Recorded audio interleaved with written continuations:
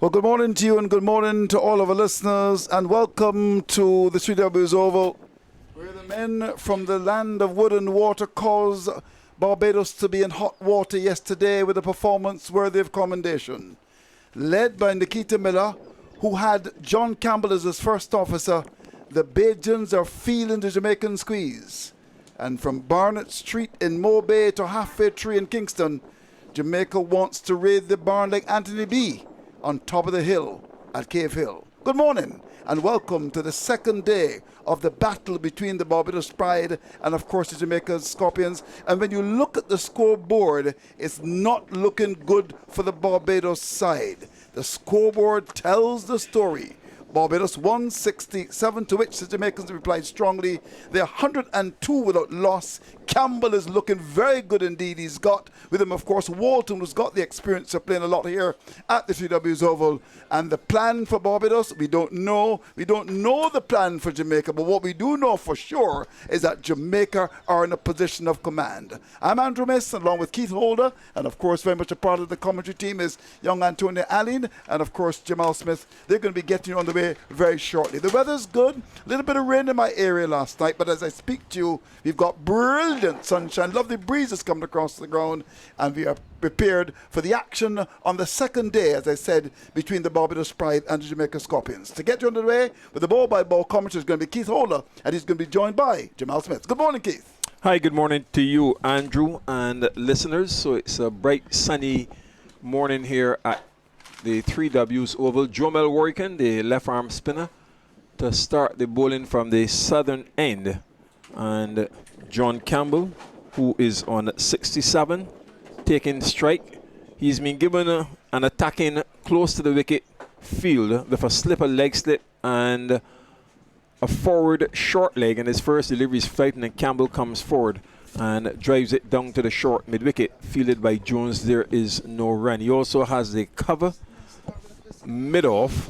Long on is out on the boundary. There's a deep forward square and a deep backward square, a sweep and an appeal for a catch. Not that confident. Warrican running down in front of the batsman, as on a sweep by Campbell lobbed and was taken on the leg side by the keeper Walcott.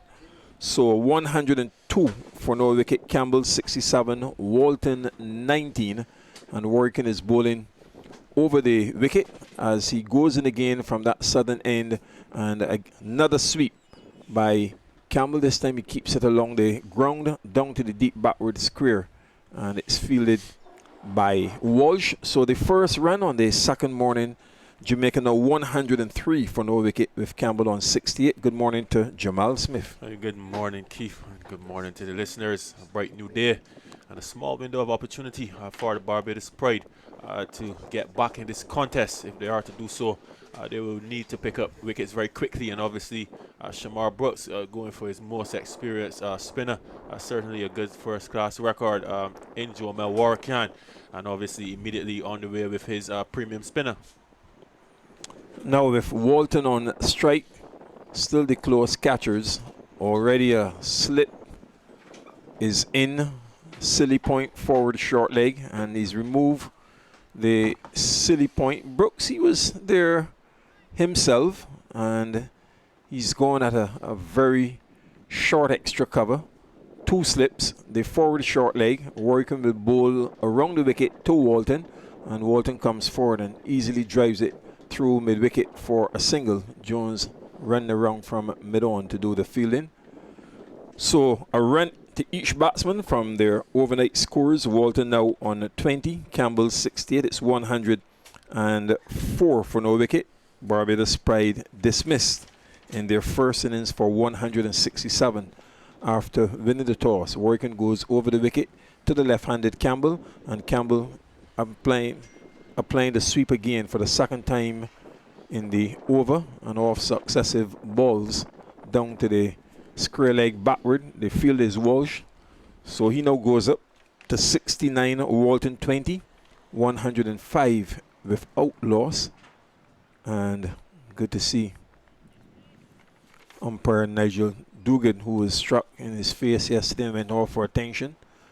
Back in the middle, Troy Tudor deputized. The on umpire is Leslie Reefer Jr.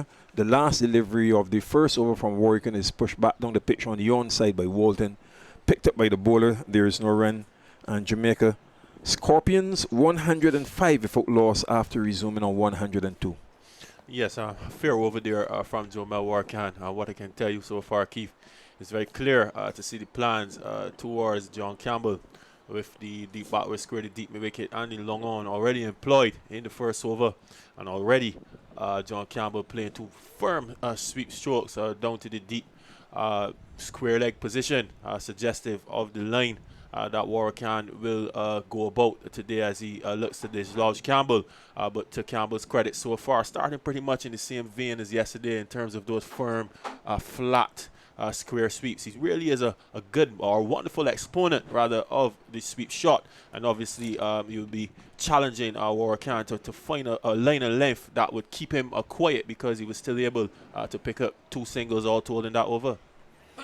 Internationally, West Indies losing to Bangladesh by 8 wickets in the third and final ODI. Be played in Sylhet, and hence they lost the series 2-1. And sheer hope for the second consecutive match, carrying his bat through the innings, 108 not out in a total of 198 for 9. And then Bangladesh winning quite comfortably, 202 for 2 from 38 overs and 3 balls. Here at the 3Ws Oval, 2 slips in a gully for Cummins. Right arm fast from around the wicket, ill-directed down the leg side. Needs to get his radar right quite early. Shaping to turn it was Campbell, missing, and taken by Walcott. In the West Indies innings, Hemraj 9, Hope 108 not out from 131 balls with 9 fours and 1 6. Darren Bravo 10, Marlon Samuels 19, Shimron Heckmeyer didn't score.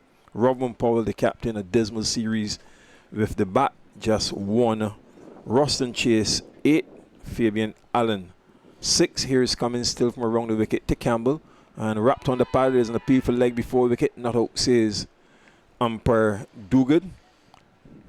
Paul 12, Roach 3, and Bishu 6 not out, with Rahman none for 33. Mehdi Hassan Miraz, who caused the problems, 4 for 29 from 10 overs, 1 maiden. Shakib Al Hassan 2 for 40 from 9 overs. Masharif Mortaza 2 for 34, 9 overs, 1 maiden. Mohammed Safuddin 9 overs, no maidens, 1 for 38. And Mamadullah 3 overs, none for 14. Cummins around the wicket to Campbell, outside of the off stump. He lets it go through to Walcott. 105 without loss. Jamaica from an overnight 102. Campbell 69, Walton 20. And then Bangladesh, Tammy Iqbal unbeaten on 81 from 104 balls with 9 boundaries. Leighton Das was caught by Paul for 23. And Sakar was bowled by Paul for 80 from 81 balls with 5 fours and 5 sixes. Mushifakar Rahim, the keeper, was not out on 16. Cummins goes in again to bowl to Campbell, and wrapped on the pad, a bigger people leg before wicket again, not out, says the umpire as it goes into the covers. Doing a bit too much there, Jamal? Yeah, possibly, but good signs for Miguel Cummins nevertheless so far. Getting a bit of movement, a lateral movement that is, especially back to John Campbell, and so far in this over he's been able to trap him on the back foot. Probably 2 relatively good shots. Nigel Duguid obviously saying not out because of the movement, the appreciable movement that Cummins is getting, but so far a good start for Cummins. He has 2 slips of gully, cover, straight extra cover, mid off, mid on, and it is played out to the mid wicket by Campbell for a single, as he now goes on to 70. And correction, leg by signal by the umpire. So 69 Campbell remains, and the Scorpions up to 106 without loss. Walton is on 20. To give you those bowling figures for West Indies, Roach 3 overs for 16 runs. Chase 8 overs, 32 runs. Paul, who took both wickets, for 38 runs from 7 overs. Samuels 4 overs for 25 runs. Bishu 9 overs, 48 runs. Allen 4 overs, 22 runs. And Powell 3 overs and 3 balls, 21 runs. Top down behind square by Walton for a single. And Warrican's return comes into the keeper Walcott. So Walton goes on to 21. Campbell is on 69, and Jamaica Scorpions 107 without loss from 32 overs. Barbados Pride made 167 all out in their first innings. Yes, a fair over there from Miguel Cummins. John Campbell surviving 2 LBW shots. Probably a hint of variable bounce in that over. 1 or 2 deliveries probably keeping a bit low by John Campbell's estimation. Certainly yesterday he was in tune with the pace and the bounce of the pitch. But obviously these two, Campbell and Walton, now having really to reassess and have a look at the surface as we're into day 2. As I suspect, Keith, it may go on to play a little variable in terms of bounce and pace, but what I can tell you is so far the Jamaicans are starting fairly well. And Warrican just having a couple of words in terms of setting his field and the personnel already. A slip, a silly point, and forward short leg in. Carter is the solitary slip. He has the point, cover, mid-off, mid-on, a straightish mid-wicket, and a backward square, and he will bowl from around the wicket at that southern end to Walton. Back he goes and plays it down to the silly point, and there is no run. So 107 without loss. Sunny conditions here at the 3Ws Oval, and here's Warrican again. The left arm spinner short. Back goes Walton, not timing it that well, and plays it back down the pitch to the border. There is no run. Very cautious yesterday, and again, with that approach, Chadwick Walton, by nature, an attacking player. Partnership dominated by the left-handed John Campbell, as Walton now comes on the front foot and pushes Warrican back down the pitch to the bowler. There is no run. So at least given some support quite early, Warrican, with those 3 close catchers. As he continues from around the wicket, Warrican is forward and beaten, genuinely beaten. That one pitch, it turned for little bunks, and the bills were ripped off by Walcott, but back foot well planted. Yes, good delivery there from Warrican. In he goes again to bowl to Walton. Walton looking for the sweep, and he's out. Leg before wicket. The decision given by umpire Leslie Reefer Jr. And Warrican strikes the first wicket for Barbados Pride on the second morning here at the 3Ws Oval. And if he can just have that replay, as it was not that very, very confident appeal, but nevertheless, umpire Reefer said you were swinging across the line. And where does his front leg end, Jamal? It looks pretty adjacent to me, Keith. I think that's a fair decision. What I'd have to say is, yes, that looks pretty adjacent. What I'd have to say is, finally, some good field placing to Chadwick Walton. All the fielders in the circle, and Chadwick not looking to go down the ground, opting to try to go across the ball as Warrican would have hoped, and he was struck out LBW. But good field placing on this occasion. Men around the back, men in the infield, because as we know, Walton has been struggling, and finally the Barbados Pride getting it right, and Jamel Warrican producing the wicket. So Warrican striking Walton leg before wicket for 21, and he was in for 137 minutes, faced 94 balls, and didn't have a boundary. 107 for 1 in the second test at Perth. Australia, having won the toss, 277 for 6 against India. Harris 70 and Finch 50.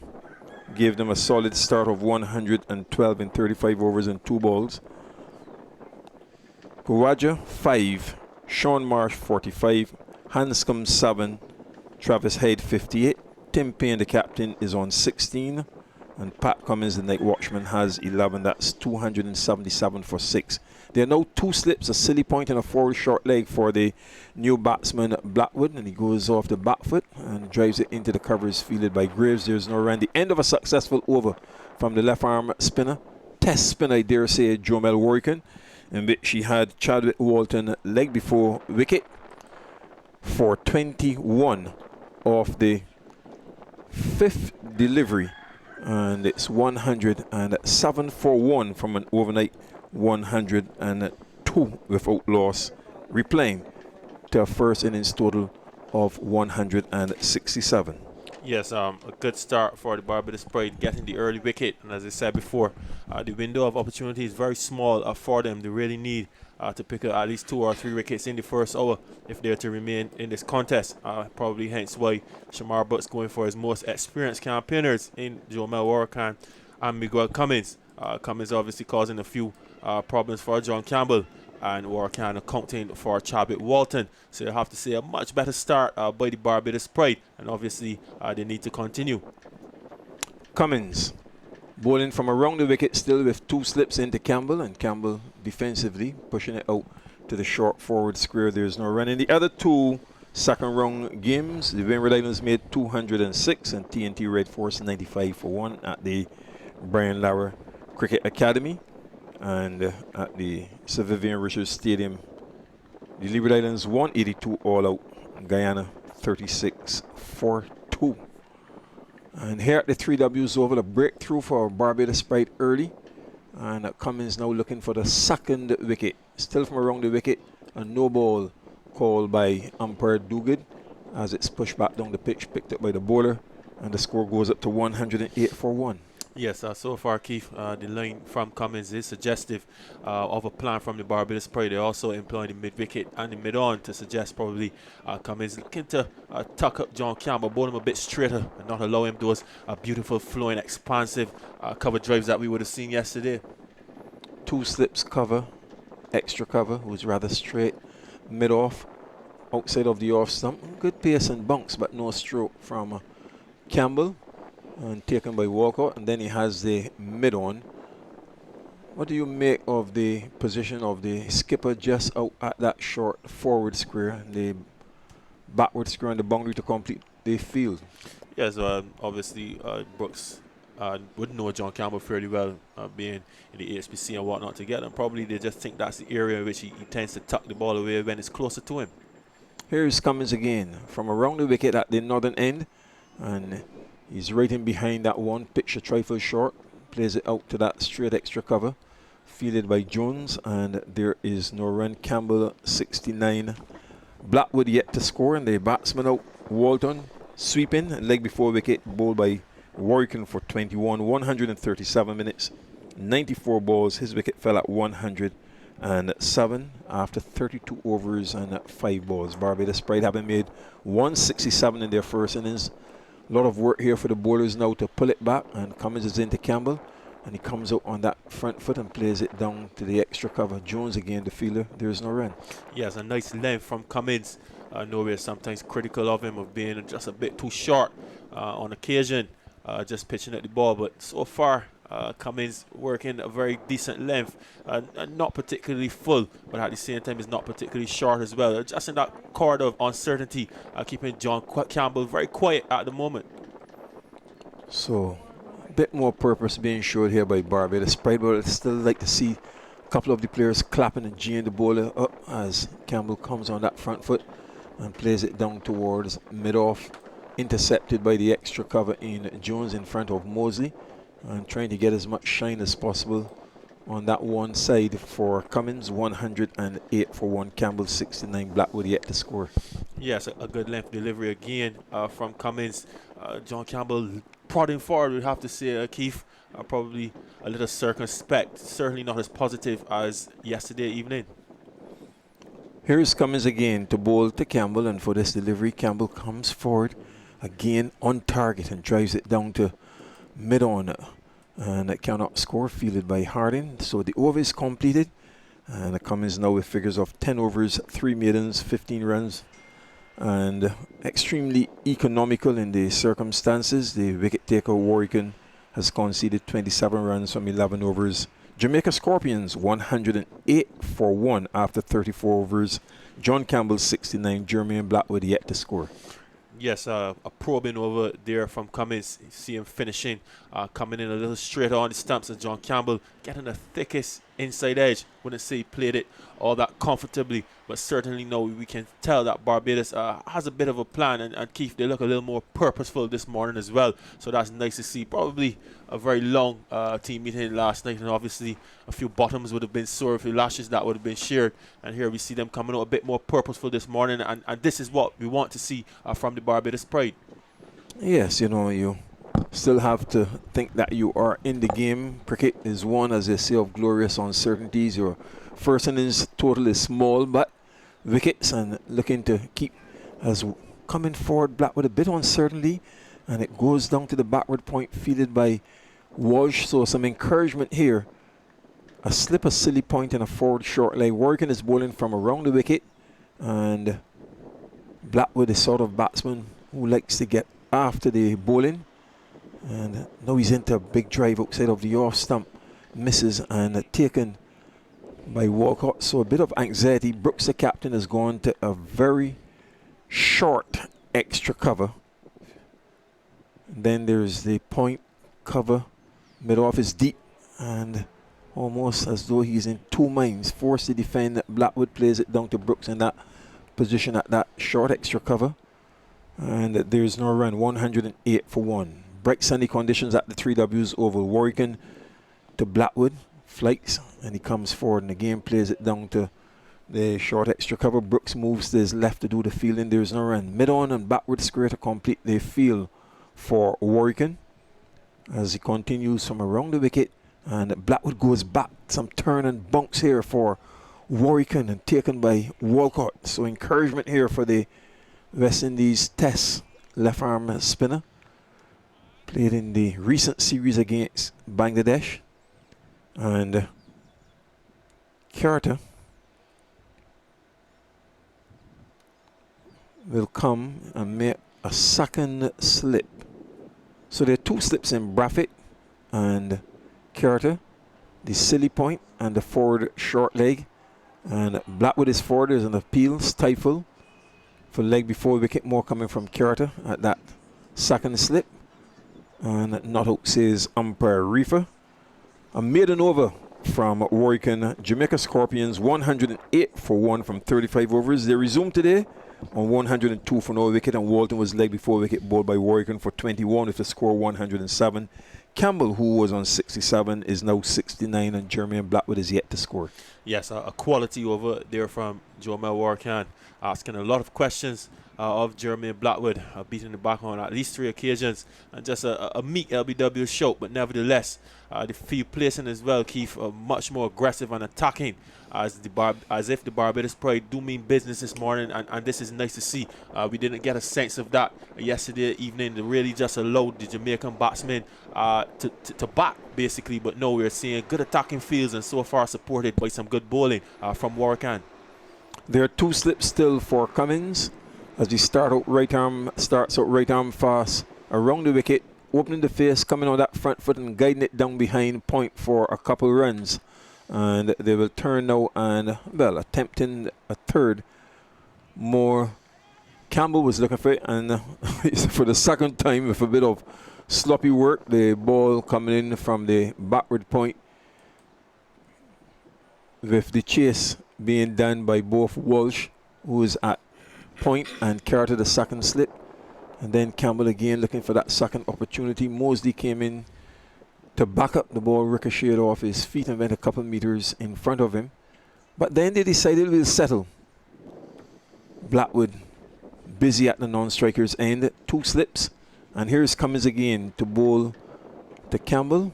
And he pushes it out on the own side. There is no run. So Campbell 71, Blackwood no score. The Jamaica Scorpions 110 for 1. Yes, and although John Campbell would have gotten 2 runs down to that third man position again, Keith, just kind of prodding out there on the off stump, very circumspect indeed, and Cummins should not be discouraged by that at all. That could have easily edged and gone to slip. So good bowling from Cummins. Braffett and Carter are the 2 slips as Cummins is into Campbell, and he turns it down towards fine leg. And they've gone through for a single. Warrican's return comes in on the full to Walcott. Campbell now up to 72. it's a Nelson on the scoreboard. 111 for 1. Jamaica Scorpions. Barbados Pride made 167 all out in their first innings. And Blackwood taking what looks like a centre stump guard. He's going to retake it again from umpire Duguid. And he's called for centre. Marks it yet again. Finds 2 slips, a gully cover, extra cover, mid-off, mid-on, forward square, and a fine leg.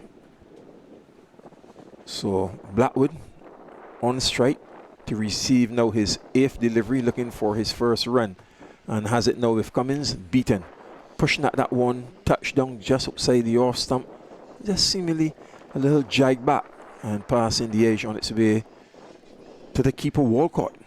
Yes, a good delivery from Miguel Cummins, just back of the length, but really going through at good pace to keeper Walcott. And obviously Blackwood, he doesn't look that settled as yet. No has to get accustomed to the pace and the bounce of the pitch. So obviously this is an opportune time for the Barbados Pride to pick up another wicket. So Cummins having received the ball from the mid-off in Harding, goes in again to bowl to Blackwood, and Blackwood into a big drive, and that's his nature. Edge over the slips, down to the third man boundary. The signal coming from umpire Duguid, like throwing caution to the wind to get off the mark with a boundary, and it's now 115 for 1 Jamaica Scorpions. Yes, that was a waft outside the off stump. No real foot movement. Just had to go with the arms, and luckily for Blackwood, that ball traveled way over the slip cordon for 4. We all know that this is the way he plays, but what I can tell you also, Keith, is this is good bowling from Miguel Cummins so far. How have you found the pitch this morning, though? This is coming up to the first half an hour's play. A bit of variable bounce from Cummins' end, but no real alarms as yet. Here's Cummins again. Into Blackwood, short, innocuous, over his shoulder, down the leg side, and a wide being signaled by umpire Duguid. 116 for 1 Jamaica Scorpions. TNT Red Force 102 for 2. Leeward Islands all out for 206 in their first innings. Ghana Jaguars 36 for 2. Leeward Islands Hurricanes made 182 all out. Second round of the regional first class championship. Day 2. And here 3W's Oval. Miguel Cummins goes in short, and on top of it is Blackwood, strokes it down to mid-off. The fielder is a footballer in his own right as a goalkeeper in Keon Harding, and with his right boot he flicks it into his hands, and Cummins' figures now 11 overs, 3 maidens, none for 23. The Jamaica Scorpions 116 for 1. Campbell 72, Blackwood 4. Yes, another challenging over from Miguel Cummins, and Blackwood flirting with danger on that occasion and getting away with it. But good bowling from Cummins, good steady bowling, supported Jamel Warrican very nicely, who has the wicket so far as he continues to look to make inroads. But the battle really between himself and John Campbell is shaping it to be a very interesting one. So Braffett is at slip, Carter leg slip, and Mosley at the forward short leg, the 3 close catchers. Brooks is at that short straight mid wicket. There's a backward square deep, long on, and then on the offside he has the mid off and the cover point, and Warrican will bowl from around the wicket to the left-handed Campbell. He comes forward and pushes it for an easy single out to extra cover. Cummins runs around from mid off to do the fielding, and Campbell now goes up to 73 with the score up to 117 for 1, and 117 for 1 with Campbell on 73, and Blackwood now to take strike. He finds 2 slips, a silly point, and a forward short leg. Warrican will bowl around the wicket, and forward he comes, just using his feet a bit and driving it down to mid-on. Cummins is the fielder. There is no run. Braffett and Carter as the 2 slips, and here's Warrican. Back goes Blackwood and plays it into the covers. Graves moves his left to do the fielding again. There is no run. 117 for 1. Jamaica Scorpions. Barbados Pride 167 all out in their first innings. Jamaica Warrican, the left arm spinner from the southern end, and the Blackwood coming on that front foot quite early, pushes it back down the pitch to the bowler, and there's no run again. Blackwood on 4 from 13 deliveries. And here is Warrican. Short delivery. He goes back and guides it square on the offside, washes the fielder. There is no run. Your next commentator will be Andrew Mason. 117 for 1. Here's Warrican. About to complete now his 13th over. Bowls short, and this one almost chokes him as he goes on the back foot and back down the pitch to the bowler on the offside. The over is completed, and it's now 117 for 1. Warrican, the wicket taker, has bowled 13 overs, 2 maidens, 28 runs. Campbell has 73, Blackwood 4, and the batsman dismissed. Chadwick Walton, leg before wicket, bowled by Warrican for 21. He was essaying a sweep from his overnight 19. The score was 107. More from Jamal Smith, and then you will hear from Andrew Mason. Yes, another challenging over there from Jamaica Warrican, asking questions once more of Jermaine Blackwood.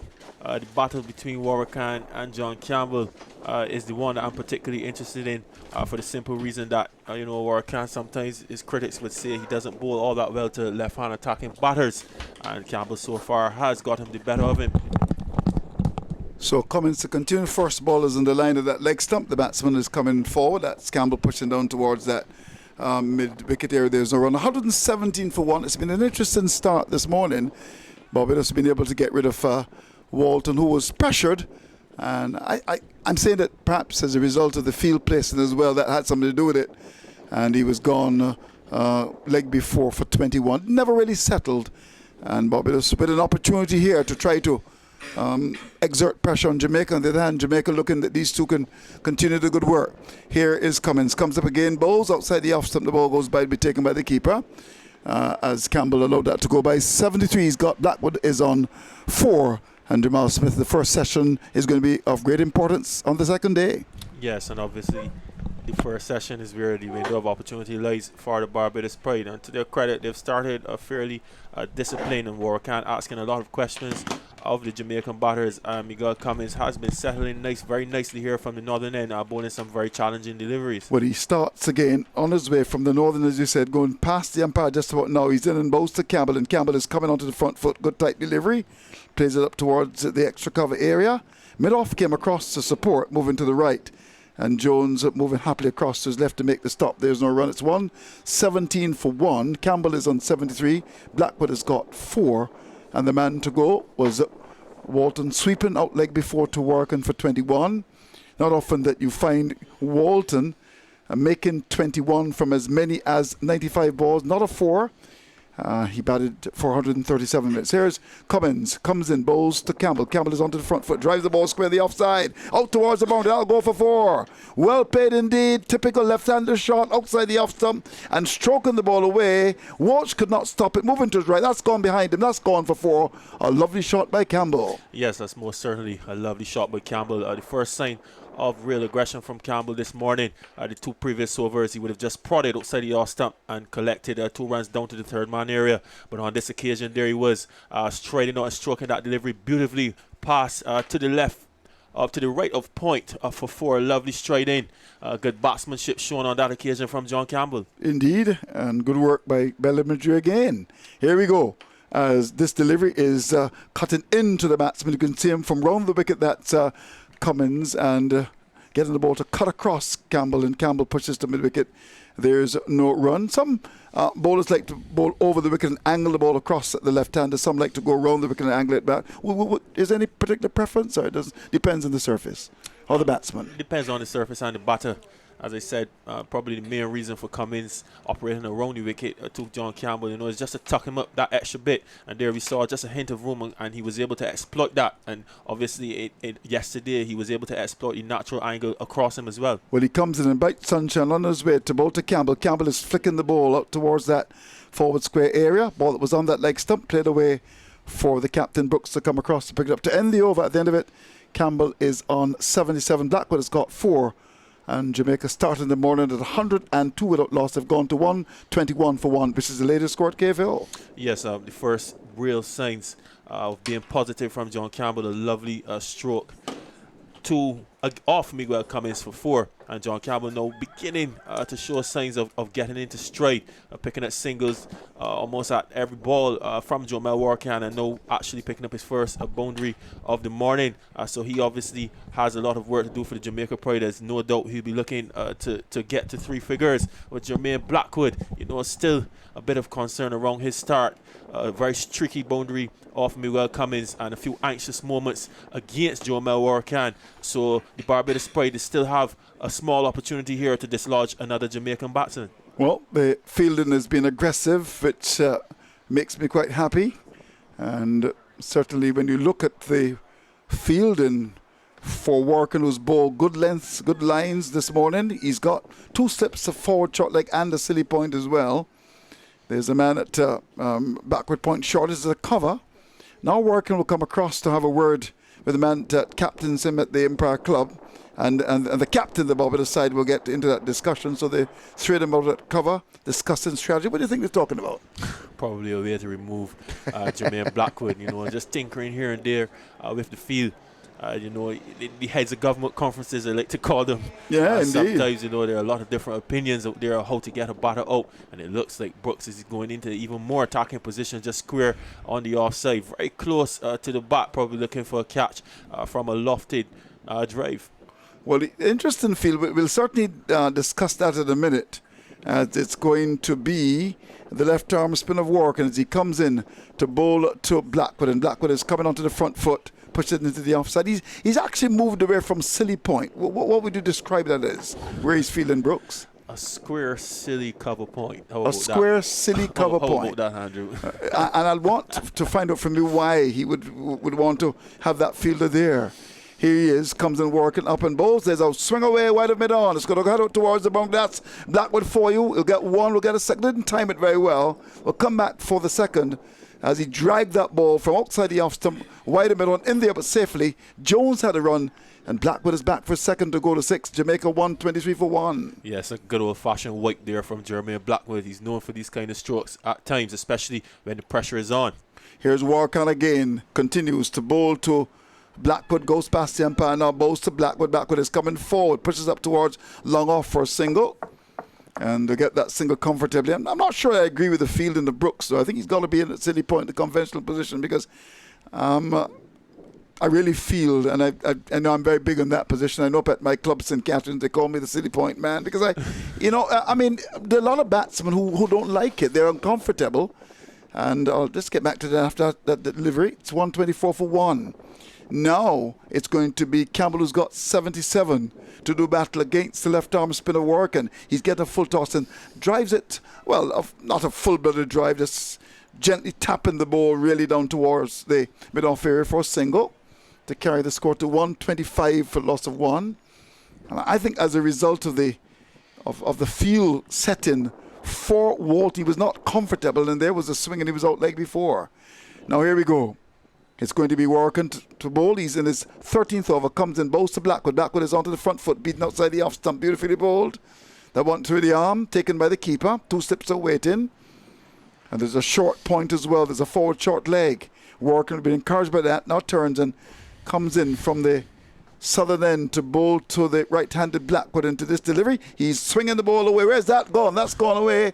Where's that gone? That's gone up to wide, long on. Is that gone for 6? Well. It was a ball that was swung from outside landing off. That's Blackwood for you. And more that mid-wicket area, straight to mid-on. And that's gone away for 6 runs. It was given some, and he said, thank you very much indeed. And he hit it pretty hard indeed, Blackwood. He's gone to 13. It's 131 for loss of 1 at the end of the over. Here we go with that shot. Yes, a true reflection of fortune favours the brave on that occasion from Jermaine Blackwood. What he's actually doing, he's clearing the front leg, as they say in old-fashioned parlance, as opposed to Walton, who would have swept with his feet straight down the pitch. Blackwood is letting his left foot go out towards the wicket, away from the stumps, and giving himself that room to have a good wipe at Warrican and so far he's been successful with that delivery, traveling into the party area or the graduation area at University Ground. A final point, Andrew, is that Jamel Warrican has only bowled one dot ball at John Campbell this morning, and I would say that this battle is interesting simply because too it's kind of reminiscent of Jonathan Carter versus Nikita Miller, how Nikita Miller with a similar field was able to keep Carter on strike for a prolonged period of time until he obviously produced a delivery that lifted and got him caught at the short. It was the leg slip position, and Warrican is not quite being able to keep John Campbell quite at the moment. He's played 2 check drives for 2 singles in the basically vacant onside field, and every time that Warrican comes on a bit straighter, John Campbell has been able to sweep him away powerfully behind square for a single. So that's a little area of concern for me, certainly, that John Campbell is able to get away from Warrican. Well, we're going to have a change in bowling. It's going to be Keon Harden to come into attack. He bowled 3 overs, 1 mid, none for 10. Yesterday, replacing Cummins, 12 overs, 3 middens, none for 27. Warrican, 14 overs, 2 middens, 1 for 38. Graves, 4 overs, no middens, none for 9. Here is Harden with his first ball in the second morning, comes in and bowls to Campbell, and Campbell is covering up to a good delivery. Squared up a bit as that ball pitched in the land of the off stump. Came back at him, and he played it up towards that cover area. There's already he's on 78 now. Campbell looking for 100. Blackwood is on 31, 31 for 1, and high praise coming from Blackwood, from Miller yesterday in relation to this young man. He reckons that Campbell has got lots of ability, being watched by chairman of the selectors, Mr. Courtney Brown, and we want to impress him. Here's Harden again. He will be bowling from the northern end. Lovely breezes coming across the ground. 131 for 1. Campbell is 78. And it's going to be Harden comes in and bowls to Campbell into this delivery. Campbell is coming across the stumps to 1 on the off stump, no problems, and pushes up towards extra cover. Mid-off is coming across to the right, and the batsman will not have any opportunity for the single. So Campbell 78 from 123 balls. He's right the crease for 166 minutes. He struck us 6 and 10 fours. Walton was leg before to Warrican for 21. Blackwood is on 23 with Palmer, Thomas, Miller, Green, McCartney, Bulai, Leverage, and Levy to come not in that order.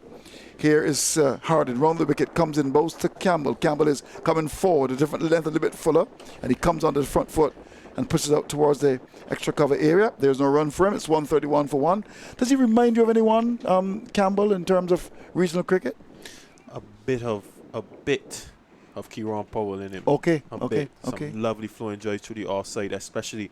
But what I like about his batting, which doesn't really remind me of anyone in the Caribbean, is his ability to square sweep deliveries from the spinners, especially when they're very full. And he also has likes that shot as well. Yeah, he tried it off the fast bowlers as well. Here is Harden, comes in and bows to him, and he's getting a good delivery. That's the length of the ball. Pitched up, and the batsman came forward inside edge, went down towards the square leg area. The length a little bit different from Cummins. In fact, Cummins tend to hit the ball into the pitch. He certainly got pace, and I think if he maybe looks at that length, Cummins, I think he may be even better because he can hit the ball into the pitch, and then you're going to lose the pace. I think he's generally got to pitch it up some more. I don't know what the coaches are telling him, but I just think he's a bit short. 131 for 1. That was a good delivery. It's a perfect length, bowled by Harden, who comes in again to bowl to Campbell. Campbell is beaten outside the off stump, beautifully bowled indeed. From round the wicket, he pushed at that. That's fantastic bowling. Went by to be taken by the keeper. Beaten comprehensively well, bowled Harden. Yes, a much better delivery from Keon Harden. Being critical of young Harden. So far in this game, he wasn't able really to stay right at the crease and bowl those types of deliveries. He was very wide yesterday, but that delivery there, that was down the perfect channel, just around the 4th or the 5th stump, and asking questions of John Campbell. Well, it's gone to 131 for the loss of 1. Harden to complete his 4th over. Campbell is on 78. Blackwood has got 13. Here's Harden. Comes in now. Goes past the umpire. Bowls to Campbell. Campbell gets one side off some good pace. That's the length pitched up. And, of course, when you pitch it up, it's going to be quicker. And it was just outside the off stump. And the batsman allowed it to go by. Good judgment. He left that. And it's carried to the keeper. It was climbing. And the keeper took it up by his nose. Of course, that may not be an indication because Walker is not the tallest man in the world. So at the end of the over, it's Campbell on 78. Blackwood has got 13.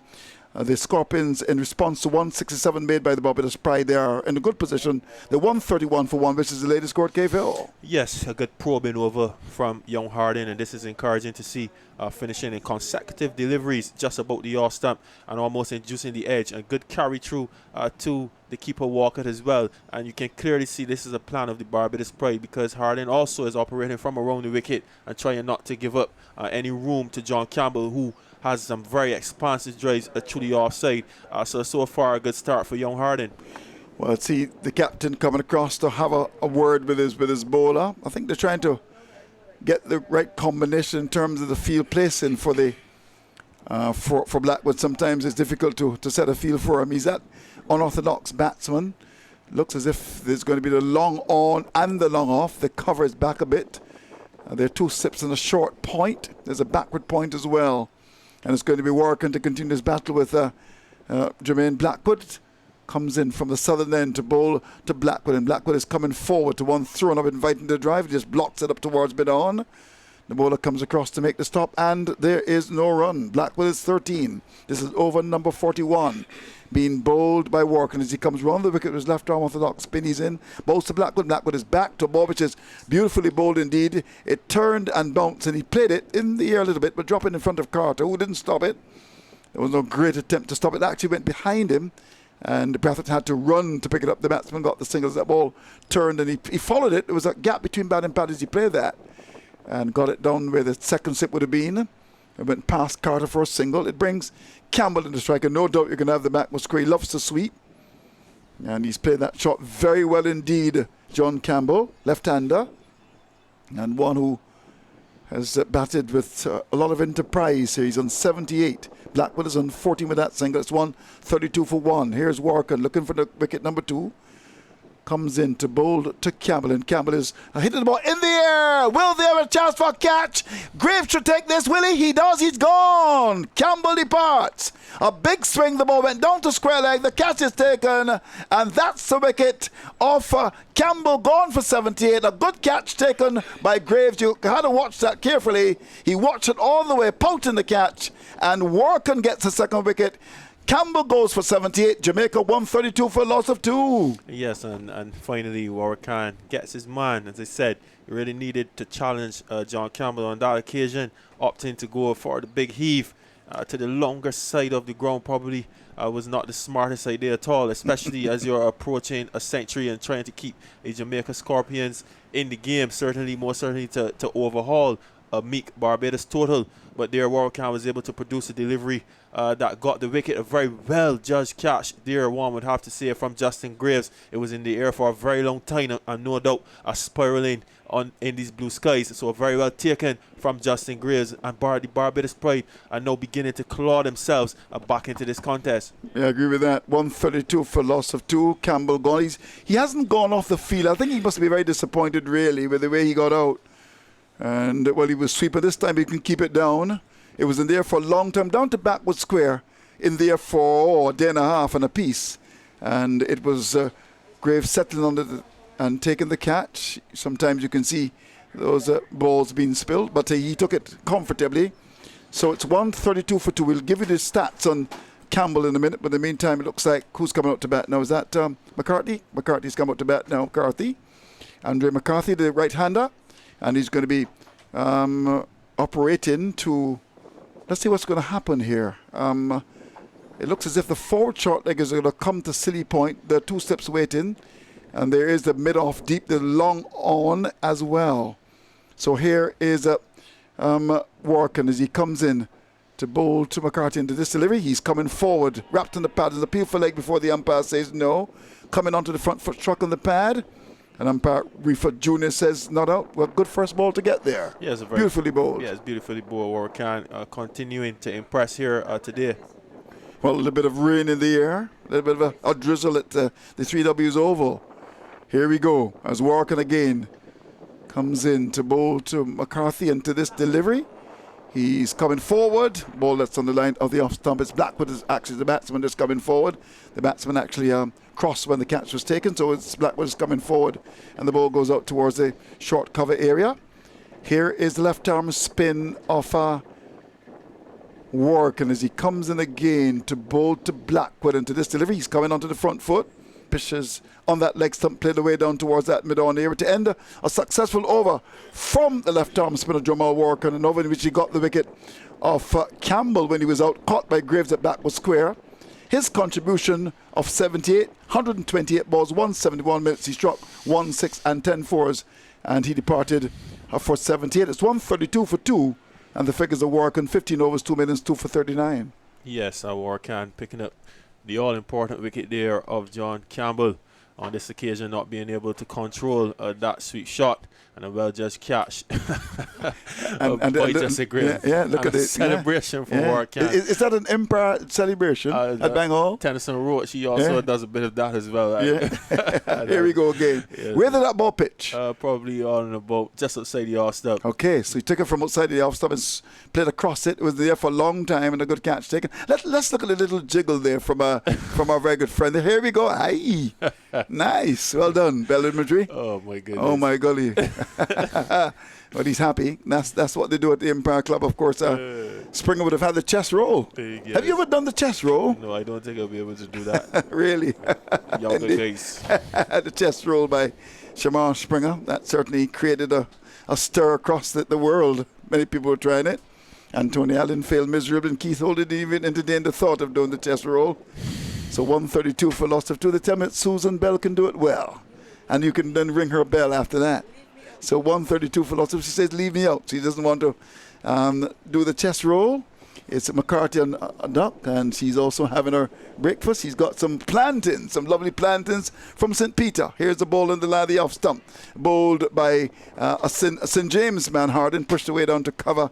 And there's no run, the batsman being McCarthy. So it's good to see Miss Bell with her plantains. Did you have your breakfast? Are you a breakfast man, Jamal? Yeah, well, fruit in the morning. Fruit in the morning, yes. Fruit in the morning. Okay. Well, I love my fruit in the morning as well. Had some good golden apple juice this morning from St. Philip. There's a gentleman in St. Philip who brings these golden apples for me. I'll give you some, and I'll give Anthony Allen some as well. The only problem is that they come from Anthony Allen's house.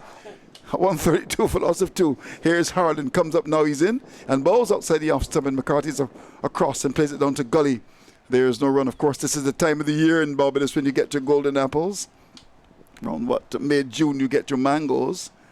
And it's lovely, really, at this time of the year. Lots of Ackies around as well. 132 for 2. McCarthy hasn't scored as yet. And Blackwood is on 4, of course, when you're talking about Jamaica. They've got the ackee, and when you put the ackee and the salt fish together, you get the national dish of Jamaica. Hello to our friends in Jamaica.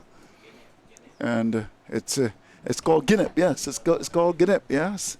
Of course, our ackee is called guinnep in Jamaica. Here's the delivery. She's outside the off stump and flashed away square in the offside by McCarthy. And a very good stop indeed by Walsh. He's very athletic, having to dive away to his left. Had that gone past him, I think it would have gone for 4. It was outside the off, flash square. And again, Walsh done a fantastic job. What has happened here is that Harden in this over, his length is not good. It was good in the first over he bowled. Got to pitch up a bit more. That's the meat and drink, really. Just pulling the ball down. And that consistency of length and line outside the off look like a McGrath. Got to get that skill going, pitch it up. The length has got to be right. 133 for the loss of 2. Here is a delivery from Harden in bowls down the leg side. A no ball is called by the umpire as it's Blackwood coming inside of his stumps. The keeper had to come across to his left to take it. It's 134 for the loss of 2.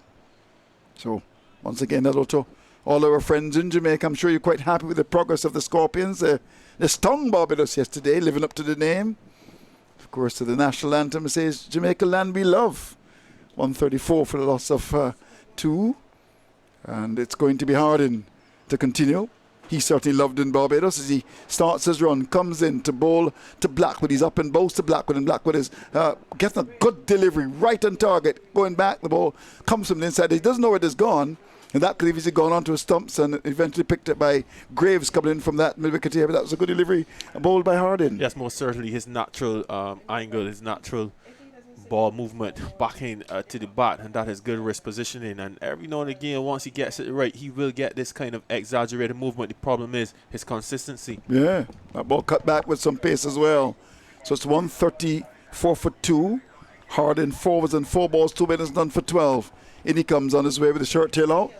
Comes in to bowl to Blackwood, and to this delivery Blackwood is getting a full ball wrapped in the pad going down the leg side. An attempt to get a different length on that occasion. Blackwood looking to flick the ball away, was down the leg side, came from the pad and went up the pitch. The bowler was about to go up, but the people didn't realise it wasn't worth it, so he strangled the appeal. 134 for 2. Lovely, lovely morning here in Barbados.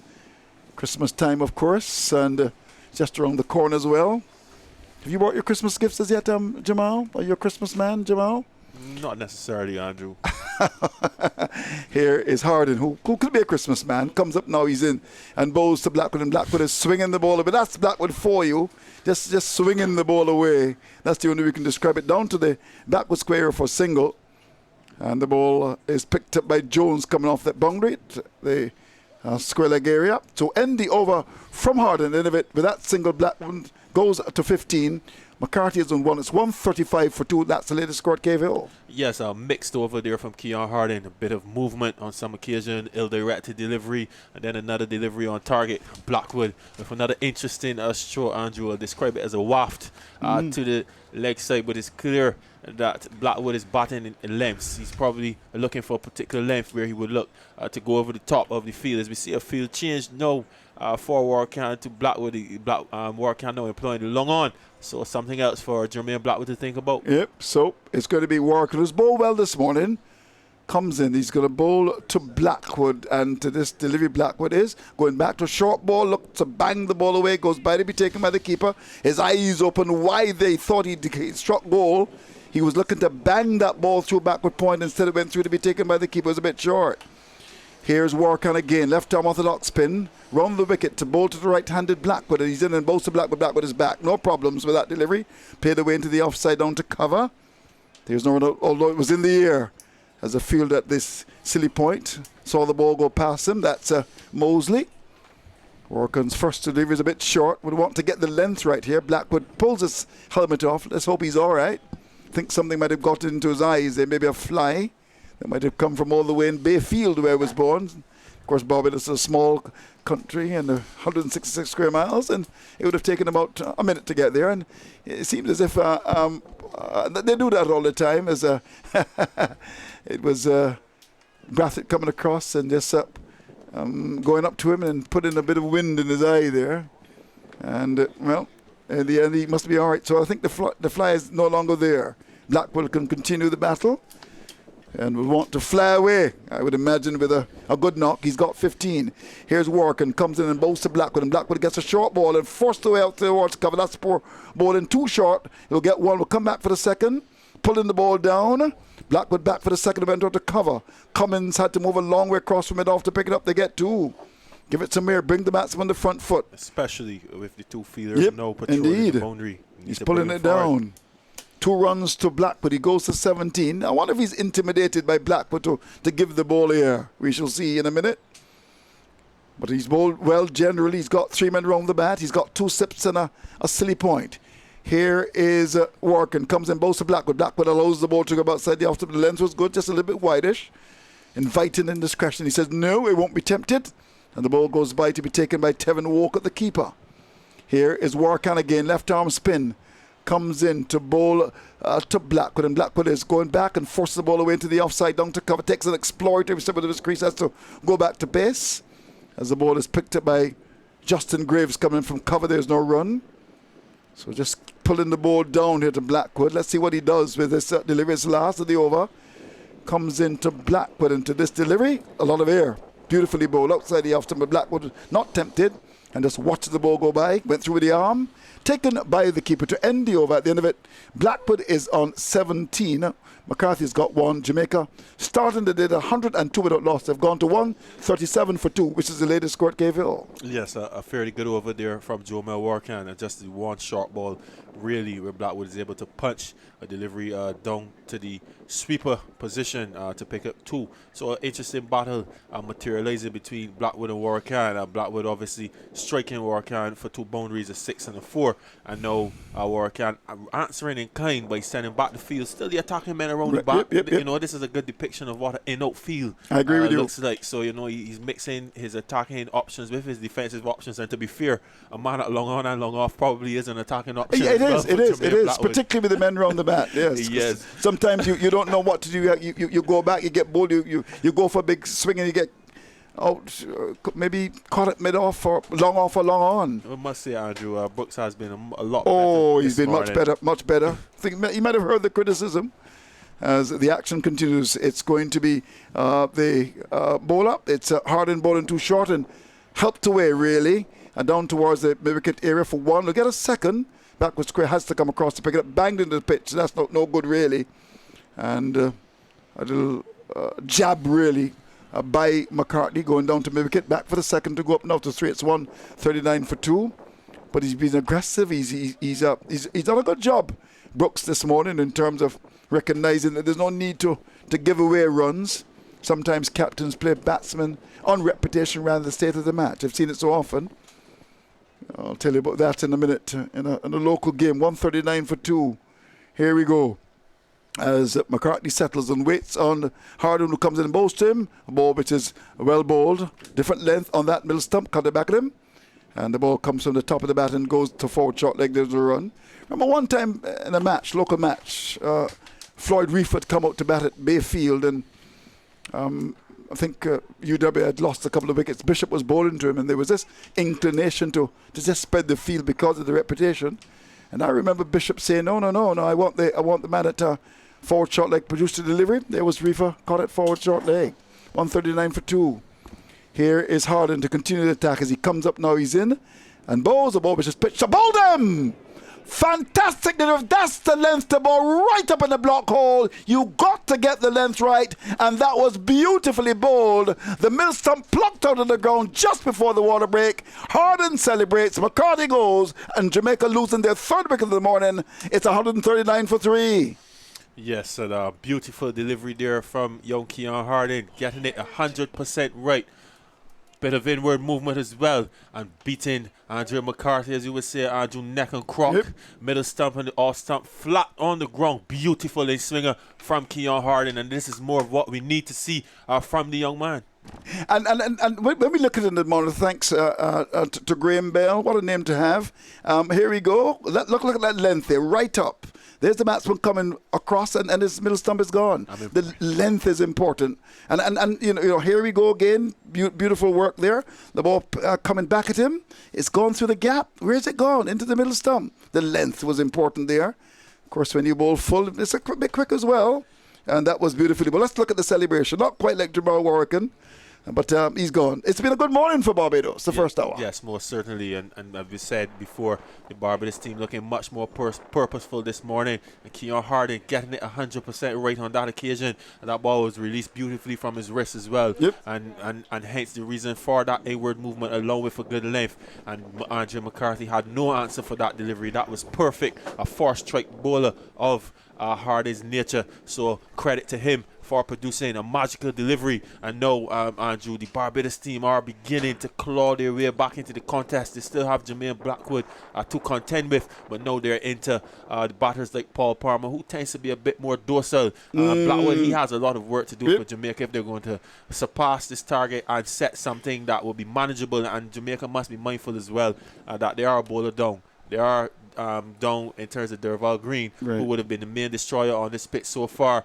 Leverage not really finding his range yesterday, and Levy a bit subpar, so a lot will rest on Nikita Miller, and obviously Bulai is a bit inconsistent as well. So the Jamaica Scorpions just have to be careful here at this moment as the Barbados team begin to claw their way back into this contest. And if they don't lead them by a significant total, you could find that the tide may be able to change coming into day 3, day 4.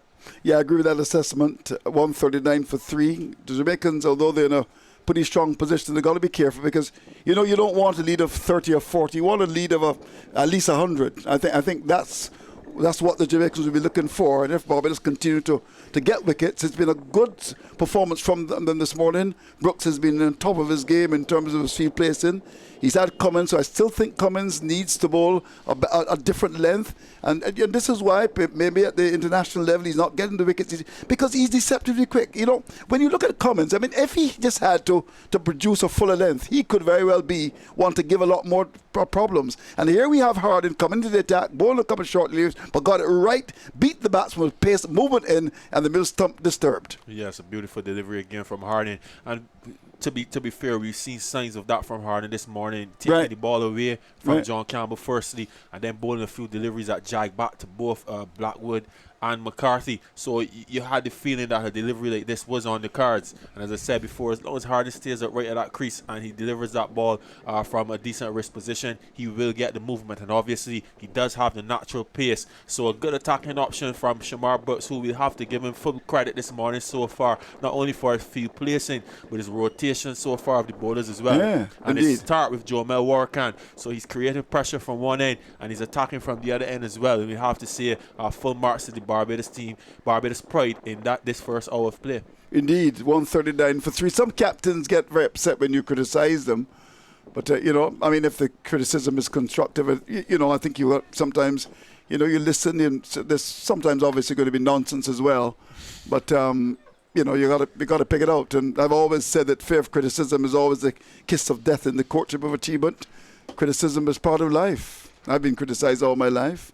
139 for loss of 3, and you pick out the good parts and you live with it, I would imagine. Here's Harding, run the wicket, comes into bowl to Palmer, to the batsman, the captain, a ball which is outside the off stump. The ball goes by to be taken by the keeper, Paul Palmer, the left-hander, coming forward, and the ball goes by to be taken by the keeper.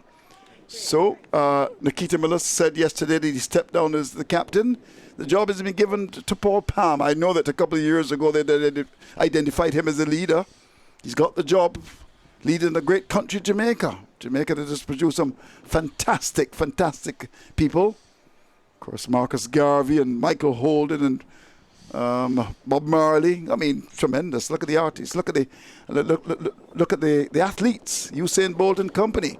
Here we go. As Harding comes up now in balls outside the off stump, and Palmer allows it to go by to be taken by the keeper. It's a 139 for 3. Do you think that Harding's got the ability to play for the West Indies? Do you think so, yes, Jamal? I believe in time. Harding, he has a good turn of pace, but I still believe he has to improve his ball skills. But the wicket of McCarthy just shows a bit of what he has in him as well. He's a very fit young man, and you know he's very exciting. He's a wonderful athlete. So I believe as long as he improves his ball skills, yes, he will be a strong contender for the Maroon. Okay, well, let's see what happens here. He's been watched by the chairman of selectors, Mr. Courtney Osler-Brown. Here is Harding, round the wicket. Bright sunshine now comes in and bowls to the captain of Jamaica outside the off stump full. The length was right, just a bit wide, and it goes by to be taken by the keeper to end a very good over indeed from Harding, an over in which he got the wicket. McCartney, he departed for how many? He just made 3. Palmer hasn't scored as yet. Blackwood is on 70. It's 139 for 3. That's the latest score at KFL. Yes, a wonderful over there from Keon Harding, getting it right and beautifully dismissing Andre McCarthy with one that just swung back with a beautiful length. He was really almost York, you would have to say, middle stump or off stump flat on the ground. And the Barbados pride, they continue to make inroads, and they love their field placing, and again, more purpose about them. And you know, this is a good look for the Barbados team so far in the first hour. Okay, so it's going to be a man who's done very well this morning, Jamal Warrican, 16 overs, 2 minutes, 2 for 41 to continue his battle with Blackwood as he comes in from the southern and bowls, and Blackwood goes back to ball, which is on that off stump, and plays it away with a little bit of suspicion down towards the position of City Point. There's a run. Jamal Smith gets a break, and Antonio Allen comes a call in. So from one Empire man to another, and the men from Bank Hall Country are in control. Here's the ball, which is outside the land of the leg stump, bowled by Warrican, and Blackwood looking to glance the ball. It goes by to be taken by Walcott. There's no run. 139 for 3. Blackwood is on 17, and Warrican looking to get a snapper here, or pick a pepper, as they say in local parlance. He's in balls, and there's the batsman coming forward. That's beautifully bowled outside the off stump. The outside edge found. Went down towards backward point. Good ball in here by Warrican. let's see what happens to Blackwood. He's had how many balls? 2 and not scored from any of them as yet. Let's see what happens with this third ball. He comes in now, working and bows to Blackwood, and Blackwood is onto the front foot. Beautifully bowled indeed. Lurking onto the bat at City Point is a Mosley, the bow-legged wanderer, and there is no run. 139 for 3.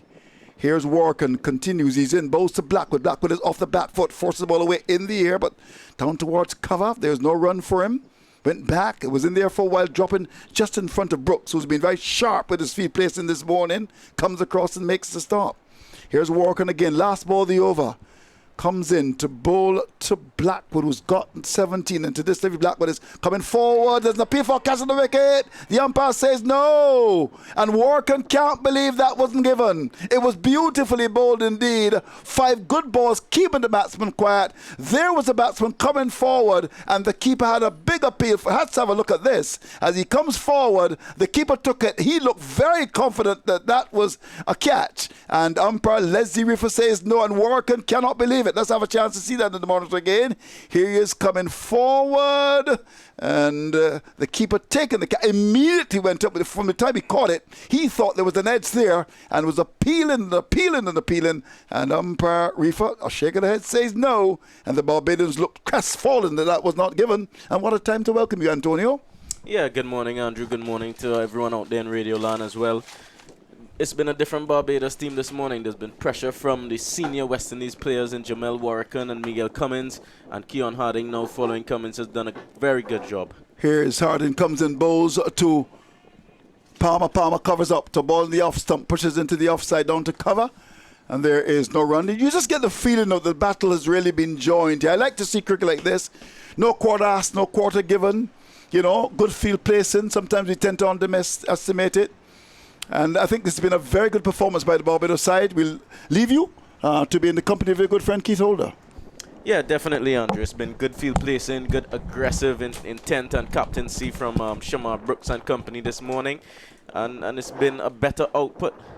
As Harden is in again to Palmer outside of the off stump, and he lets it go to Walcott, 139 for 3. Good morning to you, Antonio. Yeah, good morning, Keith. Yeah, looking at the couple replays, the most enthusiastic with that appeal for cash at the wicket off Blackwood was the bowler Warrican. In the end, the initial enthusiasm, but a bit, in my opinion, mooted by the slip scoring. I think it would have to be a faint nick that he felt that confident. Yeah, first slip didn't seem too animated. It was really the bowler and the keeper. Precisely, on the ball, looking at the couple replays. And a no ball now by Harding, bowling from around the wicket as the score goes up to 140 for 3. The batsman is Palmer, the captain, yet to score. I reckon last season he had gone a long way in correcting the no ball problem, Antonio, but it seemingly has been creeping back into his play again this season. Yeah, I'm not sure if it's an issue of when he strives for that extra yard of pace, that he might be just overstepping that front crease a little bit. He has looked a yard or two shorter on pace this morning. I'm not sure what might be the reason, but I think that's the root behind his no ball issue. 2 slips in a gully to Palmer, digs this one into the turf, and no stroke from the batsman taken by Walcott. So having resumed today on 102 for no wicket, Jamaica losing the wickets of Walton, leg before wicket ball by Warrican for 21. Campbell caught by Graves out at the deep square leg off Warrican for 78. And Andre McCarthy bowled by Harding for 3. The wickets falling at 107, 132 and 139. Barbados Pride made 167 all out in their first innings. Harding right arm fast from around the wicket at the northern end, pitches short. And Palmer goes back and guys it square on the offside, fielded by Walsh. There is no run. Yeah, Paul Palmer is a very composed young man. He has some leadership experience. I believe he was the captain of the St. Elizabeth Technical High School in Jamaica, and that's the high school of Jamaican fast bowler Jermaine Levy, who's featured in this game. Also Linton Buchanan, left arm spinner who would have represented CCC in recently concluded Super 50. He also hails from that school. So this is not by any means something new for Paul Palmer Jr. As Harden is in again to him, and he covers up plays it defensively out on the onside. Warrican, enthusiastic as he is, runs from the short square leg to do the fielding in front of Mosey, who was coming up from mid-on. And there's no run. His face, 9 balls Palmer, yet to get off the mark. Campbell for his 78, 171 minutes, 128 balls, 10 fours and 1 6. Having resumed today on 67, and Walton added just 2. He made 21. McCarthy going for 3. Blackwood is on 17. And Harding goes in again for this delivery outside of the off stump. No stroke from Palmer.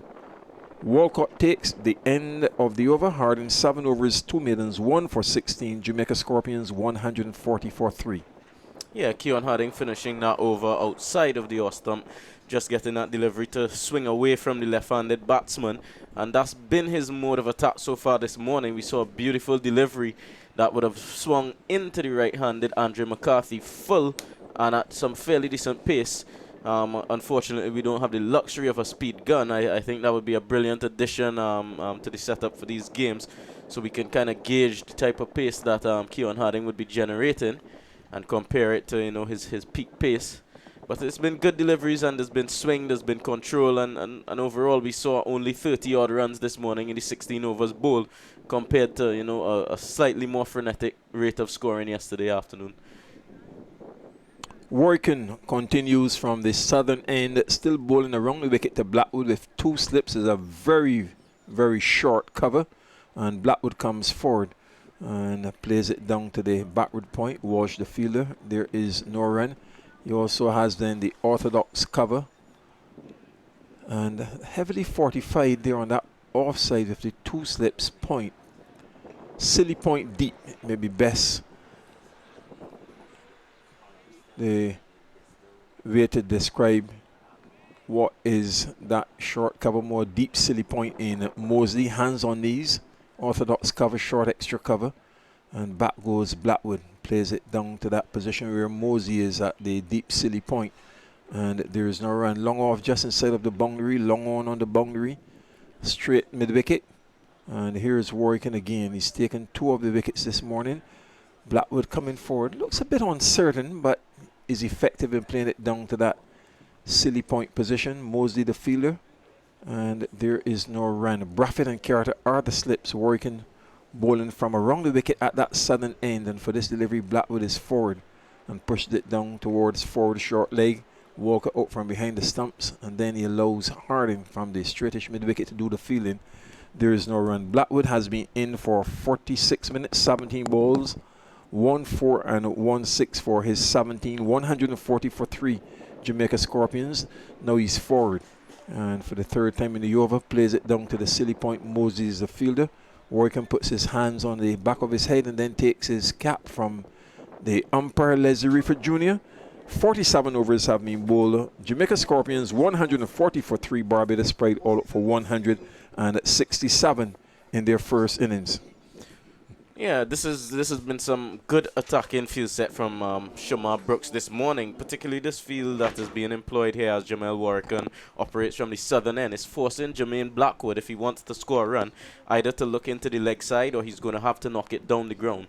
We know that Jermaine Blackwood likes to go down the ground aerially, but that long off is in position as well as the long on, and his other strength would be square of the wicket on the offside, and you see that that region is packed. So he really has been limited in his scoring options this morning.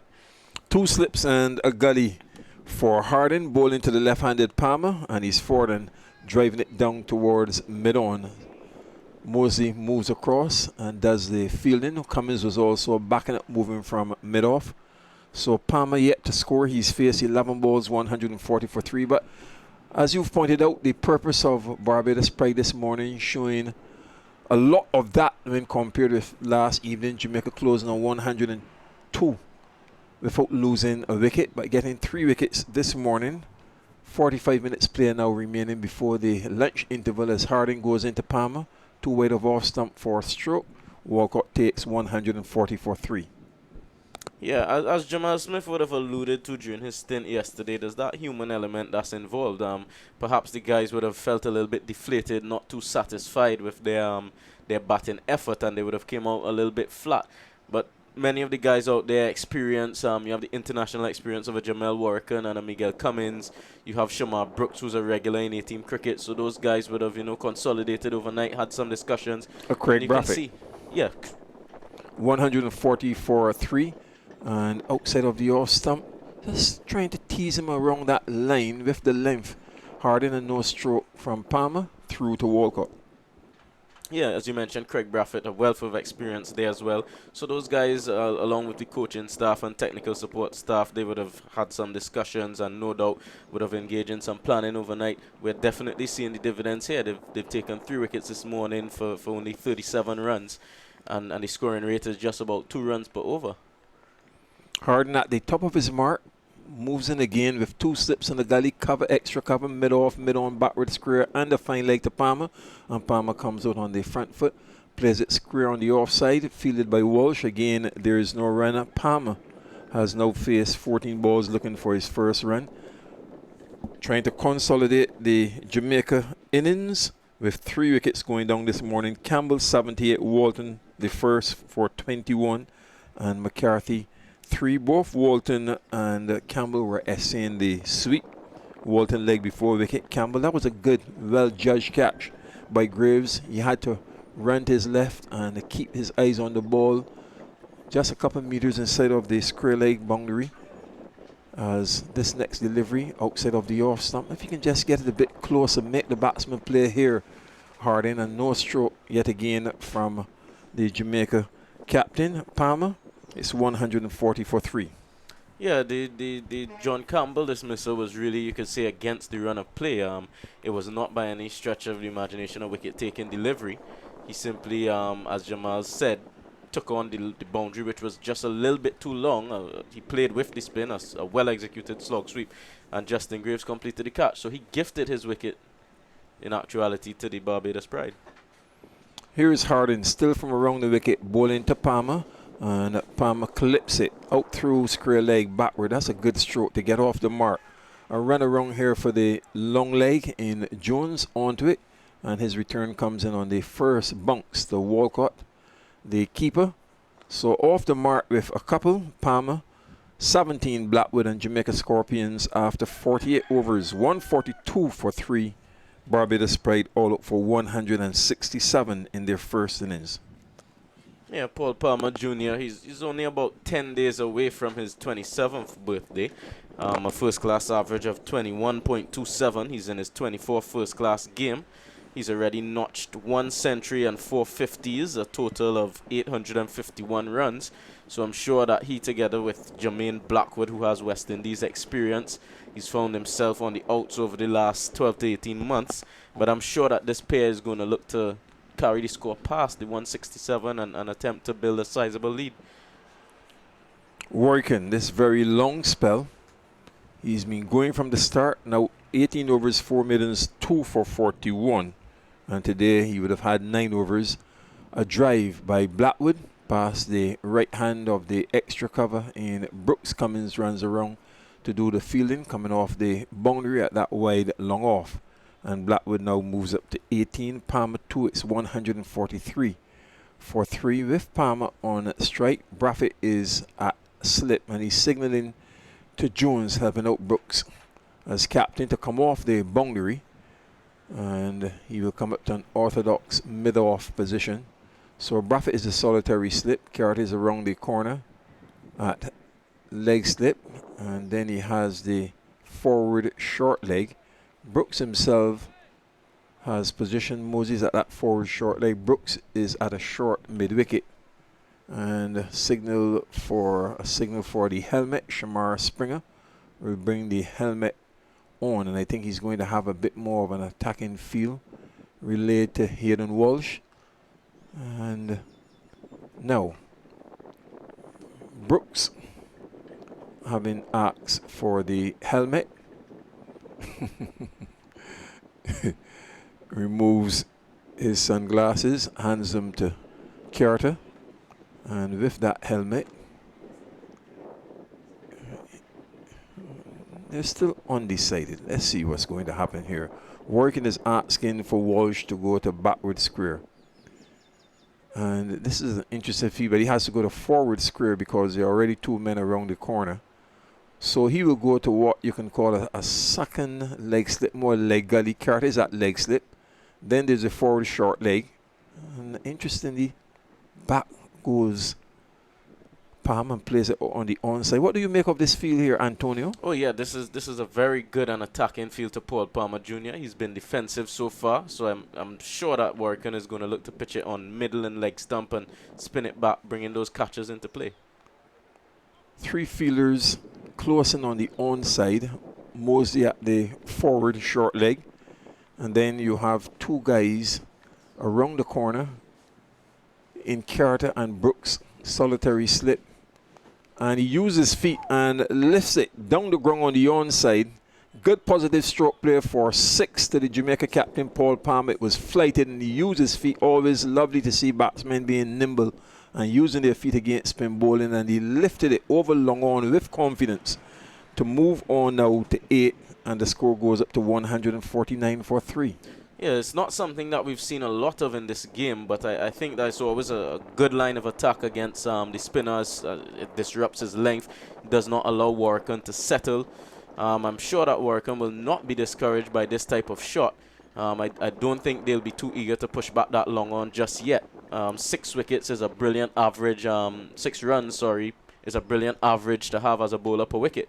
So he will not be discouraged by that type of stroke play by Paul Palmer, who actually was 10 out of 10 on his execution of that shot. Down the track, head over the ball and lofting it brilliantly over long on.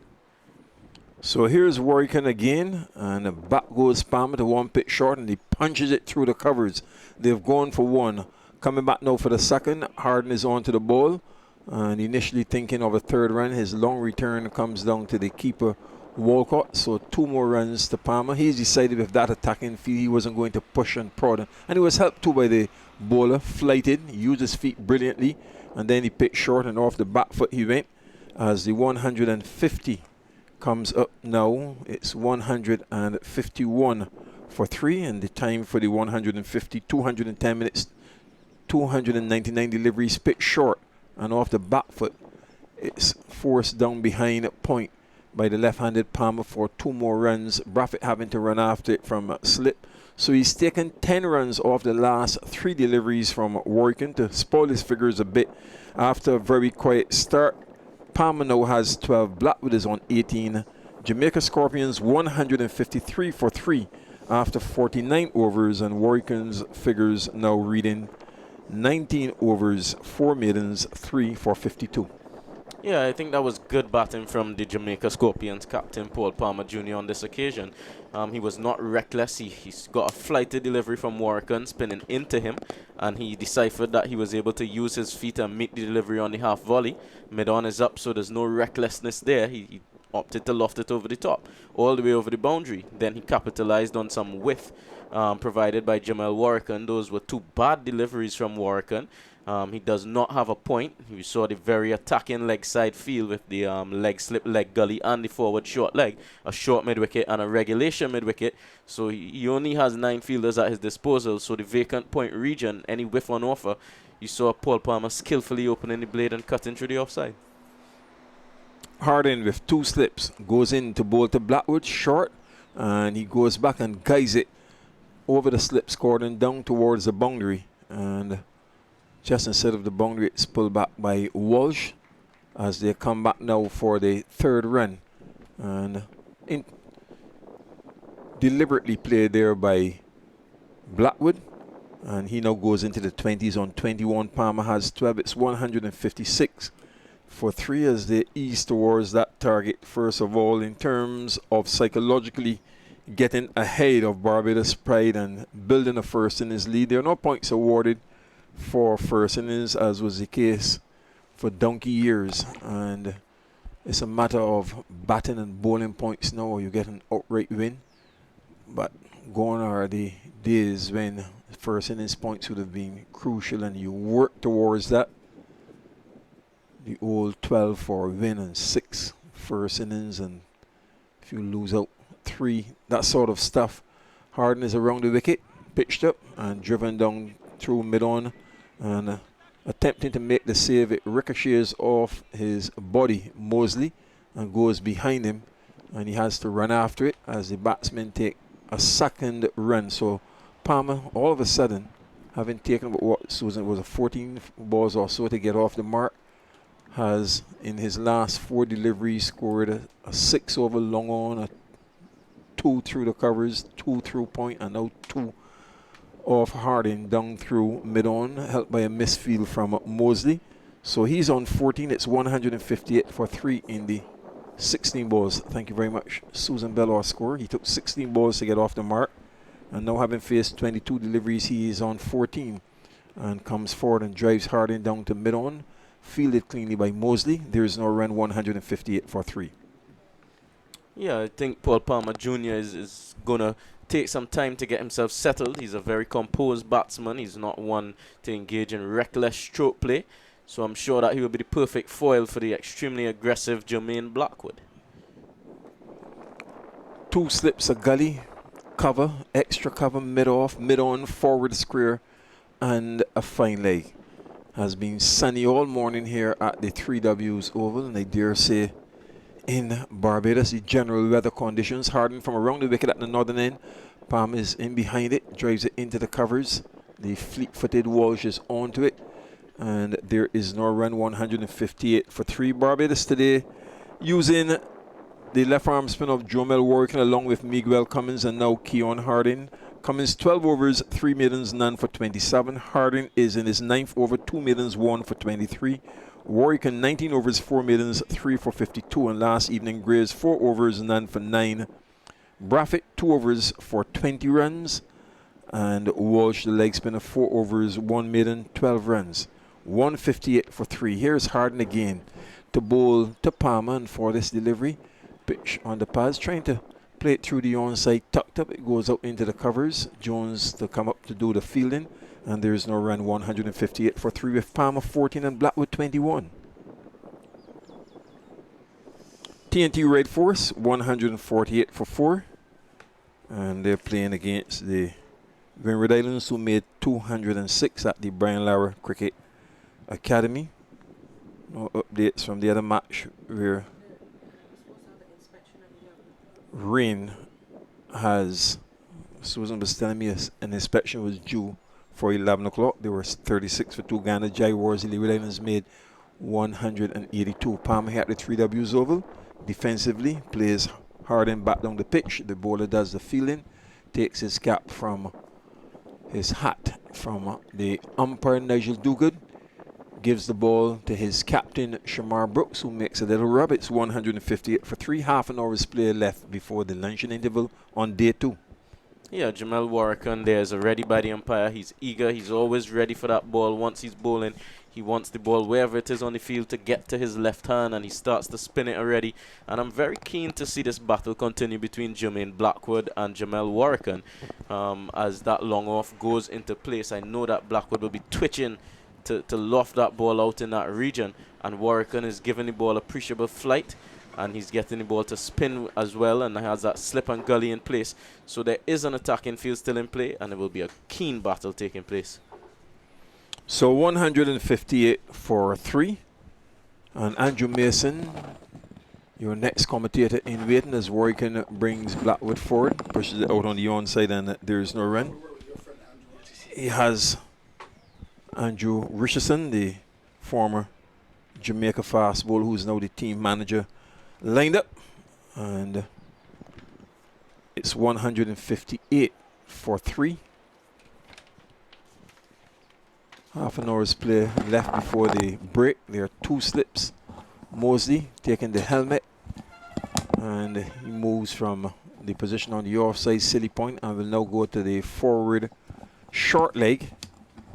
So here is Warrican, not yet settled with the field, and Brooks himself goes to a very short extra cover. There's a point cover, long off, long on, straightish mid-wicket, working from around the wicket, and Blackwood comes forward and guides it square on the offside. Walsh, the fielder, there is no run.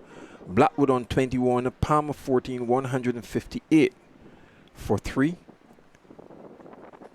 Warrican bowling to Blackwood. And back he goes, and he's caught a good sharp catch at second slip by Carter. Warrican takes his third wicket. Warrican removing Jermaine Blackwood for 21. It's now 158 for 4.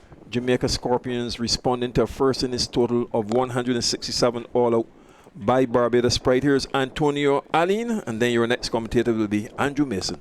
Yeah, I think this was a brilliant wicket. It can be attributed to the captaincy of Shamar Brooks as much as the bowling of Jamel Warrican. A complete team effort. You saw Jonathan Carter, Justin Graves, all of them getting involved in setting this field. And what they did was effectively stop Blackwood from scoring through that offside. And his only scoring option was really down to long off. And you saw that Warrican on this occasion getting the ball to spin, taking the outside edge, and a comfortable catch completed in that gully region. The catcher was Jonathan Carter, was it? Yes, Jonathan Carter completing that catch. So I think it was very effective captaincy and good bowling from Jamel Warrican. Disciplined stuff from the Pride continues this morning. So 158 for 4. Campbell going for 78. Walton 21. McCarthy 3. And Blackwood, the last batsman, out for 21. So the keeper, Aldane Thomas, joining his captain, Paul Palmer.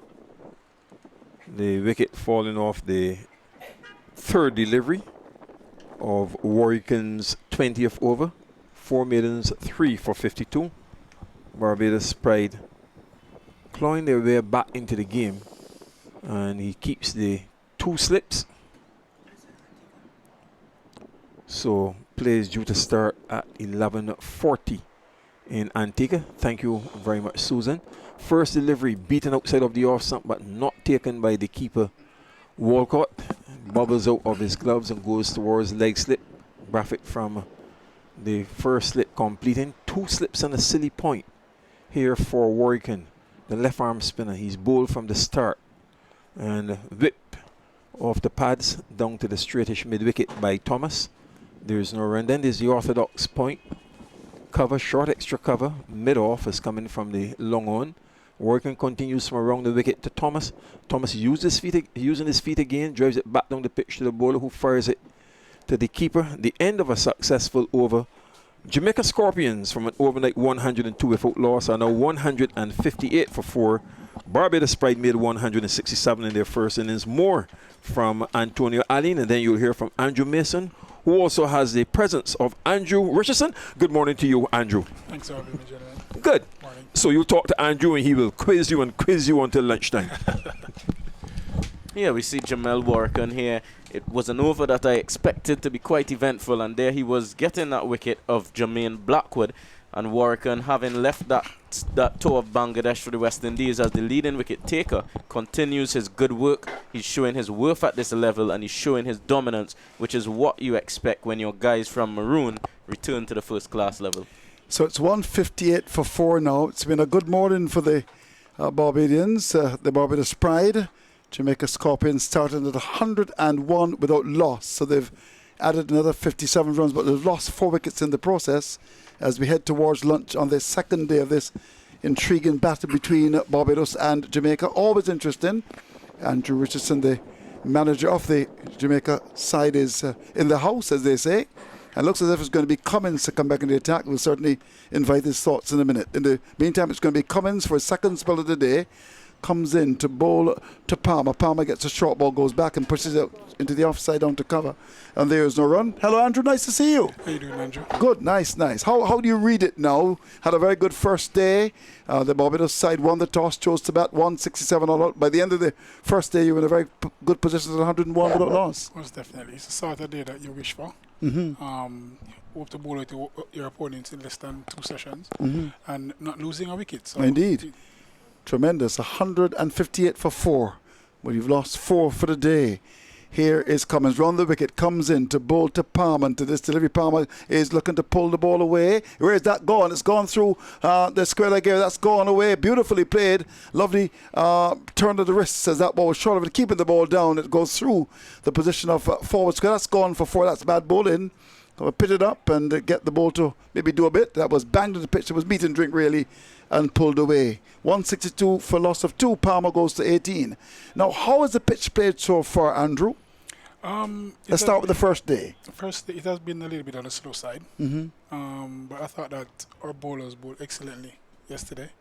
Fast bowlers were very testing the openers most times, so they reaped some rewards yesterday. Here is Cummins. He's in and bows to Palmer. Palmer's allowing the ball to go outside the off stump, taken by the keeper. So it's a 162 for loss of 4.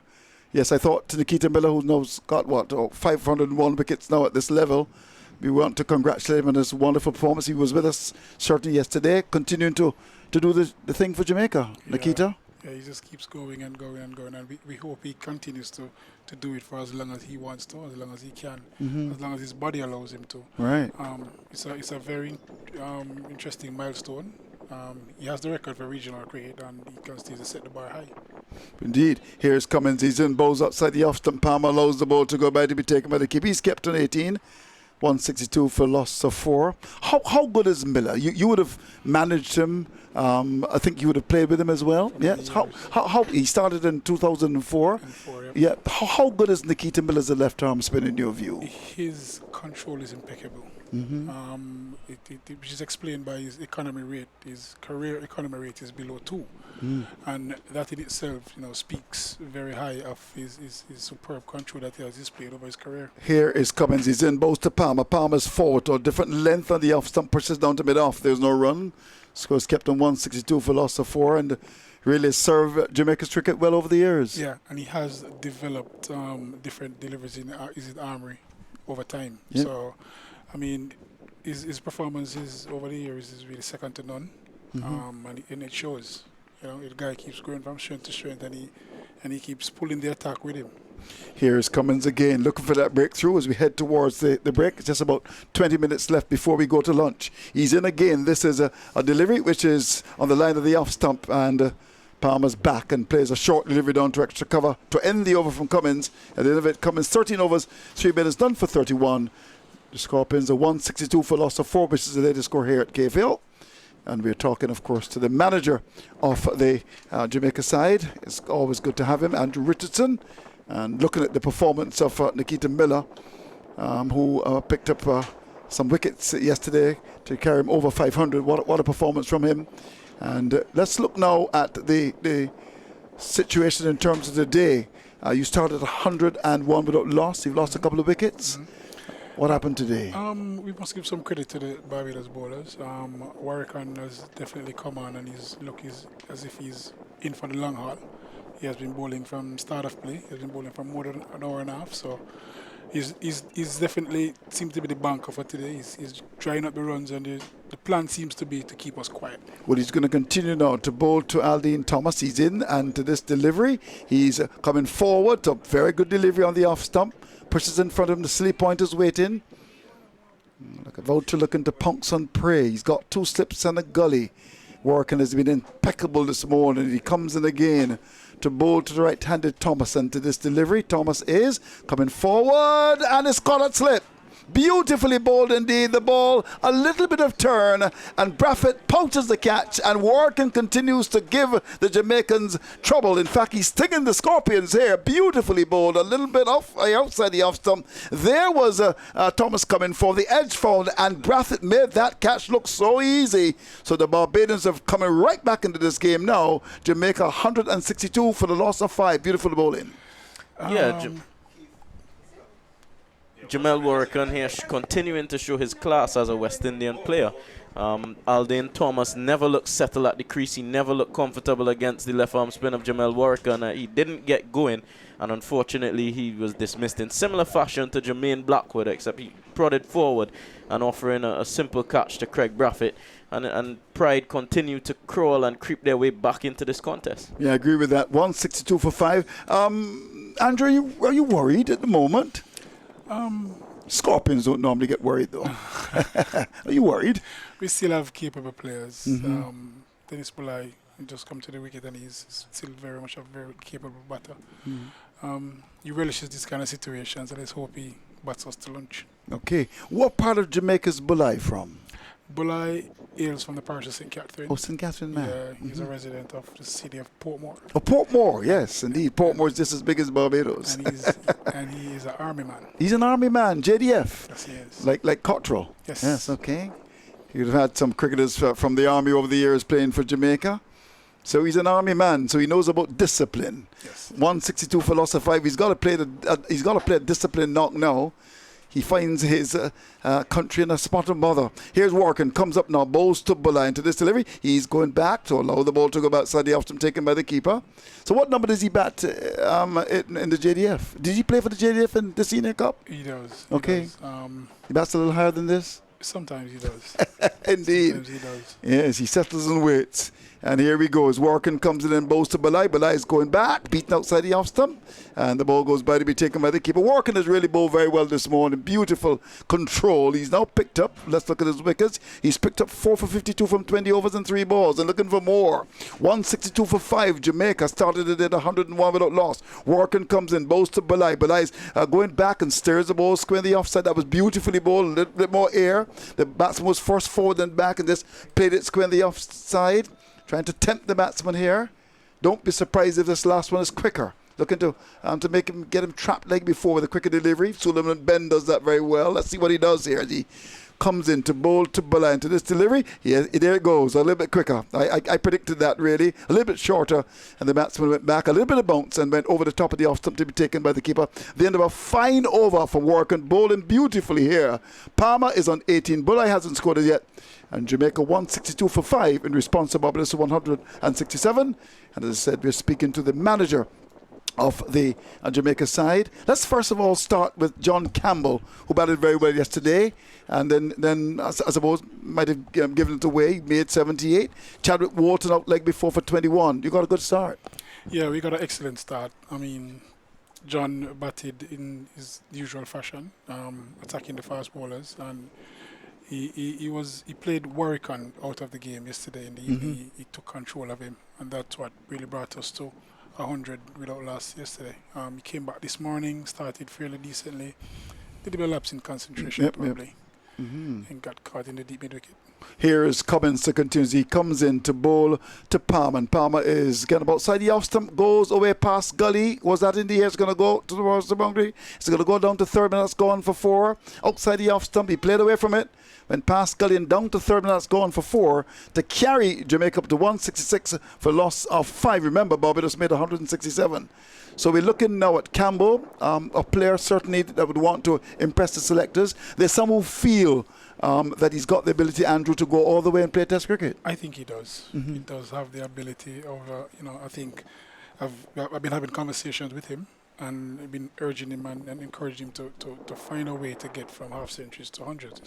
It's conversion rates. Here is Cummins. He's in bowls to Palmer. Palmer's back to a ball short of a length and pushes the ball away with a broad bat. Maybe as broad as halfway tree down towards the cover area. There's no run. 166 for 5. Yes, there's no doubt about his ability. Getting to 128 balls, 171 minutes, and he struck 10 fours and a 6. John Campbell. Which club does he play for in Jamaica in the Senior Cup? He's from the parish of St. Mary, and he plays for St. Anne. Oh, okay. Are they neighbouring parishes? Yes, they are. Okay, yes, okay. Okay. Hello to our friends there in St. Mary. I think there's a place called Retreat where Maurice Foster was born. Most definitely. Yeah, good old M.L. Foster. Here's a ball outside the off stump. A ball that's pitched a bit wide the off stump. Goes by to be taken by the keeper. It's 166 for loss of 5. So you say he's a St. Mary man playing for St. Anne. Yeah, it's not too far away. Not too far away. No, it's not. Okay. What club does he play for in St. Anne? No, that's the club. That's the parish Oh, association. okay, fair enough. Club. Yeah. Okay, fair enough. So it's 166 for 5. I think St. Anne is considered is it the Garden Parish, I think? Yes, it is. Garden Parish of Jamaica. Hello to our friends in St. Anne.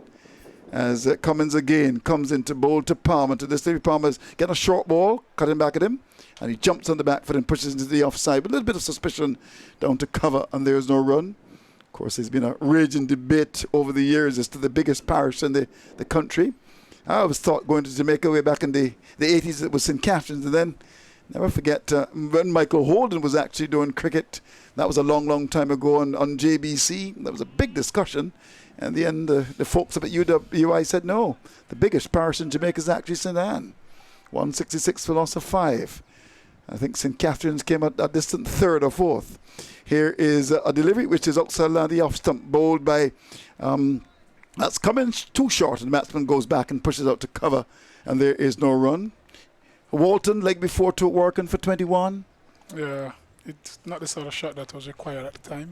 Went for the sweep and he missed it. Indeed. Well, sometimes you don't know what you're going to get from Blackwood. Bit of a happy hooker, swung a ball wide of long on for 6.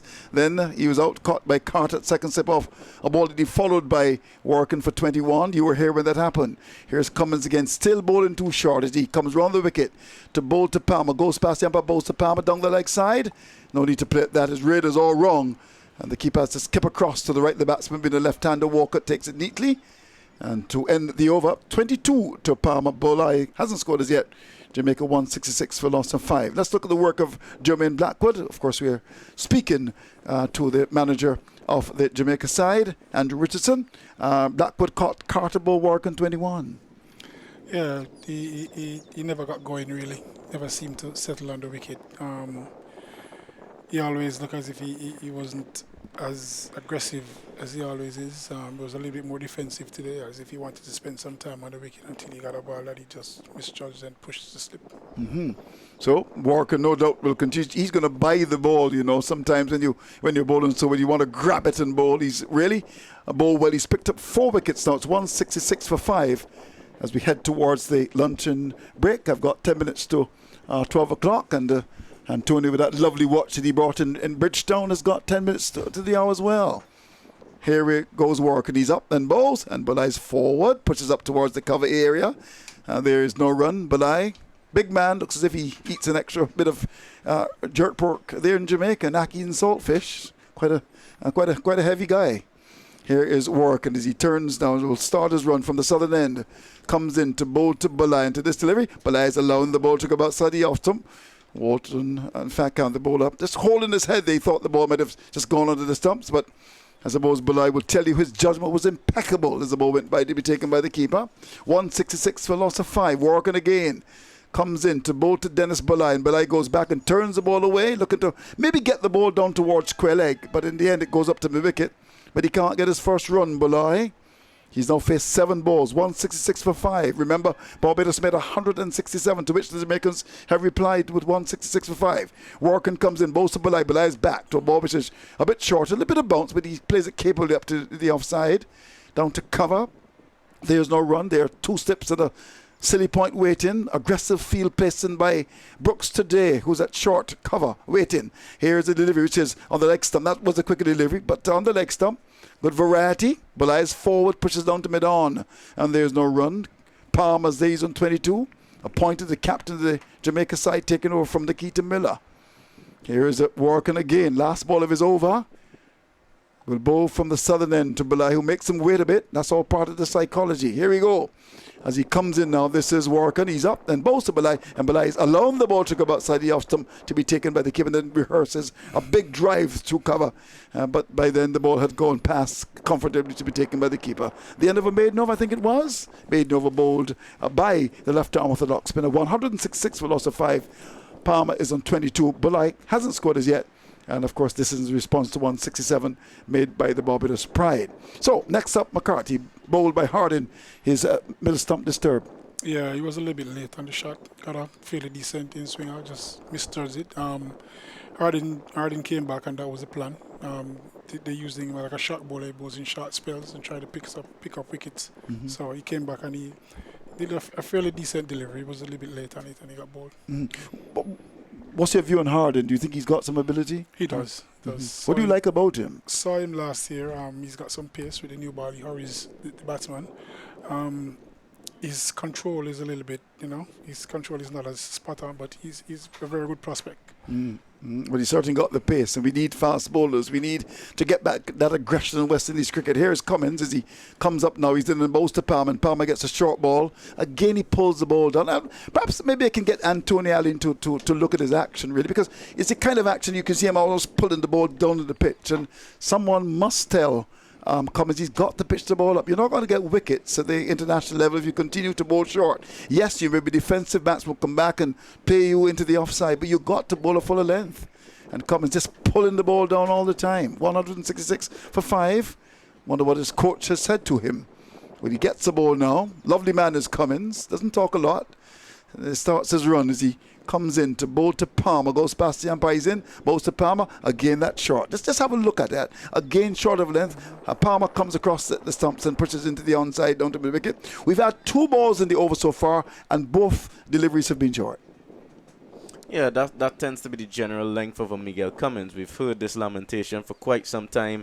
We would like him to pitch up the ball some more. But, you know, many fast bowlers, they don't like to be driven. And I'm not sure if perhaps that's his issue. He doesn't want to be driven back past his ankles.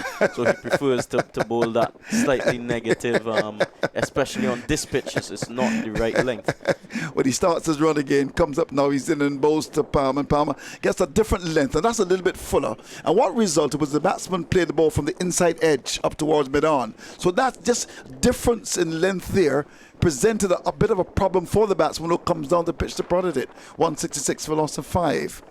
So next up then was Thomas. What part of Jamaica is Aldine Thomas from? He is from same area as John Campbell. Okay. Yeah, both of them play for St. Mary's, St. Anne. St. Anne. Right. They are very good friends. A lot of potential.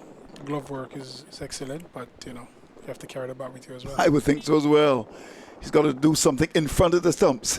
Here is a delivery which is outside land the off stump, bowled by that's Cummins, a little bit fuller, and Campbell just watches the ball go by to be taken by the keeper. Will want to stay and come back and bat Louise, the captain, recognising that his side hasn't done as well this morning. And of course, at the start of the day, I would think Andrew Richardson at 102 without loss, he would have been looking for a pretty sizable lead, one would imagine. Yeah, I would have loved to be still batting in the last hour of play. Mm-hmm. That would put us in a very good position. Still possible. Still possible. Here is Cummins, he's up and bowls, and that's the bowler, producing one on the middle stump, and Palmer's forward plays it down towards mid-off, and there's no run. So Aldine Thomas would have come through the system, playing, of course, the for the Jamaicans, the under-15, the under-19. I mean, he's a keeper and can bat a bit too as well. Yeah, he has come up through the ranks. He has played for Jamaica of all the age levels, and he has been improved. He has been improving over a steady period of time. Earned his spot last year. He scored 100 against the England A team, Lions, when they were on tour earlier this season, and you know he has capable with the bat. Here's Cummins, he's in, bowls on the line of the leg stump. They'll probably steal a leg by here as that ball was coming off the pad. In fact, umpire Duguid from Georgetown in Ghana confirms with a gentle touch of the left leg as that ball went off the top of the pad and went down towards the square leg area for a leg by to end the over. And Cummins with that last, if he looked a bit down on pace, so you may very well see that he may be pulled out of the attack. 167 for loss of 5 is the latest score here at Cave Hill. Now, so Thomas, player with lots of ability, good keeper, and also good middle-order batsman as well. Yes, he is a fairly decent batter. Didn't get going today, which we would have loved to see, but as I said earlier, credit must be given to Jamil. Jamil has come out this morning and displayed fairly good control and variation and put us on a little bit of pressure. He has tested our patience. And whenever we get a little bit impatient, you know, he has seemed to seize that opportunity. Mm-hmm. Well, we're talking to the manager of the Jamaica side, of course, Andrew Richardson, the former big fast bowler.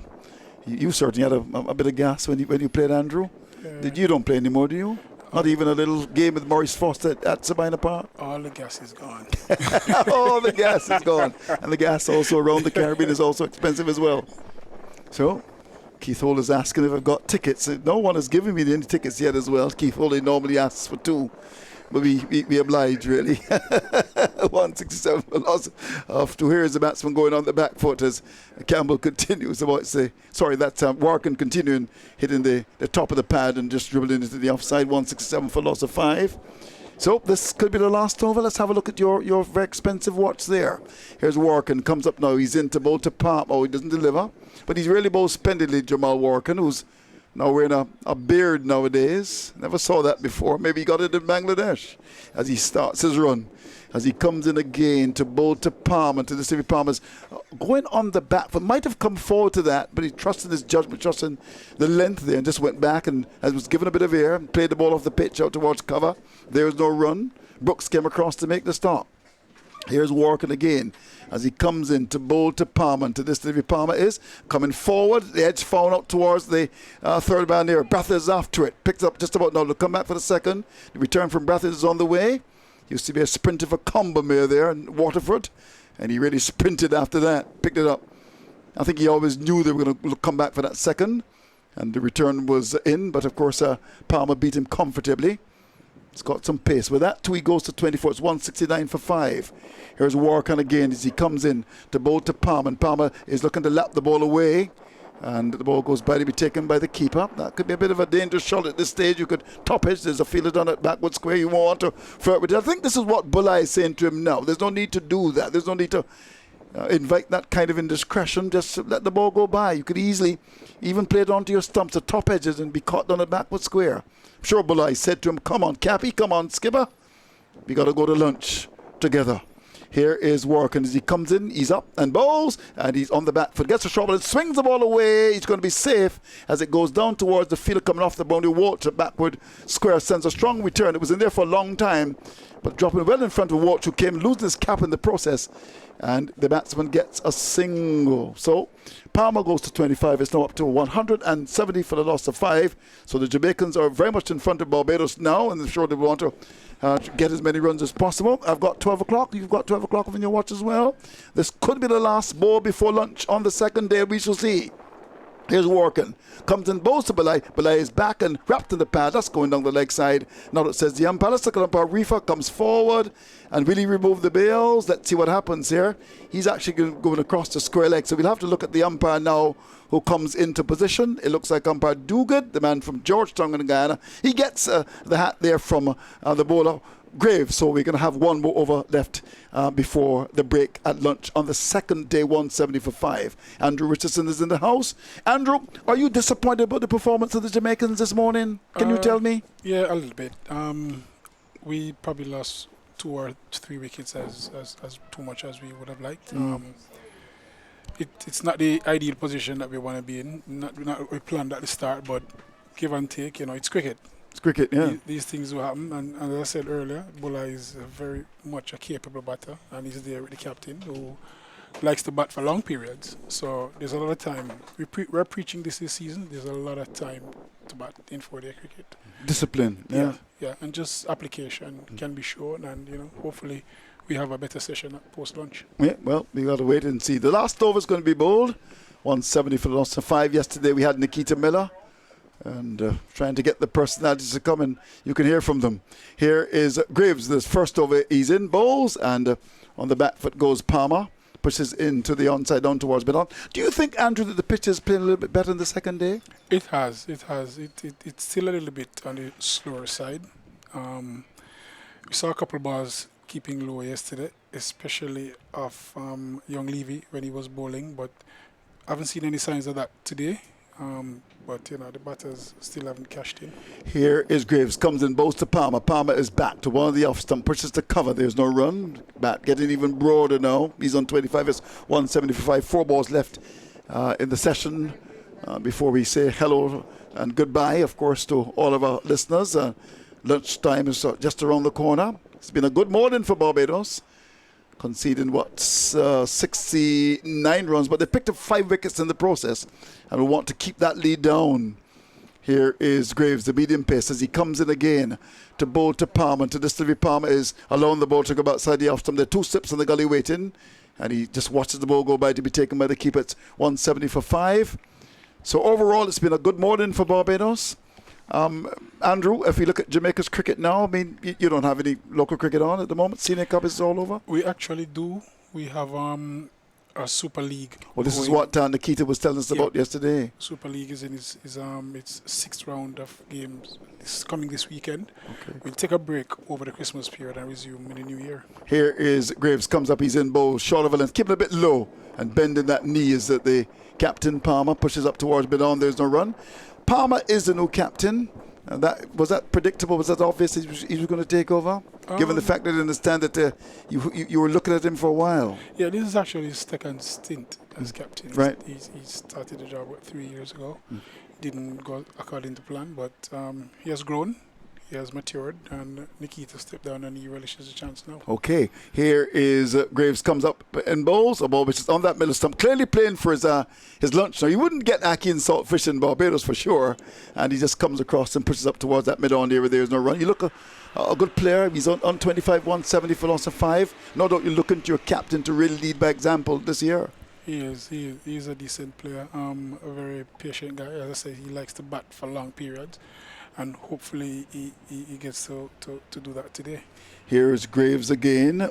This could be the last ball. Should be the last ball he's in. And bowls to Palmer. Palmer gets the ball full outside the off stump, inviting the drive, and allows the ball to go by to be taken by the keeper.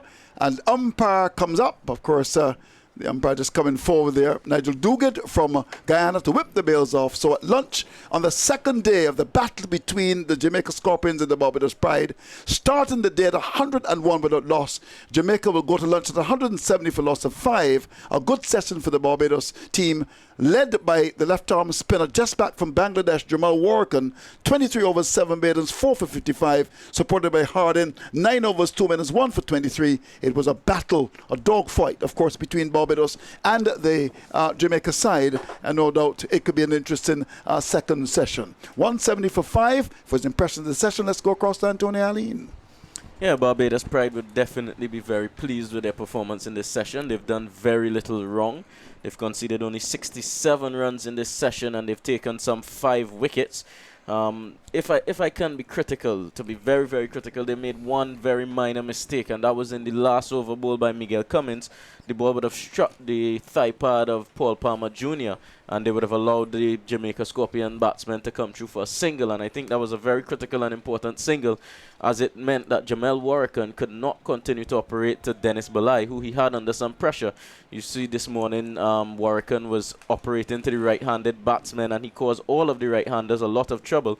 The only 2 players who were able to really counter him with any measure of confidence would have been John Campbell and the left-handed skipper, Paul Palmer Jr., and he allowed Paul Palmer to get on to strike there, and then the last over was a lot different as to how it could have played out against the right-hander. I think cricket is an individual team game. Yes, it is.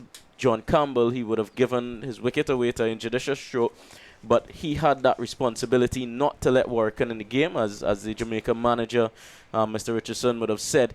He had Warrican out of the game yesterday afternoon, and with that shot, he let him back into the game. And you see, you give him an inch, and he's really in top form at the moment. He's going to take it a mile. He got rid of Chadwick Walton before that. Then he got Blackwood. Then he continued. He got Aldane Thomas, and he has Dennis Belai on the ropes. So those are just the only criticism of Barbados this morning. They could have been a little more keen in making sure that they get that pressure period just before lunch at Dennis Belai, see if they could go into lunch and start to get into that tail. Okay, so thanks to you, Antonio Ali. We're going to take a break now. Andrew, can we invite you to come back after the break? We've had such a lovely discussion. I mean, I want to talk about Jamaica's cricket and maybe look at, with your vast experience, some of the young players around the Caribbean that we should keep our eyes on. You got a date with us? Most definitely. All right, thanks to you. So just your quick assessment then, 170 for 5. As I said, Barbados won the session. 5 wickets in the session, for only 69 runs. They're in a good place going into lunch. Hopefully, as I said, our skipper can, spend some time at the wicket and also give us some runs. Indeed, and of course the captain has got the responsibility of just making sure that things go well for his country. Thanks to you, Andrew Richardson, the manager. We'll certainly be inviting your thoughts after the break. It was really a pleasure having you. So quickly then, Campbell caught Graves, Bo Warrican 78. Walton was leg before to Warrican for 21. Blackwood was caught by Kartoff Warrican for 21. McCartney was bowled by Hardin for 3. The captain at the crease unbowled, he's on 25. Thomas didn't suggest permanence at all.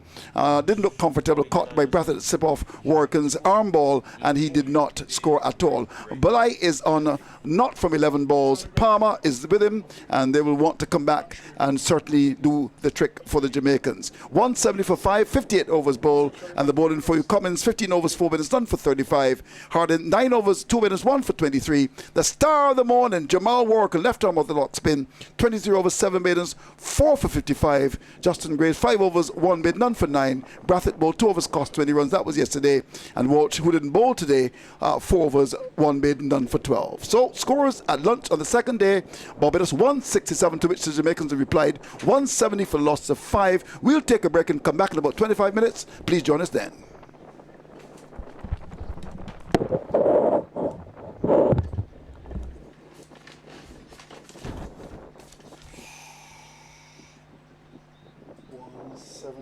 For 5. Microphone's up. Yeah, they're gone off. Oh. Patella tendon is a serious thing, boy. Yeah. After my first knee injury from Turkey, I developed that. 28 overs, 5 wickets. Campbell, Bulai, not. And our good friend, Mr. Palmer, 25. Okay. All right. Antonio? Yeah.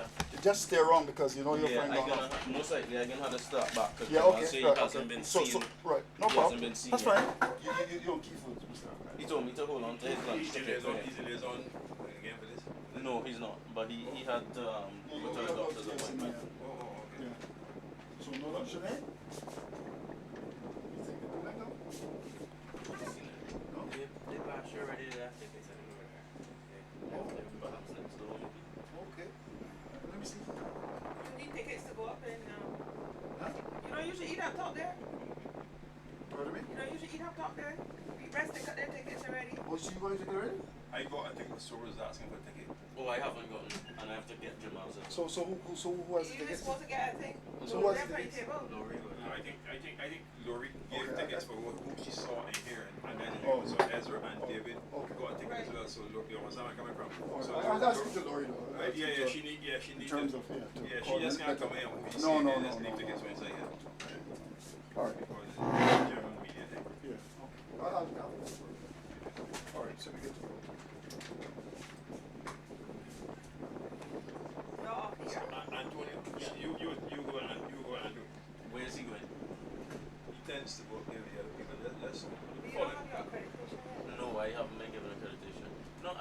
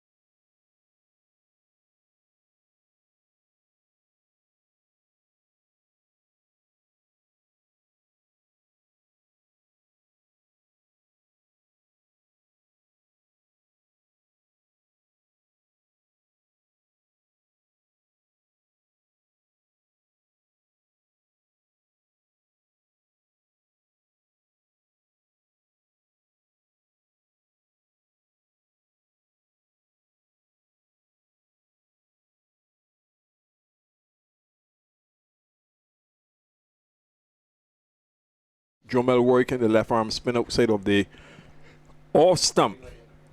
And it goes through to the keeper, Walcott, with Dennis Bulai on strike. And back he goes again. There are 2 slips and a silly point, orthodox point. Cover, very short extra cover, mid-off, mid-on, straightish mid-wicket. And Warrican, with 3 of the wickets, Bulai is forward and drives it down to mid-off. There is no run. He's yet to score. Paul Palmer has 25. Jamaica started today on 102 without loss, with the left-handed John Campbell on 67. Bulai now gets off the mark by turning this one from Warrican down towards fine leg. Braffett from first slip runs after it, is on to the ball now, and his return goes into Walcott on the first bounce. So 2 to Bulai, Palmer 25, 172 for 5. Jamaica. So Campbell was on 67, and with him was Chadwick Walton on 19. And Walton was first to go. Essay in a sweep off Warrican. He was leg before wicket for 21. It was 107 for 1, 32 overs and 5 balls. Bulai is forward and plays it out into the offside, where the very short extra cover in Brooks, the captain, moves around to do the fielding. And there is no run. So the 2 slips in Braffett and Carter. Mosley very short in there at silly point. Short delivery as well from Warrican, and he plays it down to that silly point in Mosley. There is no run. The end of the over, just before Antonio Aline comments, just to give you the dismissals of the other batsmen. John Campbell caught at deep square leg by Graves, sweeping powerfully off Warrican. He went for 78, 132 for 2 in the 41st over. Andrew McCarthy was bowled by an in-swinger from the fast bowler Keon Harding for 3, 139 for 3, 43 overs and 3 balls. It was 158 for 4 when Jermaine Blackwood was snapped up at second slip by Carter off Warrican for 21, 158 for 4 and 50 overs and 3 balls. And Aldian Thomas, the keeper, the other wicket to fall, caught at first slip by Braffett, groping at Warrican. He didn't score. That was 162 for 5 from 52 overs and 2 balls. Again at the break it was 170 for 5 from 58 overs, with Palmer 25 and Bulai no score. Now Bulai has 2. It's 172 for 5. Good afternoon to Antonio Aline. Yeah, good afternoon, Keith. Barbados Pride bowlers no doubt would be pleased to benefit from a slightly longer interval due to the late arrival of lunch, and it should be seen in a revived and refreshed approach here this session. Short ball from Justin Graves, the medium pacer, and it's cut down to the cover for a single to the Jamaica Scorpions captain Palmer. He's on 26. Bulai 2, 173 for 5. But all credit to Barbados Pride, in sharp contrast to yesterday evening when they looked so flat, as Campbell and Walton put together 102 without being parted. It means that they remain in the game, and they should come out here in this second session, Antonio, looking to get those last 5 wickets as quickly as possible, but the onus again will be on the batsman to produce significantly in the second innings. 2 slips as Graves goes into Bulai, searching for the Yorker, and well dug out. Well bowled, well played, digging it out on the offside, fielded by the bowler. There is no run. Yeah, definitely Barbados Pride would be eager to get the remaining 5 wickets in this Jamaica Scorpion bowling attack. And no doubt Jamel Warrican will continue to be the spearhead. You see a Jamaican batting lineup with a lot of right-hand batsmen in it. And Warrican so far has really been dominant and licked his chops against the right-handers.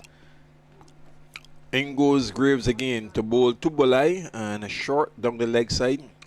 Nice take, pulling it down in the left glove by Walcott, going in the area of where leg slip would have been. 173 for 5 at the lunch interval. Cummins had 15 overs, 4 maidens, none for 35. Harding 9 overs, 2 maidens, 1 for 23. Warrican 23 overs, 7 maidens, 4 for 55. Graves 5 overs, 1 maiden, none for 9. And Braffett 2 overs for 20 runs, and Walsh 4 overs, 1 maiden, 12 runs. Those 2 didn't bowl today, or haven't bowled. Coming across his Stumps, Bulai, and defensively playing Graves just on the on side of the pitch. Cummins, the mid-on fielder. There's no run, 173 for 5. Yeah, Justin Graves here will be in his 3rd spell, and he's been disciplined so far. The spell separated just that solitary over before lunch, and he will be looking to get amongst the wickets for the first time in this innings. With the late resumption, tea will be taken at 10 minutes after 3 as Graves is into Belay and he flashes it over cover point, heading out towards the boundary, threw his bat at that one, and the ball is trickling close and it should be pulled back just inside, and he went after it with that desperate attempt there, Harding, and umpire Reefer coming in from square leg. I think they're happy that he made the save and was able to at least save one run as Bulai goes on to 176 for 5. So with the late resumption at 15 minutes after 1 o'clock, tea adjusted to be taken at 10 minutes after 3. Then the usual 20-minute session for the tea interval. And with a resumption at 3:30, play is slated to end at 5:32. Graves goes in short and a cut down to point. Good save by Walsh. The batsman is Palmer, who now looks at the bottom of his bat and repeats the stroke. Reckon he should have been able to hit it at least a couple of meters to the right of the fielder. Graves completes the second over after lunch and Jamaica Scorpions 176 for 5. Paul Palmer 26. Dennis Bulai 5. Barbados Pride all out for 167 in their first innings. Yeah, Keith, definitely Paul Palmer would have liked to have placed that ball a meter or two to the right of that agile fielder in Hayden Walsh at backward point. He's definitely one of the best fielders in this Barbados Pride 11. And they really have to capitalize on loose deliveries from the other end, because at the moment Jamel Warrican is giving absolutely nothing away. So, Warrican, he's bowled extremely well from the very start this morning. Ball short and unintentionally looking to play it through the onside. The ball just going uppishly to the left of the silly point in Mosley. Indecision over a single. And in the end, they take it. So, Bulai, with that single, goes up now to 6. It's 177 for 6 for 5 correction with 26 to Palmer. This is the 61st over of the innings, and Barbados Pride having made 167 in their first innings. With the left-handed Palmer on strike, a slip, forward short leg and a leg slip, and he attempts a sweep. There's an appeal for leg before wicket. Not out, says umpire Reefer.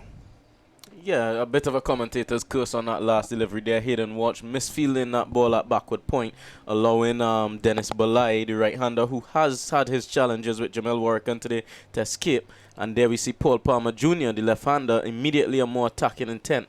And a close shot there for LBW.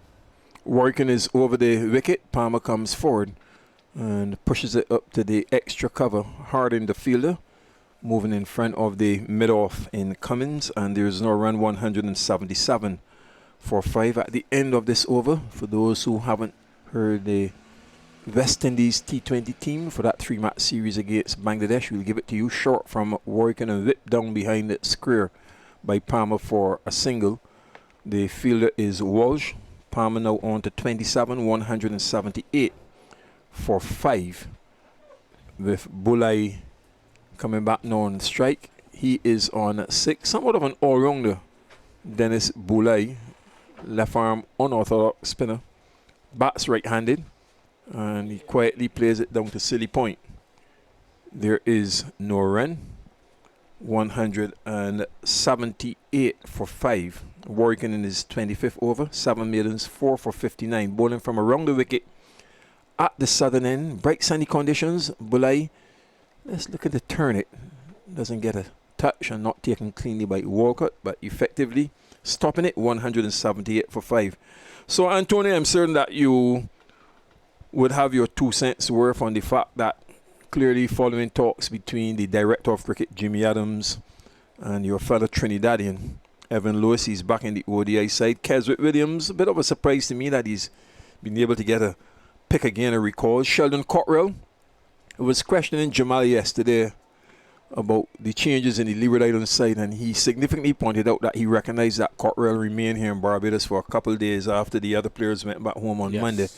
And now one understands the reason, because he is in that Windies T20 squad led by Carlos Braffett, Darren Bravo, Shimron Hetmeyer, Fabian Allen, Kesrick Williams, Kimo Paul, Kerry Peer. Here's Graves, the medium pacer from around the wicket, outside of the off stump. No stroke from Palmer, taken by Walcott. So Carlos Braffett captain, Darren Bravo, Shimron Hetmeyer, Fabian Allen, Kesrick Williams, Kimo Paul, Kerry Peer, Evan Lewis, Nicholas Puran, Rovman Powell, Danish Ramlin, Shea Hope, Sherfane Rutherford, Sheldon Cottrell, and Shane Thomas. And the chairman of selectors, Courtney Brown, is quoted as saying that after this next delivery, there are 2 slips for Graves, and pitch on the pass and nicely whipped out through mid-wicket by Palmer, and using his boot for the second time in successive overs, he's made a good stop just inside of the boundary, saving a run. Keon Harden then throws it in along the turf, Australian style. So Palmer, fairly good composing in so far. And the boundary now officially with that valiant attempt to save it by Harding. So Palmer, It's all run for. all run 4. Thank you very much. 31, 182 for 5. When he made that stop, Anthony had to try to get his balance going because he ran up the hill, so to speak, from around the wicket, wide of off stump, going through low. Graves to Palmer, taken by Walcott. And Courtney Brown is quoted as saying that after Bangladesh won the T20 series in the West Indies, we will be expecting a highly competitive return series in Bangladesh. The squad will be without Kieran Pollard and Obed McCoy, who are both out with injuries. The selection panel welcomes back Sheldon Cottrell and Kesrick Williams. Evan Lewis, who missed the India series, also makes a return. And the panel hopes to see a bigger commitment as Palmer pushes Graves out to extra cover. There is no run. So yes, he says the panel hopes to see a bigger commitment from him. And he's referring to Evan Lewis. To West Indies cricket, we take the opportunity to wish Carlos and his team every success in the series. For me, the significant thing here, Evan Lewis, who missed the India series, also makes a return, and the panel hopes to see a bigger commitment from him to Windies cricket. Okay, Antonio, I know you are a philosopher, and you will translate and explain and put together whatever you reckon that Courtney Brown is clearly saying to Evan Lewis. Next delivery is played into the covers, and there is no run, 182 for 5. No, Keith, you have it absolutely wrong. I played the 5th. I will not get involved in any way, form, or fashion. No comment. You playing the 5th on me? Yes, definitely. Oh, I tell you. Well, I'll try to decipher what he's saying. Here is Graves still around the wicket, outside of the off stump. No stroke from Palmer. The over is completed. Graves 7 overs, 1 made and none for 17, 182 for 5. I did preface it before quoting Courtney Brown by saying that of late, very recently, Jimmy Adams, the director of cricket at Cricket West Indies, would have met with Evan Lewis. For me, they're clearly concerned with how he is pulled out of a couple of tours in recent times and turning his attention to all of these global T20 tournaments. And they believe that in Evan Lewis from an ODI and T20, at least from those two perspectives, because he doesn't show that commitment from a first-class level that they needed, in my words, to preach to him. And then, hence the comment coming from the chairman of selectors, Courtney Brown. 2 slips on the silly point. Warrican still from around the wicket. Flights and driven out to the short extra cover by Bulai, fielded by Brooks. And there is no run. So, I just get the feeling they've cited this guy. I think, for me, without knowing all of the circumstances, I get the impression they're ready right at. And say to him, look, we expect a lot more. That's a lovely shot by Bulai. He's strong and he drove it high over extra cover, and that's a 6 signal by umpire Leslie Reefer Jr. So Bulai now doubles his score, goes to 12. Palmer 31, it's 188 for 5. Here's Antonio Aline. Yeah, before that delivery, Keith, I was just about to say that he seems to be growing in confidence. He drove the previous delivery to short cover. He was not able to get a run on that occasion, but it was actually one of the first times that he was able to, get a good stride in and drive a delivery outside the off stump. He opted to just leave those deliveries, which were spinning sharply in the direction of that slip and gully, waiting out behind the keeper there to catch him off the outside edge. But on this occasion, he's not held back. It's been too full, and he's hit him over long off for 6. And I think that's the key when you have a spinner like Warrican. You cannot allow him to settle. His bad delivery must go for runs, so he must feel there's some element of pressure, because if you allow him to settle, just like we saw with Nikita Miller, they'll get on top of you, and it will be very difficult to get back into the contest. Warrican with 4 for 65 in his 26th over. Still the 2 slips and a silly point. Back goes Bulai to 1 short, and he drives it into the covers for a single. Graves the fielder. So Bulai now 13, Palmer 31. It's 189 for 5. They came together with the score 162 in the 53rd over. This is the 63rd. So a stand of 27, consolidating. Back goes Palmer and pushes Warrican down to the forward short leg in Mosley. There is no run. Carter's at leg slip, Braffett slip. And then he has an extra cover mid-off, long on, straightish mid-wicket, and deep square leg. He too uses his feet and drives it. The impression from Warrican is that he dropped it. And I don't know, I'd like to see that again. Initially I thought he struck the ball into the ground, but did you detect that? It looked to me as though it was a bump ball as well. Yeah. Warrican always very exuberant and eager for wickets. So let's see on the replay. Difficult to tell. I guess square leg and the standing umpire would have had some consultation, but Warrican doesn't hold on, so there's no need. Bowled him through almost, looking for the drive and getting the nick just past the stumps. And for a moment I thought if the sound he had struck some timber. And by so he missed everything, got through his defense as well. He has a tap because he was looking to drive that one, kept a bit low and through the keeper Walcott as well. So anxiety. When I looked at the replay, Antonio with Warrican, the way how he tried to grab at the ball the second time, you know him pretty well at Empire.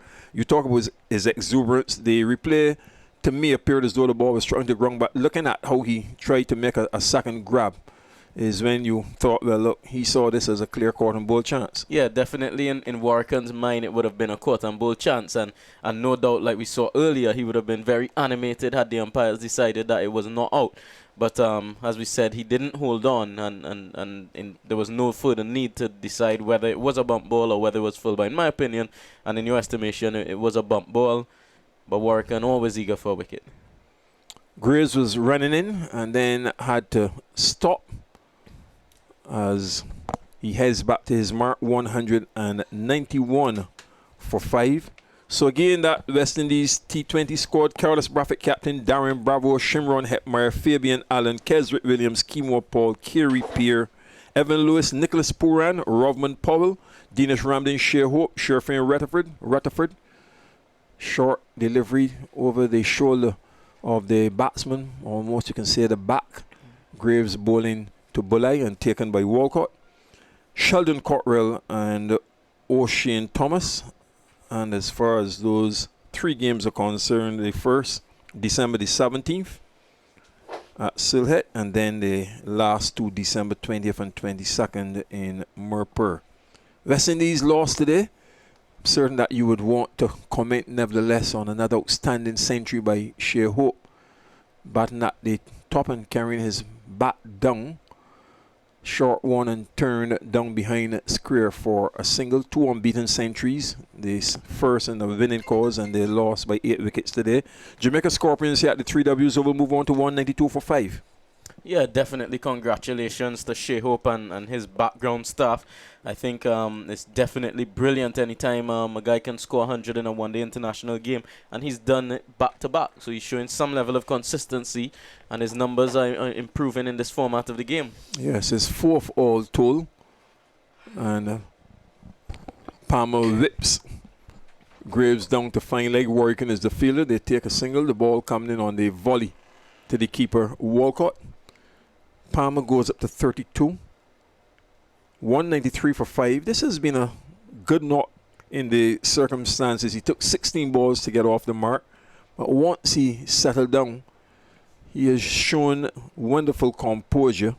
Has been at the crease for 80 minutes, 70 balls, 2 fours and 1 6. A stand now worth 31.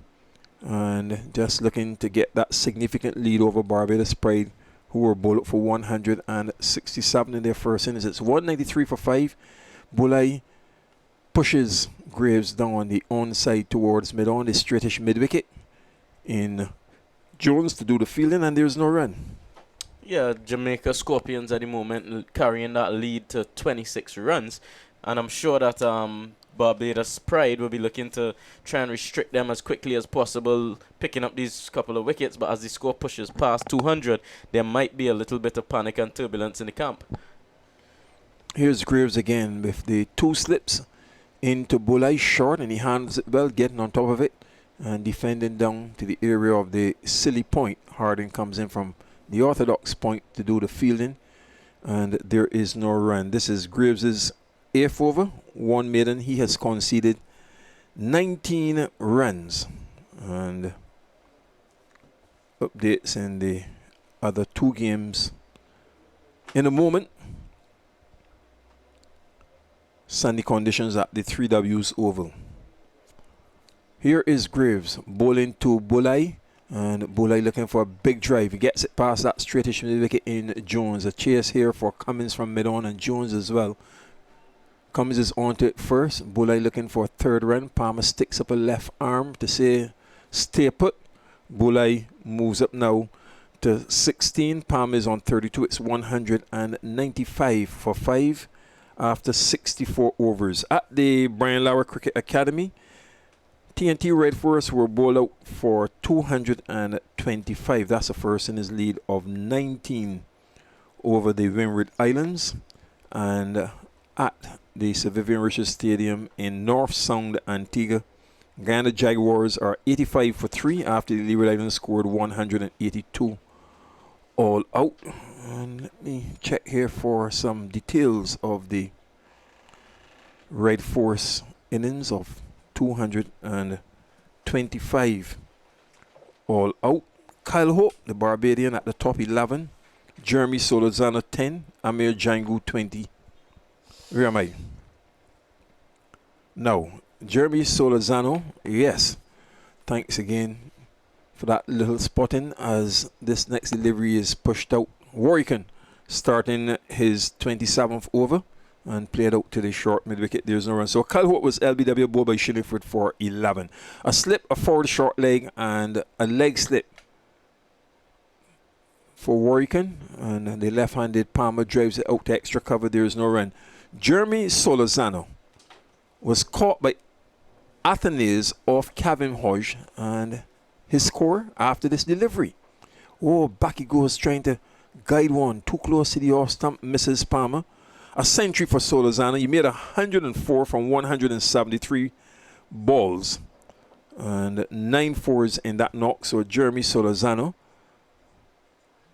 This next delivery, back goes Palmer and guides it down to slip. Was he associated with Wanderers at one time? Yes. Thank you very much, Susan. Jeremy Solozano, former under 19 team player. It's 195 for 5. And coming forward, just dropping before Mosley at the forward short leg. The arms went up Antonio. You know, you have to be very sharp sometimes in that area to sometimes determine if you will stay put, look to come forward. He has his hands on his knees and now crouches as Warrican goes in over the wicket and defended by Palmer out on the onside. There is no run. The end of the over, 195 for 5. I know you're keen to comment on Solozano as a player. 104 he made. Amir Jangu 28. Jason Mohammed 13. Yannick Correa 7. Joshua De Silva 24. Tion Webster didn't score. Imran Khan didn't score as well. Odin Smith 29. Daniel Sinclair no score. Brian Charles got 2. 225 all out. Sherman Lewis 3 for 62. You can see he's a West Indies test fast bowler from 15 overs, 1 maiden. Dillon Johnson, 4 overs, 1 maiden, none for 11. Shane Shillingford, you can't keep him out of the game. Antonio, 27 overs and 1 ball, no maiden, 6 for 74. Ray Jordan had 13 overs, none for 69. And Kevin Hodge, 3 overs, 1 for 5. Yeah, definitely Shane Shillingford, still a very dominant force, the tall off spinner out of Dominica. But must say congratulations and well played to Jeremy Solozano. That's his second first-class 100. Selectors would have showed a lot of faith in this young man after what was a good start to his first-class career. There was a little bit of mid-flight turbulence with a few low-scoring games back-to-back. And some were surprised that the selectors actually gave him the nod going into this season ahead of some of the other contenders. But he's showed exactly why. He definitely a young man with loads of ability, and he's repaid the faith of the selectors, notching 100 in the first game for the Red Force in this 4-day. I think it augurs well for him for the rest of the season, and I just hope that he goes from strength to strength. From a domestic point of view, how much do you know of him as a cricketer? Oh yeah, I know a lot about Jeremy Solozano. Would have played, he's a slight bit younger than me, but he always used to play cricket above his age group in Trinidad, so would have played with him a fair bit. Graves to Bulai, pitches short and he goes off the back foot and drives it down to mid-off, Mosey the fielder, and there is no run.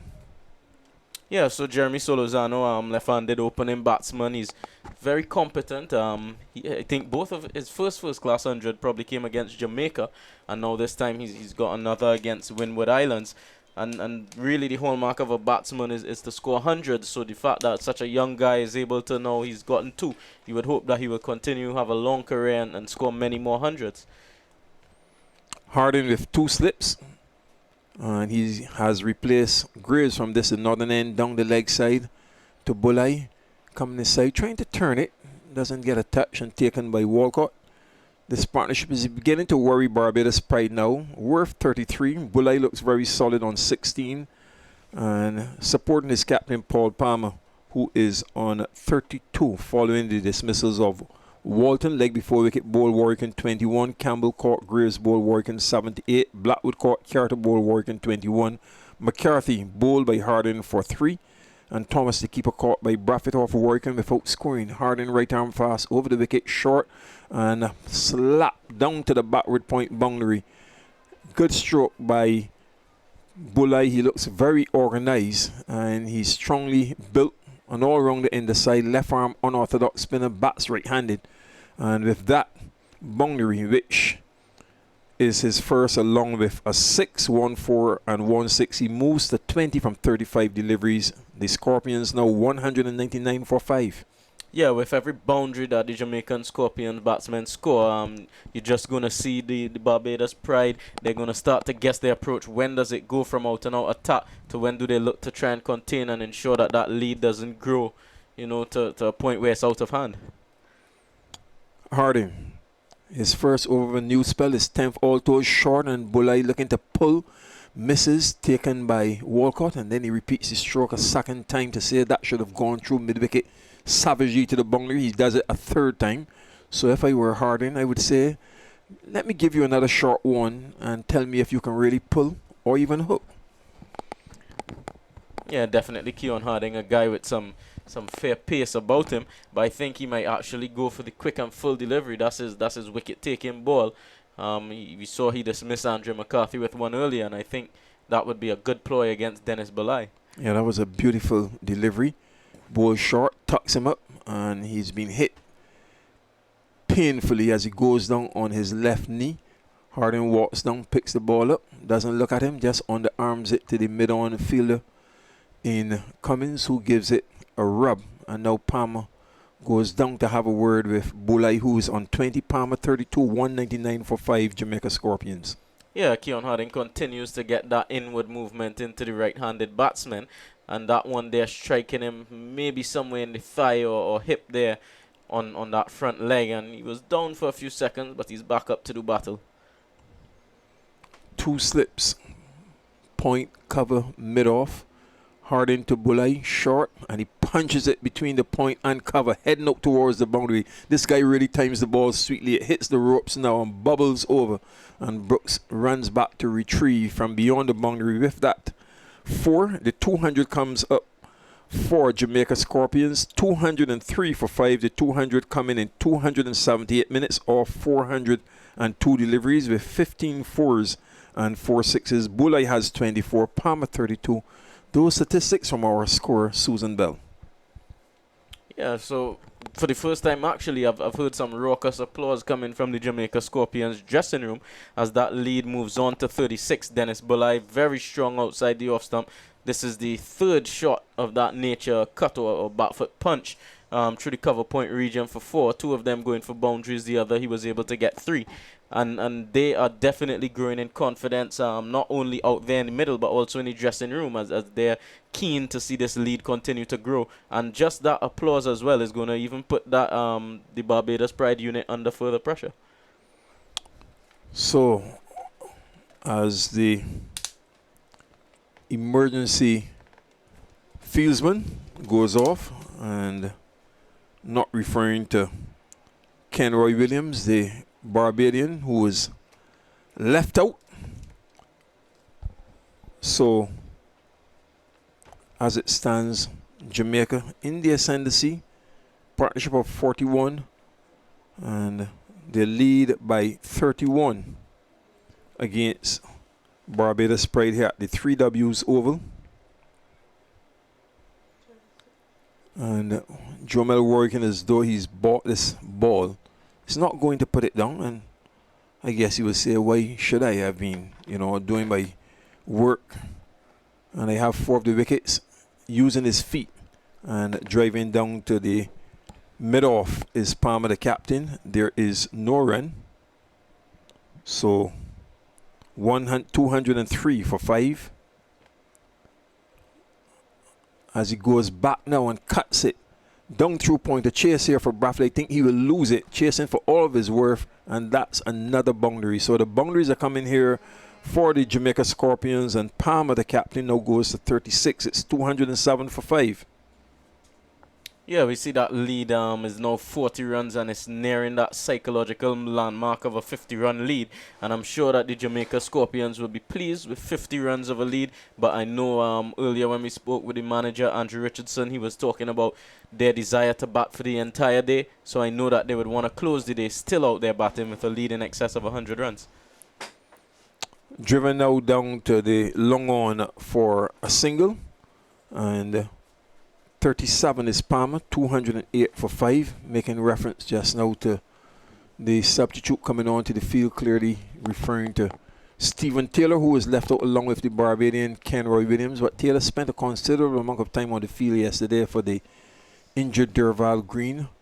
And after this delivery, Antonio is going to give you the full explanation which we got from the manager, Andrew Richardson, at the lunch break, and he will explain to you the nature of that injury, because I believe, I don't know, I reckon as this one is outside of the off stump from Warrican, taken by Walcott, the end of the over. The batsman Bulai, who is on 24, Palmer has 37, 208 for 5. So Antonia, yes, tell us about the injury which Andrew Richardson, the team manager, was explaining to us as far as Derval Green, the pace, is concerned. Yeah, so Derval Green, on his right foot, he seems to be struggling with an inflamed patella tendon.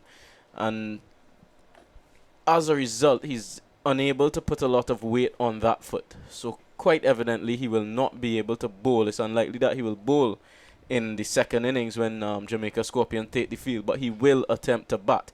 I can tell you from experience, with an inflamed patella tendon, he will find a great deal of discomfort in attempting to run. So he's unlikely to be able to run between the wickets. If he does bat, he'll no doubt be on some anti-inflammatory that will help to relieve that pain and reduce some of the inflammation. But I don't envisage he'll play too much of a greater part in this game. Okay.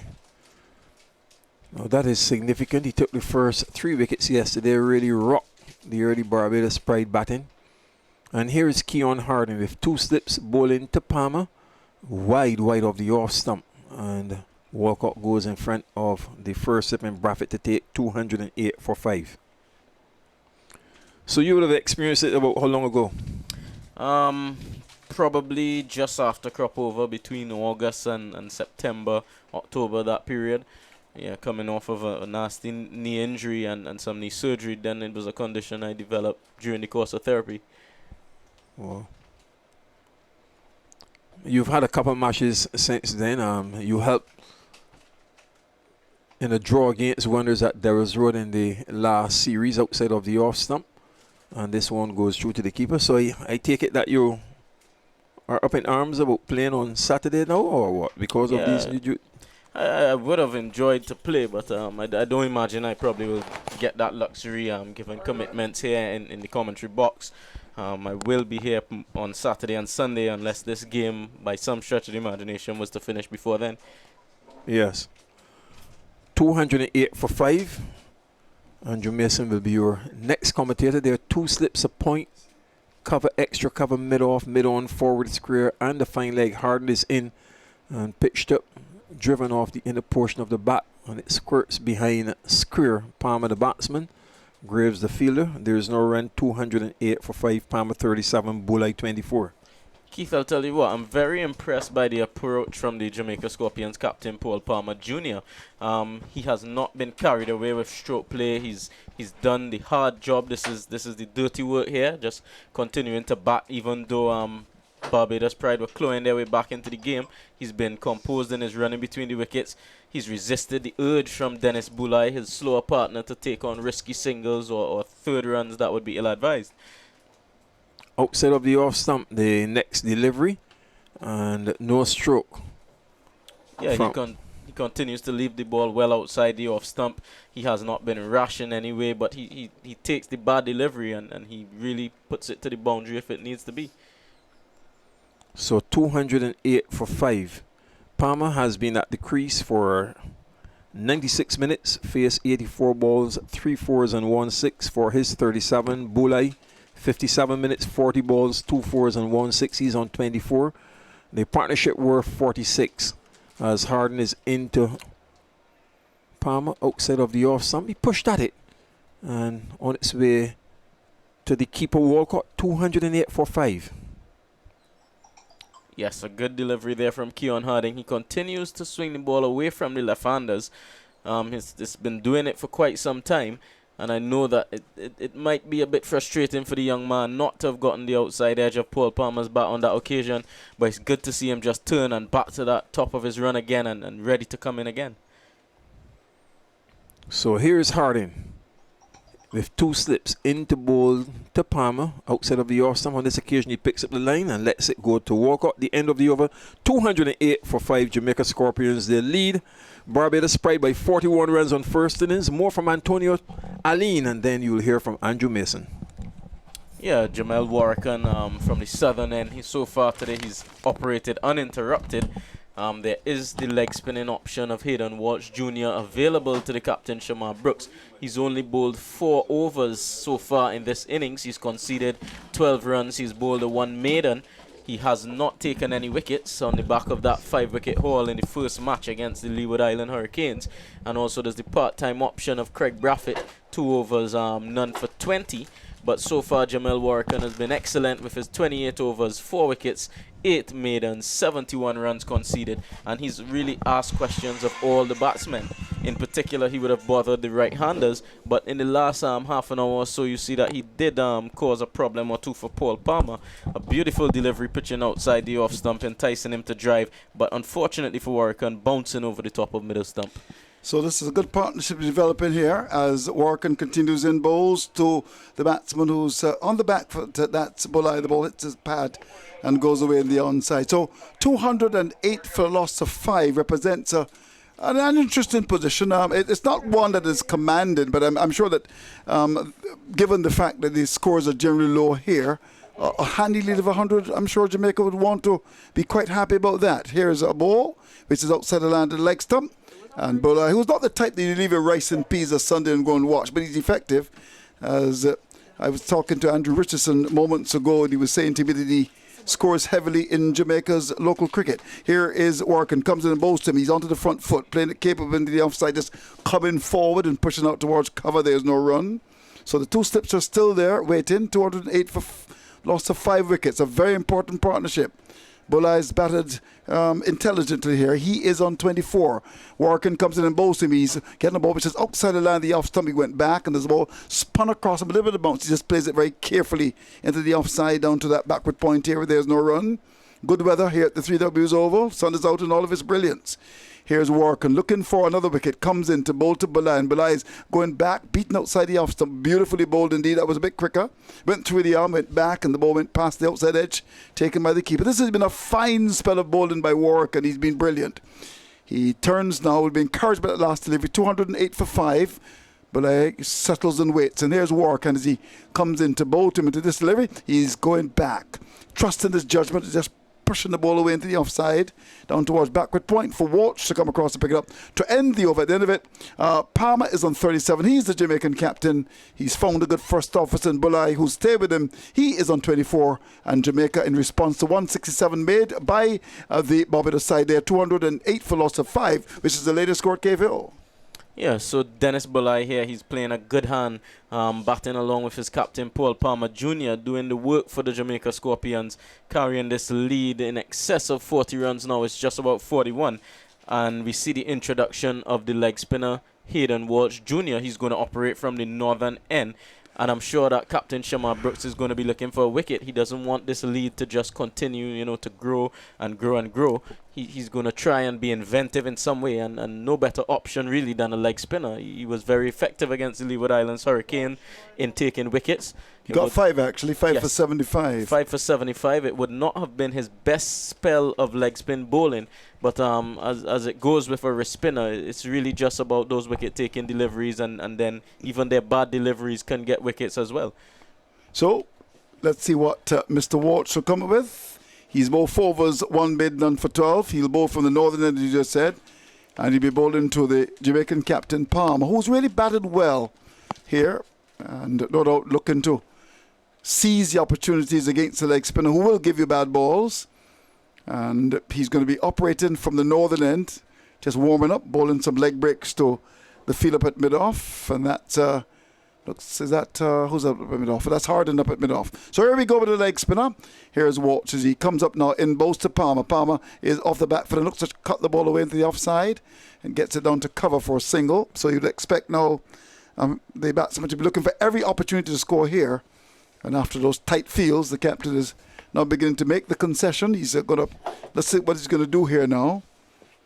He's going to have the slip and the silly point in on the offside still. There's a backward point, short extra cover. A man at the cover boundary. There's a man at long on, long off. And a man is going to go back. That's Brathwaite down at mid-wicket. So it's going to be Walsh to bowl, and the captain's going to make another adjustment to his field. There's plenty of real estate in the onside. This is a very interesting field here. And he's now decided to make that concession. So it looks as if the captain has given up, really. He feels that the time has come to just wait for a wicket. So he's now decided to go on the defence here. 208 for the loss of 5. He's got his leg spinner. Maybe he doesn't trust him. He'll continue now as he starts his run to bowl to Bulai. And to this delivery, Bulai's get a ball that spins across him. That was beautifully bowled. The leg break turned right across him. But he whipped his bat inside the line. The ball went by to be taken by the keeper. Here's Walsh scratching the head. Turns now and starts his run from the northern end to bowl to Bulai. He's up to the wicket, bowls to Bulai. Bulai is going back. The ball spins across him. Beautifully bowled indeed. And the ball goes by to be taken by the keeper. So far he's started well here, Walsh. He's bowled how many balls in the over? 3. In he comes on his way again to bowl to Bulai. He's up to the wicket and bowls, and he's coming forward. That ball turns right across him. He's halfway down the pitch looking for a single. This is not on. That started on the line of the middle stump and spun right across him, and he got the outer portion of the bat, went down to short third man for Warrican to come across to pick it up. There's no run. So he's bowled some pretty useful leg breaks already. Here he comes again, Walsh. He's in and bowls to Bulai into this delivery. Bulai's back and forces the ball away into the offside down to cover. And they get a run here. So when you look at this field, it's, sometimes you get the feeling that there's no real plan. Haven't planned so well this morning, and sometimes people don't seem to understand. Yes, a partnership with development. That doesn't mean that you necessarily have to go completely on the defensive. 210 for loss of 5. Now Bulai with that single goes to 25 now. It brings Palmer into strike, and there's Walsh as he comes up now. He's in and bowls. Ball which is short and pulled away down to backward square. Long hop. Warrican comes across, picks the ball up just about now. Let's watch his return. It's a beautiful return taken by the keeper, who would have loved that service to end the over from the leg spin at the end of it. 2 runs came from the over, 3. Miss Bell? 3 runs came from the over. Palmer's on 39. Bulai's got 25. 211 for 5. That's the latest score at Cave Hill. Yeah, I think it was not a bad start from the leg spinner of Hayden Walsh. You see a lot of spin on offer.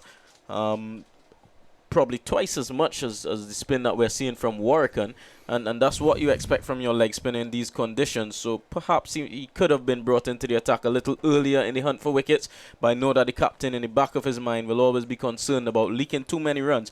But it's for him to make that bold decision, and the leadership group out there, as Jamal said, the heads of government, for them to decide, what's the approach that they want to take. Well, he's got the former captain, of course, Craig Brathwaite, to consult as well. Here he goes. Warrican continues his marathon spell. He's in and bowls. The ball pitched up on the line of that middle stump, and Palmer comes forward and digs it out, plays up the onside. The bowler comes across to pick it up. It's at 211 for 5. Bright sunshine here at the GW's Oval. Barbados made 167. Here is Warrican. Comes up now, bowls to Palmer. Palmer is coming forward to a good delivery, bang on target at the middle stump. He just pushes out to mid wicket. There is no run. He's kept on 39. Palmer's batted responsibly here. Seen a couple of wickets going down this morning, and he's steadied the rocking ship. He's in now, Warrican, to bowl to left-handed Palmer, and to this delivery, Palmer is coming forward and drives it firmly down towards long on. It was there for a long time, and the fielder coming off the boundary doesn't pick it up cleanly, but it's just a run scored as that went down to long on for 1. That was thrown up and driven down to long on for 1. So Paul Palmer, PP, is the non-striker. It's going to be Dennis Bulai to continue to do his thing. Here is Warrican, comes in and bowls to Bulai. Bulai to the save, is going back. The ball turns across him. The catch is taken, is it? Yes, he's gone. Beautifully bowled indeed. That ball started on the line of the middle stump and spun across him. There was also a bounce as well, and Carter, low at second step, takes the catch. So Bulai goes, and Warrican strikes to pick up his 5th wicket. Beautiful bowling from him. Really fantastic work from him.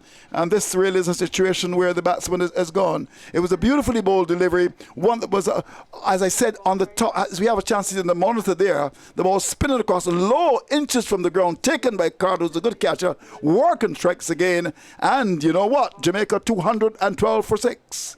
Beautiful piece of bowling. All praise to Jamel Warrican and Jonathan Carter in that region. They're taking another smart catch, and Jamel Warrican completing his 5-wicket haul. Not too sure how many he's got at this level, but it's quite a lot.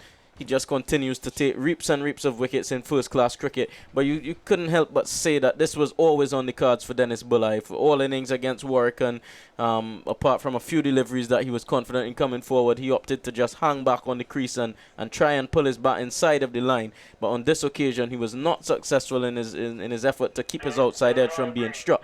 Perhaps with the field that they had employed with nobody in that square leg region, Dennis Bulai, if he was so willing to put on his helmet, might have been able to sweep at some of those deliveries and try to score a boundary off of Warrican, especially now that the deficit has been erased and they're piling on the lead. A sweep shot would not have been a bad option.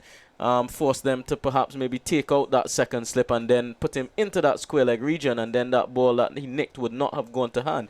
But we saw that he was just content to just sit back and allow Warrican to bowl at him in that region, and this is exactly what Warrican wanted. There's appreciable amount of turn on this pitch, so if he would to go down and sweep and struck on the pad, you would say that it's unlikely that the ball is going to go on to hit the stumps, because it has been spinning and bouncing a lot for the entire game. So Derval Green has come out to bat. This is good news for Jamaica. Good news for everyone. He was injured on the first day. Here's Warrican, who's bowled beautifully. He's got 2 slips, and he's going to continue the attack now. He's going to come up and to this delivery. The batsman is going back, edging to second slip. Beautifully bowled indeed. That was a lovely delivery ball by Warrican. I think he's enjoying it. He says he likes the ball here at the CW's Oval. First ball, Green got. The ball came from the edge, went down to Carter. 212 for 6. Palmer's on 40. Watching the non-strikers in. Here is Warrican. Comes in, bowls to Green. He goes back, wrapped in the pad, a big appeal for leg before. The umpire says no. And Warrican can't believe it. struck on the pad, big appeal, and Warrican hands a Campbell. Can't believe that the umpire didn't give that, and he walks away. Now he's going to get his hat from the umpire. Let's see what happens here. Here we go, having a chance to see into the monitor again. He's, let's see what happens there. It goes on the back foot, struck on the pad. And that looked pretty. Oh, that looked up to me. I mean, based on what I'm seeing on the monitor, that looked plumb. He went on. Let's have a look at that again. I'm sure that Mr. Bell would bring it up, but on the evidence of what I'm saying, here we go. In he comes. We're going to slow it down beautifully forward. The batsman is coming right across his stumps. Now, it didn't hit the bat, I don't think, and that ball would have hit the middle of the pad. And on the evidence of the replay, I think that's out. I think that's out, really. That looks plumb to me. Well, the umpire didn't give it. I would have given that with my eyes closed, based on what I saw on the monitor. 212 for loss of 6. Here is the spin bowling of this watch. He comes up, bowls, given lots of air, driven down towards the long on area, and he'll get a run for that. But he must be a very lucky man there on the evidence. He went back. He seemed half cocked, really, and struck on the pad. And in fact, when the ball hit the pad, there was a scream from the bowler, and the umpire, Reefer, said not out. But I know the Barbadians reckoned they had Blackwood early when he pushed forward to one from Warrican, and there was a big appeal, and they were quite surprised that the umpire didn't give it. Now, the Barbados team, they've got a chance now to bowl at green. It's not been attacked here. The captain reckons that Green is going to go on the attack, so he's got a very defensive feel. In he comes, and he swings at the other side of the off stump. He's looking to hit the ball maybe into Bridgetown, as that one was given to me, and Green went after that. And the ball went away to be taken by the keeper. So the long off in the mid-wicket right on the boundary. Here is the leg spin of Watch as he continues to bowl to Green. He's up to the wicket now. He's in and bowls to Green to this. Every Green is just driving down to long on. A full toss will get a single. Harden comes into a view down at long on, picks it up. The batsman will get a single. That was given lots of air driven down to long on for 1. So Green seems to have made his intentions very clear here, as he would want to maybe have a bit of a cameo to get Jamaica up to with a lead of maybe 100. They've got 47 runs to the good so far. They would want to at least get 100, one would imagine. Here is the leg spin of Watch. Comes in and bowls to the captain, who goes back, wrapped in the pad. And the field up at that forward short leg position. Just coming forward to try to take it. But that was clear pad there. Looks like young Mosley. 214 for 6. Palmer 41. Here's the leg spinner. Bright sunshine now comes in. This is Watch to bowl to Palmer. To see if Palmer's coming forward and drives. A lovely shot out towards the extra cover. Gets one. We'll get a second surely. I may even contemplate the third. No, he won't really, as the return is about to come in now. That looks like Jones losing his cap in the process. And that's driven beautifully to cover. Back for the second Palmer. He's played some wonderful risky shots as well. Driving sweetly and working the ball on the onside. He's up now to, I make him 43, 216 for 6. Here is a delivery which is turning a long way, beating the keeper. It comes from the, well, they're going to run through. Let's look at the umpire here. As it went down to fine legs, that ball spun sharply across the batsman. And in fact, the umpire, he offers, he says no shot was offered. I think Palmer, would have recognised that as well. The ball spun across him, struck him in the pad. No shot was offered. Palmer didn't run initially. And I think the captain then got Greenson come through, and the umpire said, no, you did not play a shot. So, dead ball. 216 for loss of 6. The game is at a very interesting stage now, Antonio. A stage where Barbados would want to try to get wickets. On the other hand, the Jamaicans are hoping that the tail, will stay with the captain and try to get them with a lead of at least 100, I would think. Yeah, definitely. It's going to be an interesting approach here for Durval Green. We already see that he's hobbling between the wickets. He's not able to run due to that injury to his patella tendon that he would have sustained during that brilliant burst yesterday morning when he removed 3 of the Barbados top batsmen. Right. So he's faced with the choice of just block and support or have a swing. Here's Warrican, comes in and bowls somebody. Swinging and bowled all over the place, and Warrican gets another wicket. That's a wild shot. How can you do that? That really is very poor indeed. A big swipe. Maybe looking to hit the ball up in the St. George Valley that Keith knows so well. It was one that was given some air. Let's have a chance. He's in the monitor. Here we go as Warrican bowls, and that looks ugly. Ugly shot. A big swing swing, and he loses his stumps to the left-arm spinner Warrican. As we see again in the monitor, here we go. Slowing down beautifully. Here's the big swing. It looks as if he played 2 days early. And it's bowled all over the place. And when Mr. Green sees that tonight in primetime sports, I would imagine he's not going to be happy. It was a good old cow swipe, as you would say, in Caribbean parlance. He goes, and what was his contribution? Just one. Didn't last as long as a Bajan snow cone. 216 for loss of 7. Yeah, I think that's what we expected Durval Green was going to do. He's in a fair amount of discomfort, so I don't imagine he really had any intention of spending too much time out there. Probably just go out and maybe under the instructions of get as many as you can. And because he does have a reputation as a bit of a six-hitter, he can make some dashing, handy contributions down the order, a quick 20, a quick 30 with a couple of boundaries. I think that's what we've seen from Durval Green over his career. So he lost his wicket to Warrican, who will put another one into his bank account, and he'll be very pleased to continue to add to that tally of wickets. Impressive tally of wickets, Jamel Warrican, and I'll have his stats for you, his first-class stats, in a few overs. I'll read them out for all to hear. So it's now a 6th wicket. He's bowled well. This is really good bowling from him. What is he going to do here now? He's going to bowl to leverage, and he's going to maybe have that inside-out feel, as we say. He's going to have the fielders in front of the bat, trying to frighten the batsmen. He's going to have a normal feel. This is good, aggressive cricket here from Warrican. He's a good bowler, and he reckons that, look, I'm going to have men round the bat, and I'm going to have my mid-off and mid-on and challenge him to go over the top. Here's Warrican as he comes in to bowl to leverage. He's up and bows to him, and he's coming forward. The ball goes to Carter. The catch is taken. That happens so easy, as it's a ball that's Miller, the batsman, to go coming forward, Nikita Miller, and that is gone. Beautifully bowled indeed. He came forward. The 36-year-old looked very lazy indeed, maybe because of the long conversation we had with him yesterday. As he came forward, the edge found, Carter takes the catch, and you know what? Mr. Warrican is on a hat-trick. Talk to me, Antonio. Yeah, Mr. Warrican, they're continuing just to bowl that delivery almost with robotic accuracy. He's not been moved from that line. Say that again? Almost with a robotic accuracy. Wonderful language. He's just been there about all day for this innings. And so far, this is wicket number 225. And here's a catch taken there low down by Carter. He doesn't drop many, Carter. No, it seems almost a replay. This is the third time these two have been together. Jamel Warrican operating left arm round. Bows a delivery, takes the outside edge. Caught. Carter's taking some catches. By Carter. It's almost like in the days when you heard Sobers. Caught Gibbs bowl Sobers. That the hip, they used to call it the hip pocket. You know? Do you know about that? Yeah. You're sure about that? You're a young buck. I'll be familiar with that terminology. Yeah. Okay, fair enough. So Warrican, 53 first-class games going into this one. This one his 54th game, 94 innings. He's conceded 4,376 runs at an economy rate of 2.6, strike rate of 45.9.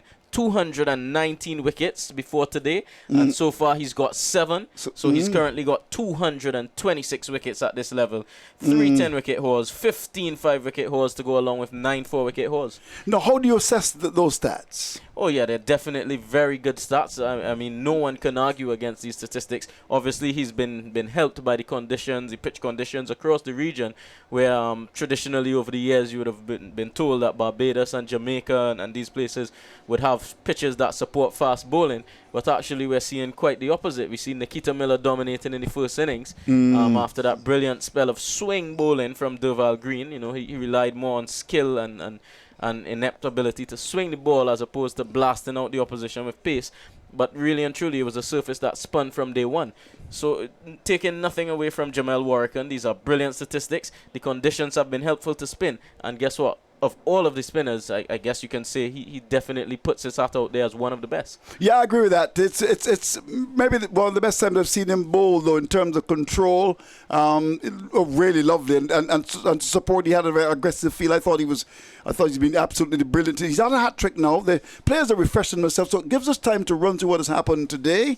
The news is that the Jamaicans started in a very strong position this morning. You remember Barbados only made 167 to which Jamaica, by the end of the first day, had replied 101 without loss. That was a very good position for them. And here we go with the scorecard. Campbell was caught by Graves off Warrican for 78. Walton leg before to Warrican for 21. Blackwood was caught by Carter off Warrican for 21. McCarthy was bowled by Hardin for 3. Palmer not out 43. Thomas was caught by Brathwaite off Warrican for a duck. Bulai was caught by Carter off the bowling of Warrican for 25. Green was bowled neck and crop by Warrican for 1. And first ball, Nikita Miller was caught by Carter off Warrican for a duck. So it means that Jamal Warrican is on a hat trick. 216 for 8. Palmer is on 43. Jermaine Levy has come to the crease. And let's look at the figures of the man who has been the star of the day. I'll say it slowly. Warrican, 30 overs and 2 balls, 9 maidens, 7 for 72. He has really been absolutely brilliant, and he's a hat trick. So we can't keep our eyes off this game now. Will he be able to get the hat trick? We shall see in a minute. Levy, a very tall man indeed, has come out, as you would expect. An aggressive field. There are 2 steps. There's a man at silly point and a forward short leg as well. So Warrican and hat trick. To bowl to Levy. He's going to operate from the southern and the bright sunshine. Levy nervously settles and waits. And Warrican is waiting. He just pulls away all part of the psychology here. Warrican is making him wait. And then what happens? Warrican decides to move the backward point. And where is he going to go, Walsh? Where is he going to go? Is he going to go on the pitch? Let's see what happens here. He was at backward point. Now he's going to go back to backward point. And now it looks as if the mid-wicket fielder is going to come presumably to leg gully. That's Hardin. So he's got men wrong the bat looking to pounce on prey here. Now Carter decides to bring him even further in. That's part of the psychology. Here is Warrican and hat trick. 216 for loss of 8. He comes in to bowl to Levy, and Levy is forward, plays it capably up the pitch. A very tall man indeed. And when he played that, he was in Warrican's face. He's so tall, a man. 216 for 8, so the hat trick has been averted. But this is beautiful bowling by Warrican as he turns down, comes in again to bowl to Levy. And Levy is going back to a ball which is a bit short, so he has enough time to just play the ball into the offside down to silly point. Captain Brooks is there to pick it up. He must be a pretty happy man today. Good old Brooksy. 216 for loss of 8. Here's Warrican. Starts his run again. Comes in to bowl to Levy, and Levy is coming forward and drives up towards mid-off. Didn't quite get to the pitch. The ball came from the bottom of the bat. And there is no run. How many balls left in the over? We got, what, two left in the over? One left in the over. Warrican looking for his 8th wicket. Comes up now, bowls to Levy. Levy is forward, plays it capably up the pitch. Look at number 3 batsman and just stroking the ball down towards mid-on. To end an over in which the bowler was able to pick up 2 wickets. First of all, Green was oh, that was a terrible shot. Ball over the place. And Nikita Miller's batting has really gone off the boil a lot, really. Came forward to a ball that spun across him. A little bit of bounce, and the catch was taken low down by Carter at second slip. So 216 for loss of 8. That's the latest score here at Cave Hill. Yeah, definitely Jamal Warrican will be satisfied with his day's work. 31 overs, 7 wickets, 72 runs. Getting that wicket of his opposite number. Nikita Miller, left arm spinner from Jamaica. First ball, caught in that region. Just check his stats there to see his best bowling figures ever. Of course, we got 1 or 2 lovely guests in the studio. My good friend, Mr. Michael Phillips, who once had a great affiliation to Bayfield.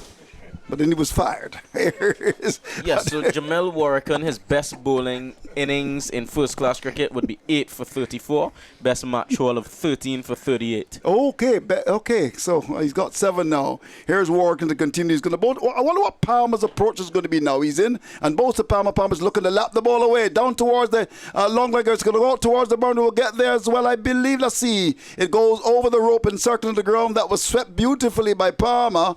Every run is of premium now here. He gets 4 to go up to 47, getting closer and closer to his half century. But importantly as well, that lead is now gone over 50.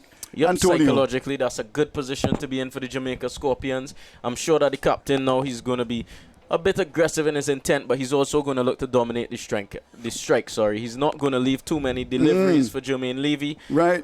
He's not in the team for his batting, and he's not one of the most competent low order batsmen. I'll ask you too about the fact you got 2 wickets. If you may even make the change now and maybe bring back someone from the centre to keep things tight, that is also an option of the captain, because he's got a defensive feel here now. And sometimes you pick up a wicket or 2. You've got Warrican operating, getting wickets as well. And do you look for more success? Or are you going to be looking hopefully for the leg spinner to get the wicket? He may leak some runs now. So the question has got to be asked now.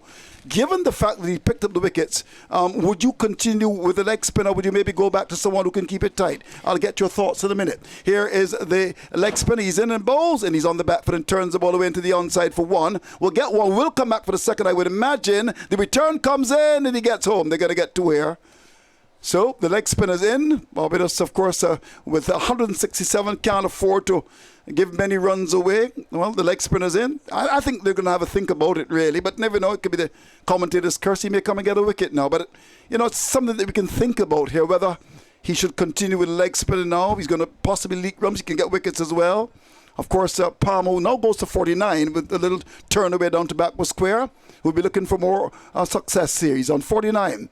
Here is Watch. Comes in and bowls to him, and he's looking to lap the ball away. That's his 50. Down towards the position of the Blackwood Square area for 1. We'll just get the single. Warrican, who's in the game, comes across, fires the return to the keeper alongside the stumps, and that's a single. So single to Palmer, which takes him to 50, the Jamaica captain. 50 from 98 balls at the crease for 125 minutes of 6 and 4 fours. Congratulations to the Jamaica captain. Now it's Levy to do battle, and I would imagine there's going to be some attack here. You surely would have to make some changes to the field. About now, there are 2 slips. There's the silly point in. The cover comes off the boundary. The backward point comes in to stop the single. The mid-on is going to come in a little bit tighter. And there's also a man down at mid-wicket about 10 metres inside the boundary. Here is Watch, the leg spinner. Comes in to bowl to Levy, and Levy is forward, beautifully bowled. That's leg break, turns across him, and the ball flies past the outside, shaken by the keeper. Getting the ball to really turn here, Watch, as he tosses the ball from man-down, now grips it, and with a short tail out, starts his run. Comes in to bowl to Levy, and Levy is getting that ball outside the off stump, goes for the drive, and he looked a bit like Courtney Watch when he played that shot. And the ball went by outside the off stump, looking to play the ball down to mid-on. Must realise that the ball is actually going to turn across him. And it went past the outside edge, should be taken by the keeper. 2:22 for 8, and it's Palmer on 50. Levy hasn't scored as yet. I just invite your thoughts on this. What would you do if you were captain? Would you continue with the leg spinner? Would you, the fact that a couple of wickets fell quickly, maybe try to keep things tight for one? What would you do? Talk to me. To be honest, in a similar position as Shamar Brooks is in right now, I would be anticipating that Jamel Warrican, as soon as he gets Jermaine Levy on strike, once he has 2 deliveries, that cricket will be done. Okay. Levy is not the strongest batsman, and behind him is Reynard Leverage, so you imagine that Levy is a better batsman. I would imagine he's weaker. Who's very hungry for wickets at the moment, he'll have his eyes on a 9-wicket haul. But I'm disappointed that Hayden Watch did not bowl the googly to Jermaine Levy. He bowled a beautiful googly to Casey Carty in the last game to dismiss him on 104. The best ball of the match. Googly, best ball of the match. I keep losing my shades, really. I don't know why. And they're brand name shades as well. Let me just put them up by you. Just keep them for me, my friend. As they keep dropping off my head. Maybe my head has gotten a bit smaller in recent times. Here is Warrican. He's in, bowls to the Jamaica captain, who's onto the front foot, plays it into the offside, down to cover. There is no run. 223 for 8. The lead is 56, so it's been a low-scoring encounter so far. Warrican searching for more wickets as he comes in again. He's up and bowls, and the ball which is on that leg stump. He goes back. Got to be careful there. Captain, despite the fact that he's 50, has got the fielder right under the bat. This is good captaincy here. He's got men wrong the bat. He's got the forward short leg. He's got the leg slip and the slip. Warrican again comes in to bowl to the captain, who comes forward and hits the ball in there safely out towards mid-wicket. That's going to go away. Beautifully played, using his feet. That's going to go for 4. Just a bit of air. And there was a batsman coming down the pitch. When he got there, he hit it beautifully wide off that long on the out to mid-wicket. That's gone away. That's gone for 4. Well played. Palmer to go to 54. 227 for 8. He is on the monitor. They're swinging the ball lustily. And it went one bounce and it's gone away for 4. Now the long on is almost at straight mid-wicket on the boundary. Here's Warrican as he comes in again to bowl to Palmer. Palmer's forward to one, which is on the different length on the off stump. Just drops it gently into the offside onto cover. How many balls left here? 2. 2 balls left. Maybe the captain may think in terms of a field and change to ensure that maybe Levy has to face. Let's see what happens here. He comes in and bowls down the pitch when he gets there, drives up to long on for a single. Wonder if the captain maybe forgot really that 5 balls are bowled and the ball went down to long on for a single. But it means that just 1 ball is going to be in fact, that was the end of the over. So the last ball, where there was no real change to the field, and sometimes when you're critical of captains, people get upset with you. But one would have thought surely that with the last ball coming up, you would try to at least make it harder for the batsman to get the single. That was not the case. The long on, the long off, still in the man of the mid-wicket boundary. He was able to come forward, deliberately looking for that run as he played it down to long on for 1, and he gets the strike again. Palmer 55, 228 for loss of 8. Antonio. Yeah, that can be an important passage of play in the game. It allows the Jamaica Scorpions to prolong their innings and continue to accumulate a lead, which is continuing to build at the moment. Is 56 runs lead. If I'm correct, 61 runs lead. 61 runs lead. These are important runs here. They want here to keep Jermaine Levy on strike so that they can attempt to close this innings on that 61 run lead. But he's going to continue now with the leg spin of Walsh. He's going to bowl to the left-handed Palmer, who's on 55. Very good runs, Palmer. In he comes on his way. Walsh, he's up and bowls to Palmer, and Palmer is going back, and that ball goes very close to slip. It's going to go down towards the boundary. The field slip might have had a chance to take that. One will get a second. We'll pull it back just about now. Was that a chance? It was a beautiful delivery. Based on the reaction of the bowler, he reckons that might have been taken by Carter. We'll maybe have a chance to see the monitor. It was a lovely delivery. He came forward, Palmer. The edge was found, and Carter still on his haunches, which would suggest that he might have had a chance of taking that catch. But it went past him and they got 230 for loss of 8. Here's Walsh, comes in again to bowl to Palmer. Palmer's on the pitch when he gets there and is dropped a bit mid-wicket down the pitch. But that would have been a difficult chance. The fielder at mid-wicket diving across to try to take it. And the fielder up there looks like the captain moving to his right. The ball is, in fact, that's Mosley, couldn't hold on down the pitch. So you get the feeling that Palmer wants to get as many runs as possible, not afraid to use his feet. Walsh comes in and bowls to him. He's onto the front foot, digs it out. Well bowled indeed. That was one of the legs. Stump played away down to cover. There's no run for him. Looks like Shamar Springer's come on the field. 230 for 8. Walsh the leg spin and bright sunshine. Here we have a chance. Yes, good work there. It was a catch. Here's the batsman coming forward. Opens the face of the bat. Runs it out towards cover. And looks for the run but can't get it. Shamar Springer by fleet of foot comes across his right from that extra cover to pick it up. 230 for 8 is the score. Here is the leg spin of Walsh. He's got 2 balls left. In he comes on his way to bowl to Palmer. And Palmer is on the pitch when he gets there. Drive! That's going to go away for 4. Full toss. And it goes down to long on. Long on can't get across. And that's gone for 4. 234 for 8. Is it wise to keep the leg spin on at the moment? I certainly would want to maybe keep things tight from this end and just do the thing, as they would say with Warrican from the far end. Here we go. As we see the monitor, full toss, hit over the bowler's head. That's gone for 4. These are important runs, so the leader's gone to 67. Here's Walsh again. Comes up now, he's in, and bowls to Palmer, and Palmer's back and clips the ball away for an easy single. I think the captain has forgotten that this is the last ball. I mean, maybe he's gone to sleep, really, because here was it, the last ball of the over. There was no attempt to change the field, and the batsman was able to turn the ball down to backward square for a single and keeps the strike. Well. These are the basic elementary mistakes you can't make. 235 for 8, Palmer 62. Levy hasn't scored as yet, the leader 68. Yeah, definitely. I'll have to agree with you on this occasion. Shamar Brooks was not as proactive as he should have been for the last 2 overs, trying to keep Paul Palmer on strike, even if that meant freeing up a boundary opportunity, a boundary scoring opportunity for him, and getting the chance to bowl 6 deliveries starting at Jermaine Levy. And certainly at this point, you're going to see a change most likely from the northern end. Perhaps Miguel Cummins, who's very effective at cleaning up the lower order, just to bowl full and straight. And perhaps if they can find a way to keep Jermaine Levy on strike. And it's not just the responsibility of Shamar Brooks. There are other senior players out there. There's the guy who has the ball in his hand. Hayden Walsh also needs to be aware. Perhaps he bowls his slide outside the off stump just to end the over with a dot and get the new over to start at Jermaine Levy. There's Craig Braffett out there with lots of experience, Jamel Warrican, Miguel Cummins. So there are many guys on the field who have a wealth of experience. Yeah, and Jonathan Carter, who said publicly he wanted the captain too. He said that on the wrong table. I think it was on Maple. Here is Warrican, comes in bowls. Ball pitched up at the line of that leg stump and played away down to long on for a single by Palmer. So 237 for loss of 8. I think he really wanted to captain the Barbados side, Jonathan Carter, the seasoned campaigner. But those in charge said, oh no, we're going to stay with Mr. Brooks. 236 for loss of 8. Palmer 63. He was certainly my choice as captain. Haven't seen him captain the UWI side. Here is a ball which is outside the line of the off stump. That started on that off stump and spun away. And Warrican is really getting the ball to. He's on a big turn on the ball, but bounced, and he's really looked good. And Levy was beaten all ends up, as they say. Here we go. Warrican comes in again. Bows to Levy. Levy is swinging outside the off stump. The ball goes by to be taken by the keeper. Oh, good old cow swipe again by Levy. Doesn't look very good at all, Mr. Levy.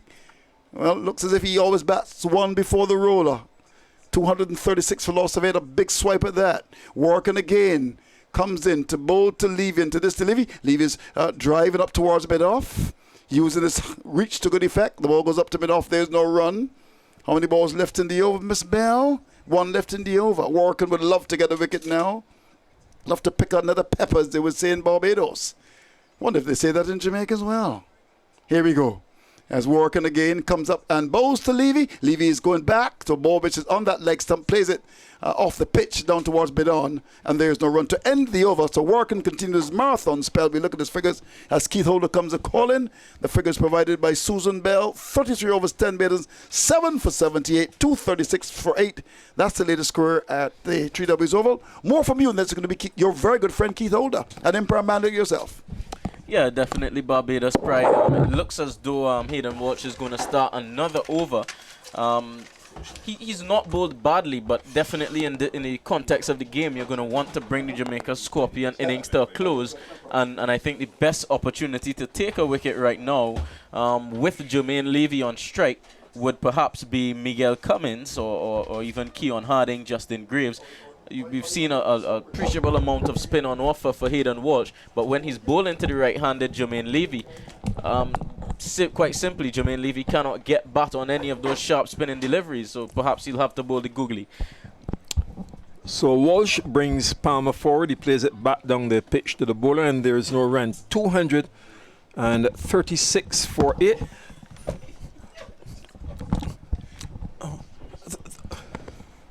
This next delivery, he sweeps down to leg slip. I know you've had a long session, but Empire guys know how to interact and to help each other. Indeed. Right. Well, I'm not certain you heard that comment. Following on, driven back on the pitch on the onside, and there is no run. So Antonio will leave us at the end of this over to be replaced by Jamal Smith, his captain. And 236 for 8. A slip and a leg slip. Walsh, the leg spinner, is driven down to long off. Harding just inside of the boundary does the fielding, and his return goes in on the first bounce to the bowler. Palmer on 63. This has been a very responsible knock, Antonio. Yes, definitely. I'm very impressed with Paul Palmer Jr. This is his second stint as captain of the Jamaica Scorpion franchise. He's played a mature innings. He's farmed the strike well. He's played composed. He's left the ball when it needed to be left. He's attacked when at the right time. So he'll definitely be pleased with this knock. Looking for the drive almost. Yorking himself there, Levy, who's yet to score, but more importantly, he has kept company with his captain after 11 deliveries. The partnership worth 21. His contribution is to remain in the middle, 2 slips and a silly point. He looks for another drive, misses, not taken by Walcott, in and out of the gloves, the end of the over. So, appreciated very much your stint, and you know you can get a rest. Yes, thank you kindly.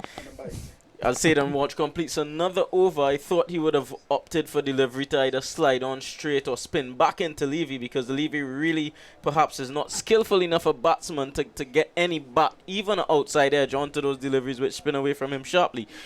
But the state of the game is definitely a riveting contest. Barbados Pride up against it. They trail by 70 runs. And on that note, I'll pass over to Jamal Smith, who will continue with Keith Holder. So it's 237 for 8. Jamaica resumed today on 102 without loss. And just a reminder that the tea interval is to be taken at 10 minutes after 3. There was a late lunch by half an hour. And this first delivery is defended by Palmer. Warrican continues with a slip and 2 close fielders on the leg side. The leg slip on the forward short leg driven down to long on. Jones makes a fumble and allows the batsman to come back for a second run. Craig Braffett isn't too happy at all. Raises his arms at slip. Just one of those lapses you get every now and again. This partnership is beginning to worry Barbados Pride. It's worth 23. The lead is 72. And with every single run, Barbados Pride having to first wipe off that lead. Driven down towards the area of the mid-wicket. Jones runs around to do the fielding. A single for Palmer. And he now moves on to 67. Levy yet to score 244-8. Lead 73. Welcome back to you, Jamal. Hey, good afternoon, Keith. Good afternoon, listeners. I'm surely back. In your sunglasses and all? Yes, and my sunglasses and all. Yeah, well, 244-8. 2 slips and a silly point. Carter has taken a few sharp catches at that second slip as Levy goes back and guides it square on the offside. Fielded by Walsh. There is no run. Warrican, this marathon bowling he's done today. 33 overs and 4 balls. 10 maidens, 7 for 81. You would have heard his 5-wicket hauls being given by Antonio Aline. Now Levy into a big drive. Tugging it down to mid-on, still looking for his first run. Cummins the fielder. And the ball is back now with Warrican after it was thrown down at the far end. Umpire Reefer moving out of the way. And Warrican, who's favoured mainly bowling from around the wicket at that southern end. Back he goes, tucked up a bit, is Levy, the end of the over, 244-8. Palmer 67, Levy still yet to score. Yes, well, certainly, Keith, as you rightly said, this partnership will worry the Barbados Pride simply because the pitch seems to be spinning a lot. Obviously, Warrican with 7 wickets would be suggestive of that. And obviously, the Jamaica Scorpions having their own wily left armour in Nikita Miller for the Barbados Pride to contend with. So with the lead just about 70-odd and growing, the Barbados Pride will need to get these wickets as quickly as possible and then try their best to bat themselves back into this contest. At the Brian Lara Cricket Academy, the Windward Islands fighting back in their second innings. They conceded the first innings lead of 19 to Trinidad and Tobago, who made 225. And now 81 without loss. Roland Cato has opened the batting this time around in place of Devon Smith, and he is on 41 with Tariq Gabriel 32 as they head towards tea. And here at 3W's over, driven down to long on, and that's a very good catch, an excellent catch coming in. He normally has very safe hands, and Harden again showing that. And Walsh is elated, I dare say relieved at getting his first wicket. It was driven down to long on, and Harden had to time it well. And he came in off that long off boundary, driven down to long off, and he took it about half of an inch from the ground. I would say, Jamal, that was excellent timing. Right in with the ball, so to speak. The timing was going to be crucial to maintain his balance and taking it about and half an inch from the ground. And finally, the dismissal of Jermaine Levy. Correction of Paul Palmer, the Jamaica captain, playing a very good knock. Caught at long off by Harden off Walsh for 67. Was in for 142 minutes, 121 balls, 6 fours and 1 6. It's 240 for 9 as Leverage joins Levy. Yes, Keith, most certainly a very good catch there from Keon Harden. I cannot tell you how many times I would have seen Keon Harden take a catch of that nature. It's almost like an action replay. A young man full of athleticism, really putting in the hard yards from the long off position and diving to take what would have to be considered a superb catch. But yes, the Barbados Pride finally get Paul Palmer out in 9th wicket. And to his credit, Paul Palmer has played very well. Realized, he used his feet very well to the spin, especially to Jamel Warrican, and obviously the leg spin of Hayden Walsh. So a good innings comes to the end. But nevertheless, the Jamaica Scorpions, with a lead of 73, would feel the most comfortable of the two sides. And obviously now the onus is upon the Barbados Pride to finish this innings as quickly as possible. When Nikita Miller was here with us yesterday, he had that lengthy spell. And he thought that the pitch, he said, well, Jamaica, if they'd won the toss, they would have batted as well. Based on what has transpired today, have you seen any significant change in the surface? I would say that the surface has settled a bit in terms of variable bounce from the pace. Outside of the off stump is this delivery to Levy and no stroke. As it goes outside of the off stump, 240 for 9, and he's into a drive, misses it as it goes through to the keeper. So 240 for 9, and here is Walsh again to bowl to Levy, and for this delivery back he goes and pushes it down off his boot down to silly point, and there is no run. 240 for 9, 2 slips and a silly point. Walsh is in his 10th over, 1 maiden 1 for 34, and coming forward and beaten, just passing the outside edge, feeling for it but still styling on the stroke is Levy, and doing a bit of stretching at the non-striker's end is Renard Leverage. Jamaica Scorpions 240 for 9. And going for a big drive now. He really went after that one outside of the off stump. Levy, the end of the over, the batsmen will have a little discussion. And at 10 overs, 2 maidens, 1 for 34, Walsh, with a lead on first innings by 73 for the Scorpions. Yes, what I would say, Keith, further to the surface, is that it's definitely spinning a lot, spinning very quickly. And there's a bit of bounce as well, suggestive that the track is indeed dry. And one then could see why the Barbados Pride would have probably opted to bat first, noticing that it was the surface was a bit dry on the foot. I still believe they made the wrong decision, obviously, Keith, but what I'm saying is I can see where their thought process was and probably why the Jamaica team would have wanted to bat as well. But we are seeing prodigious turn and bounce, which obviously would spell danger for the Barbados Pride, especially the right-handers behind to Nikita Miller. So, Warrican here looking to wrap it up with a slipper leg slip, and the left-hander turns it out through forward square to get off the mark. Will come back for the second run. That's Leverage, right-arm fast bowler. I recall during the Super 50 tournament, you talked about walking very close to him. How did you describe his figure? Very imposing. Probably just probably an inch taller than him, but he's a much bigger guy, full of tattoos as well. Very intimidating, Keith. 242 for 9. He swings, and that's a big one, high over square leg, and everyone looking to see where the ball will drop. It goes for the maximum way out, and showing that at number 11 he will throw caution to the wind, and he's connected and putting that lead now beyond 80 as he moves to 8. The lead is 81, and in 2 scoring strokes, Leverage has gone to 8, while his partner, Levy, is yet to get off the mark after 20 balls. Yes, a good strike there from Renard Leverage, regardless of if it was caution to the wind. It was a good strike nevertheless, and obviously 6 more runs to extend that lead to 81, which will frustrate the Barbados Pride even further. So Lev and Lev at the crease. Leverage taking strike, and forward he goes. Plays Warrican back on the pitch on the onside, takes a couple steps out of the crease. There is no run. 248 for 9.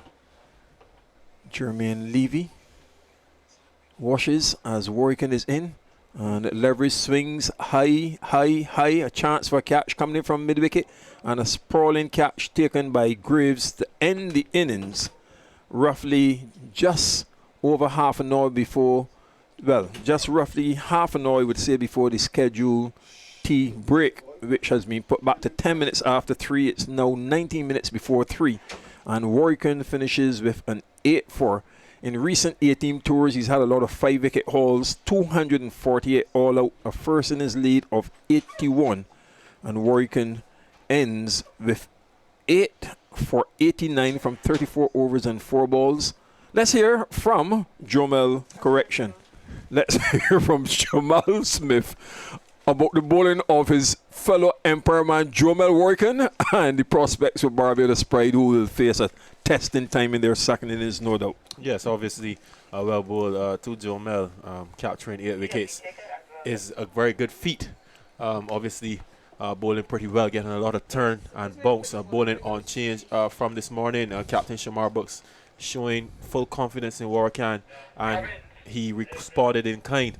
But Keith, I have to tell you, it could have been a lot worse for the Jamaica Scorpions had not for this incisive spell from Warrican. So credit to him for putting his hand up and producing a very good spell. But all told, the 81-run lead is still as good as gold, especially in the context of the way the surface is beginning to play. It's still offering a bit of assistance to the seam bowlers and a lot of assistance to the spinners. So the Barbados Pride will have their work cut out for them in the second innings, and especially a Barbados Pride team that is a bit low on confidence with the bat. Shane Mosley obviously having his troubles early on, and Craig Braffett, his form has not been what we're used to. Especially of recent, and then we get into the Aaron Joneses and Justin Graves and those guys who have not had a significant score as yet in the 3 innings, and only Jonathan Carter really has put up his hand in both games to score half centuries. So it's a lot of work for the Barbados Pride to do, but obviously the situation of the game requires for them to bat. Keith, is really as simple as that. They either will stand up and bat, or we can obviously see a Jamaica victory probably inside 3 days. So tea is going to be taken now with the fall of Leverage's wicket, and by extension the completion of the Jamaica Scorpions innings, bowled out for 248 from 80 overs and 4 balls. They resumed today on 107 without loss. 102 without loss.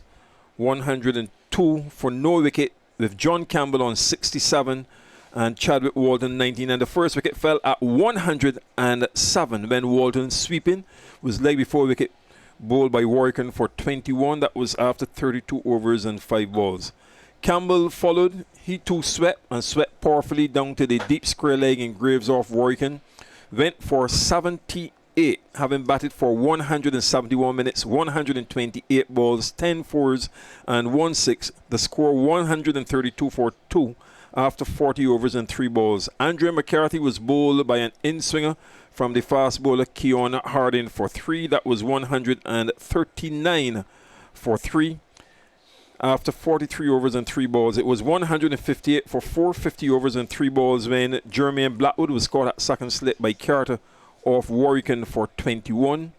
Aldane Thomas, the keeper, was caught at first slip by Braffett off Warrican without scoring. 162 for 5, 52 overs and 2 balls. And 170 for 5 at lunch from 58 overs, with Paul Palmer, the captain, on 25, and Dennis Bulai yet to score. Bulai was caught at second slip by Carter off Warrican for 25, 212 for 6, 70 overs and 4 balls.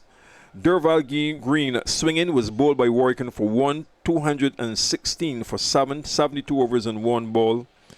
And then next ball, Nikita Miller was caught at second slip by Carter off Warrican without scoring. 216 for 8, 72 overs and 2 balls. The hat trick was avoided by Jermaine Levy, who remained not out without scoring from 20 balls. And after a handy partnership of 24 with his captain Palmer, who was well caught, brilliant catch at long off, very low by Harding off the bowling of the leg spinner Hayden Walsh for 67, 142 minutes, 121 balls, 6 fours and 1 6, 240 for 9 it was, 79 overs and 1 ball. And finally, Renard Leverage caught at the deep forward square on the run by Justin Graves off Warrican for 8. There were 24 extras made up of 14 byes, 4 byes, 2 wides and 4 no balls. Jamaica Scorpions bowled out for 248 in 80 overs and 4 balls for a first innings lead of 81. Miguel Cummins, 15 overs, 4 maidens, none for 35 with 1 wide and 1 no ball. Keon Harding, 11 overs, 3 maidens, 1 for 31, 3 no balls and 1 wide. Jomel Warrican, the outstanding figures of 34 overs and 4 balls, 10 maidens, 8 for 89 to the West Indies Test left arm spinner. Again, 34 overs and 4 balls, 10 maidens, 8 for 89. Warrican. Justin Graves, 8 overs, 1 maiden, none for 21. Craig Braffett, 2 overs, none for 20. And Hayden Walsh, 10 overs, 2 maidens, 1 for 34. Here is the former CCC captain, Empire captain as well, still playing, liaison officer et al., Jamal Smith. Yes, Keith. If we try to put it in a positive context for the Barbados Pride, they would have effectively gotten 110 wickets for 146 runs today, which obviously is good work. With the Jamaica Scorpions doing good work yesterday in totality with the batting ball, first fashioning 102 without loss. So obviously they're in the more advantageous position at this point. But as I said before, Jomel Warrican put up his hand with the ball, which means that especially one of the senior batsmen, say Carter or Brooks or Craig Braffett, will need to put up their hand here. And if the three of them don't go on to make, one of them don't go on to make a century, at least the three of those batsmen, 2 of them need to get at least a big 50 and then some support all the way through. Because if, in theory, if they could at least post a target, then say of 150, 160 for Jamaica to make on the fourth. They obviously, I'm being a bit optimistic here, Keith. They could make a game of it, but there's a lot of batting that has to be done after this tea break. Okay, thanks very much then, Jamal. So you can rejoin us in roughly 10 minutes time for play in the final session, which is scheduled to go on to 5:32. So it's going to be a long last session here on day 2 at the 3Ws Oval with Barbados Pride in deficit by 81 runs on first innings.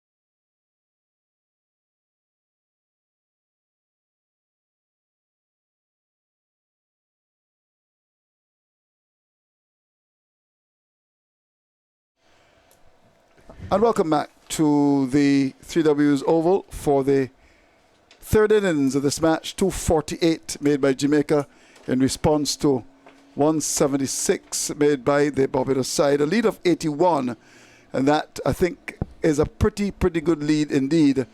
And immediately with Barbados batting a second time, the Jamaicans recognizing that they would have been looking for a lot more in terms of the lead. They're going to start with who else? They're going to go with their champion bowler.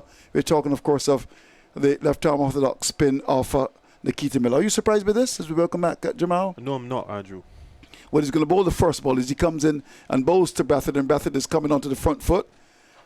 Well, he's looking to get some runs. Ball on the off stump, pushes into the offside onto that silly point area. Brathwaite is off form, but we know he's got the ability, young Craig Brathwaite. Here is the delivery, which is on the line of the middle stump, bowled by that's Miller. Coming forward is Brathwaite, pushing in front of him. Score is kept a knot for naught. Here's Miller again as he starts his run, comes up now and bowls to Brathwaite. Brathwaite goes back to ball, but just outside the off stump, plays at it. The ball goes by to be taken by the keeper. That was beautifully bowled. Yes, and it's spun as well. A new ball spinning, third ball of the innings. Obviously spells a bit of danger. Brathwaite again waits on Miller, who comes up now and bowls to him into this delivery. He's coming forward, no problem at all. Opening the face of the bat and just running that ball down towards the backward point here for Stephen Taylor, who's on the field for Green, who came out and had a big swipe and was gone very quickly. He's done it backward point. Here's Miller again. Comes in to bowl to Brathwaite, and Brathwaite is coming forward. Ball that was given lots of it, just poked it up the onside. Another day might have just used his feet and maybe had a drive down to long off, but just prodded away. Here we go. As Miller comes up, bowls to Brathwaite. Brathwaite is coming onto the front foot. You can tell he's very keen here to get a big score here. That's coming forward, almost bending as he played a shot up towards the silly point here to end the first over maiden. And this is going to be a very important session, Jamal. Yes, at the end of this session, Andrew, we get a good picture of the direction that this game is going in. I tell you what, Nikita Miller operating from the southern end, pretty much the same end that Warrican would have operated from. Obviously, Miller would have operated from the southern end in the first innings, but possibly seeing the spin and the bounce, generally the general assistance that Warrican would have gotten in his marathon spell. And he also started today as well, so pretty much the same tactics for the Jamaica Scorpions. And let's not forget, they're also a bowler down as well with Durval Green pulling up in the first innings. So probably another reason why they would have opted to start with Miller and probably would look to rotate the seamers from this northern end in Levy and Reynard Leverage. Well, it's going to be leverage to start the attack from the northern end. A lot was said about him a year or two ago, but not a lot said about him in recent times, Jamal. Yes, but Reynard, to his defense, he has been injured, carrying a bit of niggles for the last year or so. But so far, the first innings, he looked fit and strong, bought some quick deliveries in between. But as I would have said, I think he let himself down in trying to bang the ball into the surface. I don't think that this is the kind of surface that you would get results when you bang the ball in. He just really needs to get a good rhythm and put the ball in good areas and allow it to do what it needs to be done. So this, of course, is going to be important for him to try to get a couple of wickets and have that confidence. Tall man. I believe he's a Kingstonian as well, as he comes up now on his way to bowl to left-handed Mosley, who comes. Oh, there's an appeal. The umpire says no. He came forward. That was good delivery. Struck him on the pad. Might have been an inside edge there. And there was a big appeal. And now says the umpire. But again, Mosley not started with a great deal of confidence there. Yes, and remember, the chronic issue that Mosley has is the ball really shaping back to his front pad early in his innings, and for a second there, Andrew, I thought the ball was flying. To be honest with you, yeah, I heard you say bold, and had to look on the screen provided by Bell Imagery there to see if the ball had breached the defence. Yes, you thought he was bold. Yes, I thought I saw a ball flying. Andrew. Well, here we go. Here's Leverage again as he comes up on his way, goes past the umpire, now bowls to Mosley. Mosley gets a wide ball down the leg side. That's almost a wide. And it goes by to be taken by the keeper. He actually falls over as well. Let's hope that he's all right. But he's writhing in pain there. He fell when he delivered that. And well. Now Green is off the field. He can't bowl. He did, in fact, bat. And it could be horrors for Jamaica if Levy, who's going to pull his shoes off now, the physio, Miss Grant, has come out. She tells me she's from Trelawney, and she's running onto the field now. And we'll see her in a minute on the screen. There we go. And here we go. What went wrong there? As you have a chance to see it in the monitor.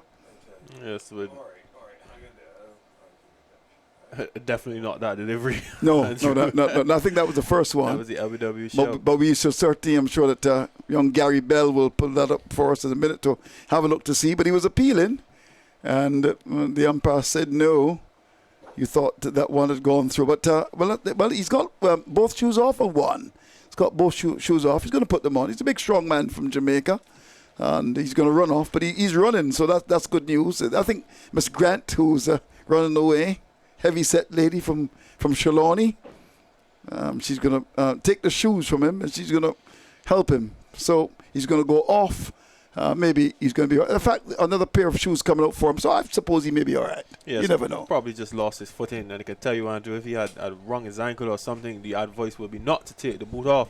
So immediately we probably knew that it wasn't as serious as it would have looked. But, a fall from a guy of that stature always looks a picture. But hopefully Mr. Leverage is okay. Well, we'll run through the details of what has happened today. This game has gone at a frenetic pace, really, because you're talking about just 10 minutes past 3 on the second day, and already the third inning starting. Similar pattern to what happened when Barbados played against the Hurricanes.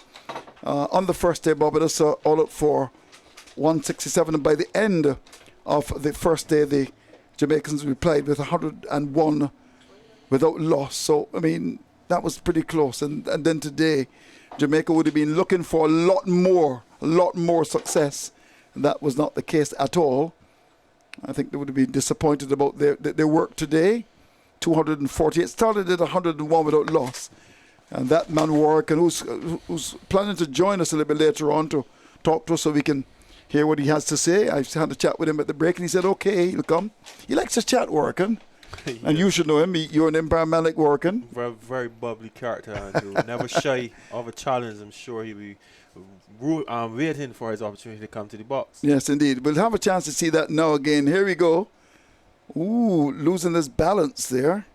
And, well. So it's up to a situation where it's Leverage. He's going to continue the attack. As he comes up now, he's in. And this delivery, which is pitched right up in the block hole, played away up towards mid-off, and the batsman gets a run. It was coming from the bottom of that, Mosley. Full length, went down to more extra cover for a single. So we got two batsmen at the crease at Barbados now start with one without loss that are not in form. Yes, and certainly our recent history at this ground, a lower scoring ground. The game before, the highest score was 252. Barbados responded with 248. Having said that, if you look at in the context of today, Jamaica Scorpions would have only added 146 runs for the loss of all 10 wickets. So it's suggestive that the pitch is offering assistance to the bowlers. Well, in fact, Warrican was brilliant, and already we've seen the left arm spin off middle looking threatening. Here is Leverage. Comes up now, bowls to Brathwaite. Brathwaite is forward and drives, will get his first run. He doesn't have that full-blooded drive, Brathwaite. Most like a hard push down to mid-off. And the ball went down to mid-off. The bowler got his hand to it. Mid-off came across the stop, but Brathwaite got the run, so he's happy to go off the mark. In the first innings, look and see what Mr. Brathwaite did. In fact, he was caught by Thomas, off the bowling without scoring. Yes, in that wonderful spell by Derval Green, who accounted for 3 of the Barbadian top order in very quick time. Here's Leverage again as he comes into bowl to left-handed Mosey. Then bowls to Mosey. Mosey's forward. Ball pitched on the line of the off stump. Hits it into the pitch. And it goes up the pitch. The bowler grabs it and cocks the arm and threatens to throw. In fact, I was hearing that Barbados had their eyes on Green to get him to come to Barbados. Did you hear that as well? No, I heard that. Yes, I heard that. Your connection is slightly higher than mine. Yeah, I heard that they were looking at him, but they couldn't get him. Part of the franchise system. Keith, did you hear that they were trying to get Derval Green? Okay, well they got Mindley and he's not playing. The Jamaicans have carried of course, our friend from St. Philip Williams all the way up to Jamaica, and he's not playing as well. First ball is banged in pitch on top of that leg stump and a bit short and coming off the pad and goes on the onside down to that square leg area, and there is no run to end the over.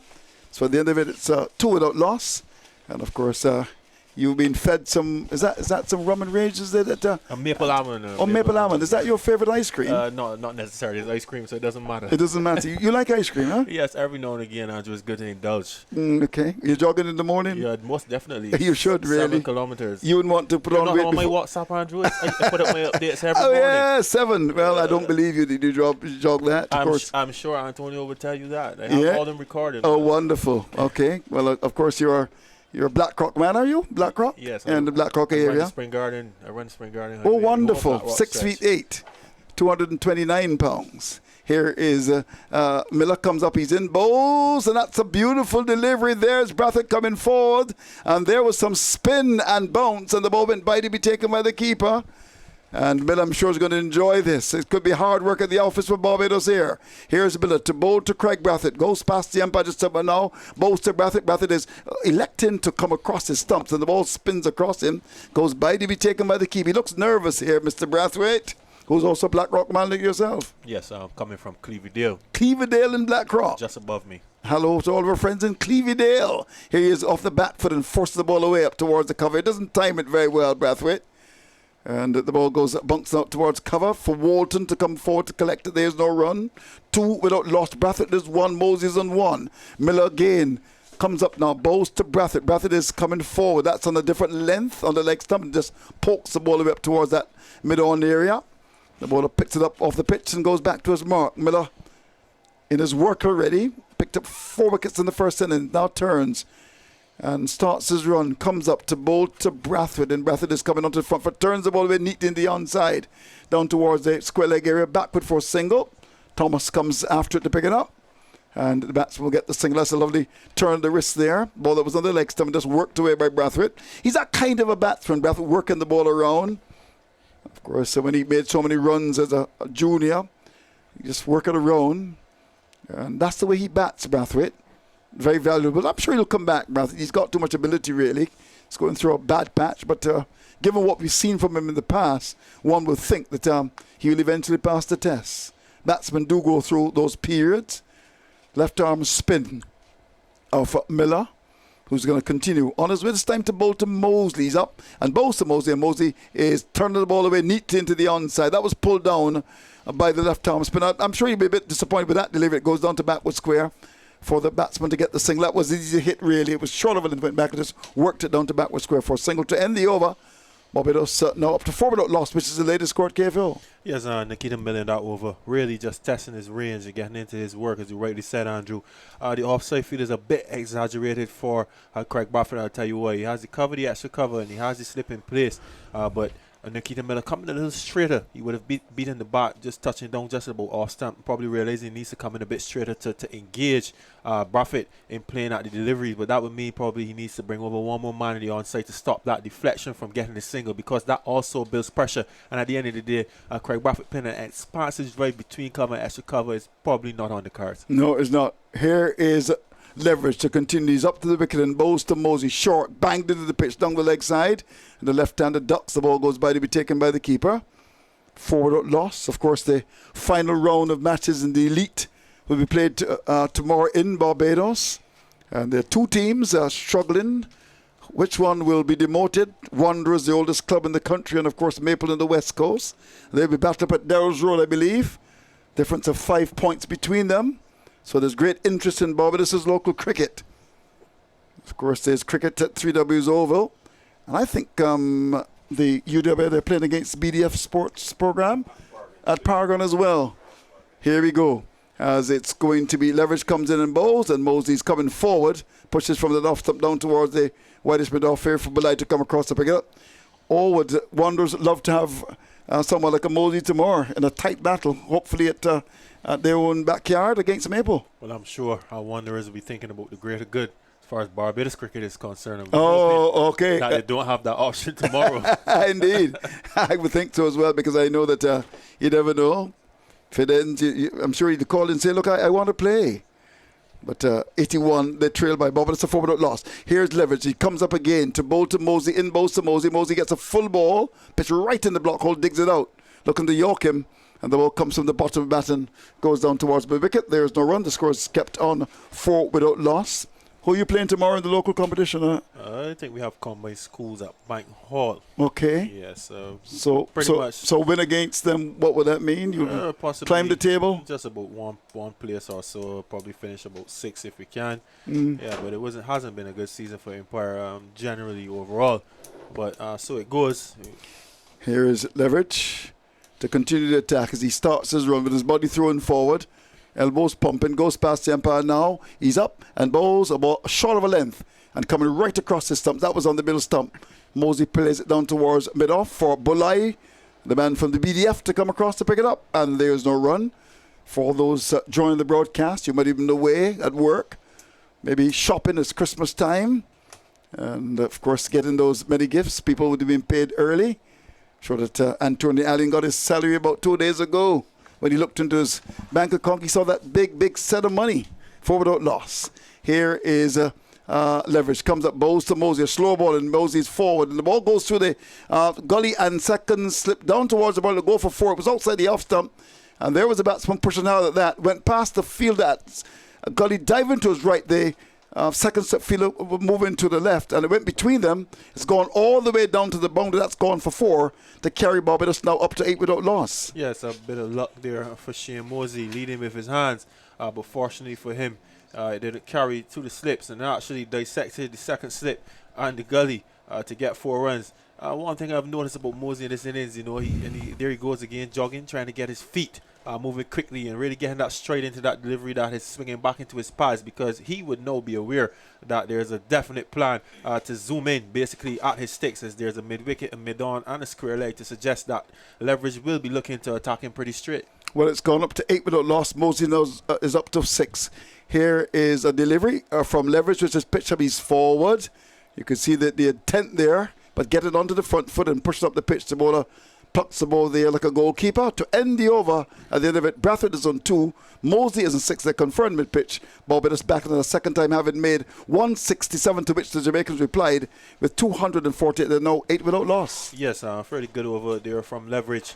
Really bowling into a plan. Started with the short delivery, then 1 or 2 deliveries at the stumps of Mosey, just swinging back into him, and then one that just held its own, and Mosey was able to get an edge down to the third man boundary for 4.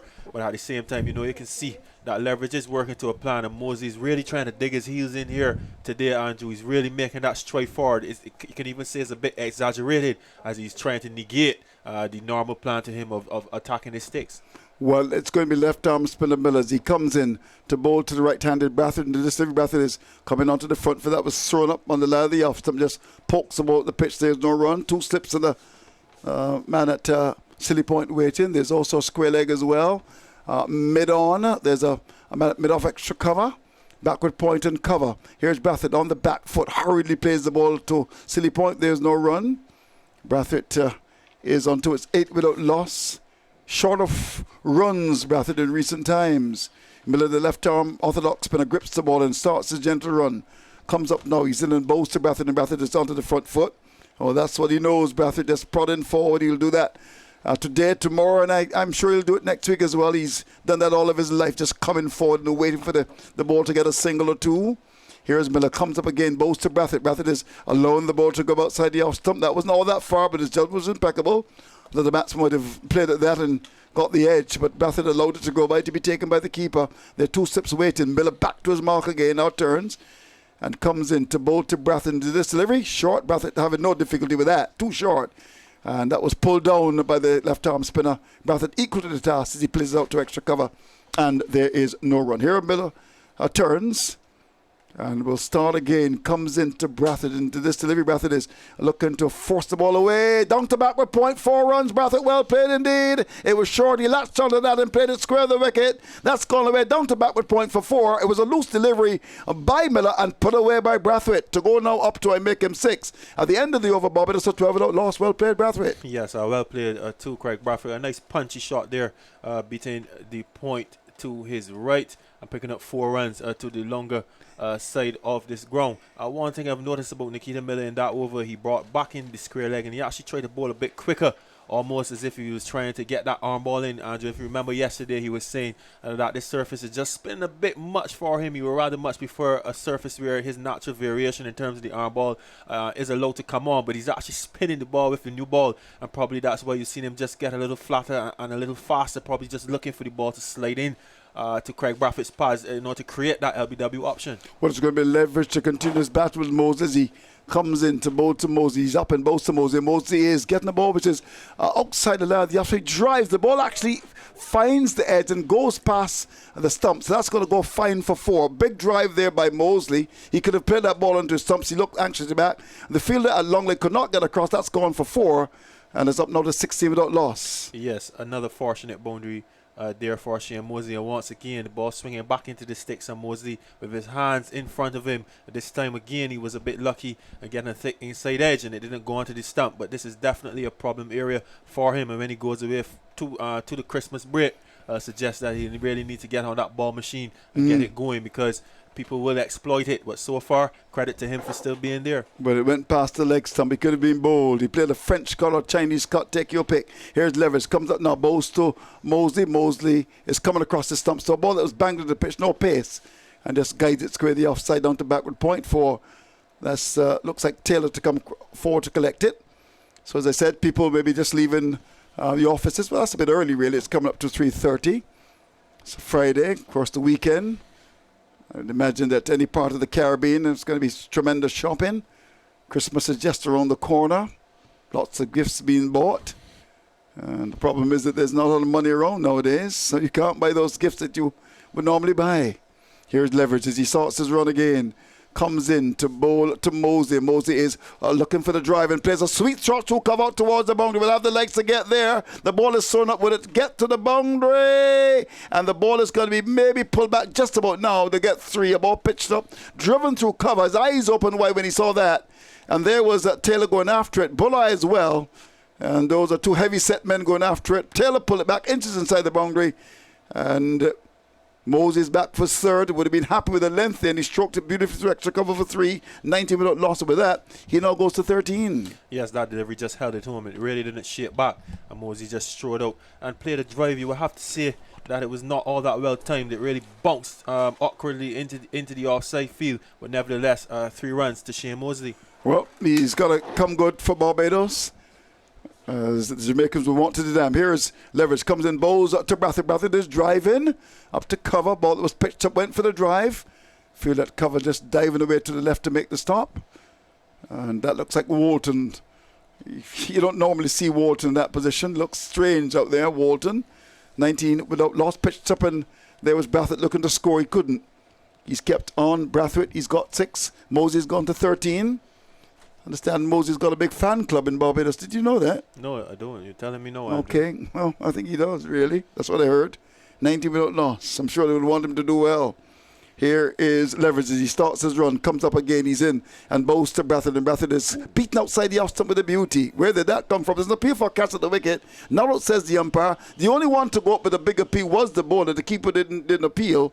But there was Brathwaite looking squares that ball left and well bowled and went through to be taken by the keeper. Yes, a beautiful delivery there from Reynard Leverage. Perfect, so perfect. It really didn't take the edge of Craig Brathwaite going away like a frisbee. And Craig Brathwaite squaring up.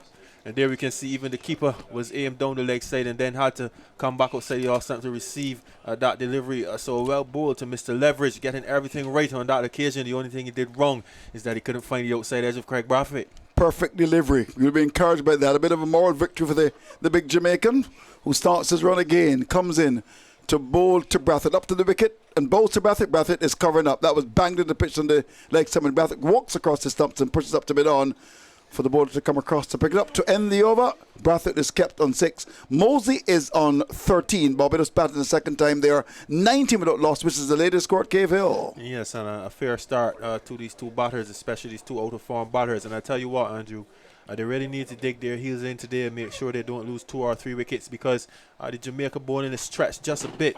Reynard Leverage, you would imagine that he will not be bowling long spells in terms of 6-7 overs in succession, because he's not that type of bowler. And then the only backup really is Jermaine Levy. Obviously, Derval Green not being able to participate in the second innings, and then you'll be asking a lot of Nikita Miller, and then you'll be getting into the inconsistency of Boulay. So the Barbadian team will really have to go about their business very disciplined this evening and ensure they don't lose any wickets so that they can put up a good fight tomorrow. Well, of course, day 3 could be of great importance if it gets that far. You never know. Here is Miller to continue. And he bowls to Moses forward, pushes down towards mid-on. There's no run. Let's start with the position of Jamaica here. In credit by 81 at the start. We'll discuss that after this delivery. Here's one, which is outside the land of the off-stump, coming back at the left-hander. And that's bowled by Miller. And covering up is Mosley, pushes in front of him. There's no run. It's 19 without loss. He's kept on 13. Miller goes back to his mark again with 3 men around the bat waiting. Comes in to bowl to Millen, bowls to Mosey. Mosey is off the bat, for the ball follows him, keeps a bit low, and hits it up the middle of the bat there, and it goes up towards mid-off. There's a run. Miller again comes into Mosey, into this delivery. Mosey is coming forward. That's a confident stroke into the offside, square the offside, down to square cover. There's no run. It was a bit fuller in length and just pushed square in the offside by Mosley, the left-hander. Just about ready to settle. Mosley waits, and Miller comes in to bowl to Mosley into this delivery. He's coming forward and pushes down to mid-on. Thought of a single. The ball went quickly down towards the fielder coming in to pick it up. It's Bulai. And Brathwaite says, no, we don't want to lose any wickets by the run-out route and stayed at home. Miller again continues. He's up and bowls to Mosley, and Mosley is going back and clipping the ball. The man dropped at the position of the forward short leg. Hit pretty hard. That would have been a reflex action catch. He whipped the ball away. And that looks like McCarthy up there. Couldn't hold on to it. It was short, went back and flicked it pretty hard. And he could not come up with a catch. So, Brathwaite is there. He's got 6. Mosley is on 13. It's 90 without loss. That's the score at Cave Hill. Yes, Mosley surviving a half of a chance there. A good positioning by the short leg in Andrew McCarthy, but obviously not being able to come up with that. The pace that it came off the bat with really would have been a marvelous catch if it had stuck. But good positioning from the short leg. But here we see Nikita Miller really not keen to give the ball much flight in these early exchanges. Probably knew a harder ball as well. He's a very wily, experienced character, and he knows what he's doing, and he's quietly getting into his work. And obviously he's bunkered down for the long haul, for the long spell this evening. And really and truly, if Jamaica are able to get just say 2 wickets in this session, they would have done a good job. And he obviously would know that as well. Okay, so it's 90 without loss. There's leverage to continue as he comes into bowl to Brathwaite, and Brathwaite gets a wide ball outside the off stump. That looked pretty wide to me. Some umpires would have called that. Keeper had to go between first and second slip to catch that. And the score is kept on 90 without loss. Of course, you're aware. Today, we shall endeavour to run through what has happened. You recall in the first day, Barbados all up for 167. By the end of the first day, Jamaica played strongly, 101 without loss. Well, today, not doing as well as they would have hoped, but still got an important lead of 81. We'll run through the details for you. Leverage goes back to his mark now, about ready to start his run as he comes in on the way from the northern end to bowl to Brathwaite, who's got 6. He's up in bowls, and Brathwaite covers up to a ball that keeps a bit low and plays it square in the offside down to backward point, and there is no run. So here we go with the scorecard. Campbell caught Graves, ball Warrican 78. Walton leg before Warrican 21. Blackwood caught Carter Bow Warrican 21. McCarthy was bowled by Hardin for 3. Palmer caught by Hardin off Walsh. Good to see him get a wicket. And his contribution was 67. Here is Leverage again. To continue, just getting the ball from the field up at mid-off. 19 without loss. Brathwaite is on 6. Waits on the bowler Leverage. Goes past the umpire. Now he's up. And bowls a ball which is on the leg stump, looking to turn the ball away. Was there some pattern to that? The ball was screaming down the pitch, trying to catch it. Was popped away to where forward short leg would be, and it went away down to square leg, and there's no run. So Thomas was caught by Brathwaite off Warrican for a duck. Bulai was caught Carterbow Warrican 25. Green was bowled by Warrican for 1. At that stage, Warrican was getting closer and closer to picking up a lot of wickets. In fact, by then they'd picked up 6 wickets. And then it was Miller caught by Carter off Warrican for a duck, and he was on that trick then. But not batting as well as he used to. Here is Leverage as he starts again. Over number 4 from him as he comes in again to bowl to Brathwaite. And this every Brathwaite is getting well outside the off stump, full length, a little bit more pace. But by to be taken by the keeper, Brathwaite would tail with it. But if just whipped the bat inside the line, Went by to be taken by Thomas, who moved smartly across to his right in front of first slip. And there is no run. So extras made up of what? Buys 14, leg buys 4, wides 2, no balls 4. And is that right, Miss Mel? Just double check. Okay, so we got that right. 24. So Mr. Walcott, not as tidy behind the stumps if we like to see him. 248 all out to the Jamaicans. The innings lasted for 3 hours and 59. 5 hours actually in 336 minutes. Here's the ball pitched on the line of the off stump. There's the batsman coming forward and driving up towards cover. 80 overs and 4 balls bowled. So it meant that the Jamaicans, who started the day on 101 without loss, would have been looking, I would suggest, for a lead of anything maybe of 150, even more than that, where they were pulled back by some wonderful bowling from the left arm orthodox spinner who picked up 8 wickets. We'll run through the details for you in terms of the bowling figures for Barbados. So we told you Barbados 167, to which the Jamaicans replied with 248. Here is Leverage as he comes in again. Last ball of his over. He's up and bowls to Brathwaite. Short. Brathwaite ducks. The ball goes by to be taken by the keeper on the bunks. It was banged at the pitch. No need to do that, really. It was wide outside the off stump, taken by the keeper to end the over at the end of it. Brathwaite is on 6. Mosey's got 13. It's 19 without loss. That's the latest score at Cave Hill. Yes, a very mixed over there from Mr. Leverage. Again, probably not learning his lessons yet. It's about the surface. Whenever you try to pound the ball in this pitch, there's absolutely no results. But, so far, this Leverage spell has been, very interesting. 1 or 2 jaffers in between. A couple balls going through nicely to the keeper, and then some dribbling through as well. So, it's been a mixed bag, almost like a bag of exotica nuts, Andrew, almost. Exotica nuts, Every now and again, you get a raisin. But, an interesting spell from Leverage, and probably it will be about time when Captain Palmer will be probably looking to give him a rest. Well, it looks as if it's going to be Miller who's going to come out of the attack. Are you surprised by this? It looks as if it's going to be Levy to come in. I'm not surprised at all, because I believe then that Nikita probably will operate from this northern end. Okay. Because this is the southern end is Levy's preferred end. And obviously, we'll try to give him as much assistance as we possibly can. I don't think he bowled from the southern end in the first innings. I don't remember. Yes, he did. He came back for his second spell from the southern end. Okay, from the southern end. Bowled Okay. a much better spell to Jonathan Carter as well. Okay, got him out from the southern end as well. You remember? He didn't get him out. Got 1 or 2 4 half wickets. chances. Okay. Well, it's going to be Levy to come into the attack. He's going to certainly look to get a wicket here as he comes into bowl to left-handed Mosey. He's up and bowls to Mosey. Mosey is coming onto the front foot, drags the ball away down to mid-on. There's no run for him. So let's continue with that scorecard. Jamaica 248 all out in 80 overs and 4 balls. Here we go with the scorecard in terms of the bowling. Cummins 15 overs, 4 minutes done for 35. Harding 11 overs, 3 minutes 1 for 31. Warrican 34 overs and 4 balls, 10 maidens, 8 for 89. I'll read that again and I'll read it slowly after this delivery from Levy. Barbados at 19 without loss. They trail by 62. Here's Levy as he starts to move it again to bowl to left-handed Mosey. He's up and bowls to Mosey, and Mosey's forward into his work. Pushes the ball for the off stump up towards that mid-off here. Mid-on comes across to the right to make the stop. Warrican 34 overs and 4 balls, 10 maidens, 8 for 89. Graves 8 overs, 1 maiden, none for 21. Brathwaite bowled 2 overs for 20 runs. Walsh 10 overs, 2 maidens, 1 for 34. He actually got the wicket of the captain when he had him caught down at long off. So we've got all the information. Barbados are batting the second time. Here is Levy comes in and bowls a ball which is on the off stump. No problems at all for the left-hander. And Mosey's forward, pushes to mid-off. There's no run. He looks very determined here, Mosey. I suppose stung by the fact that he hasn't done well so far. Been bowled down in the game against the Hurricanes on 2 occasions in the first innings.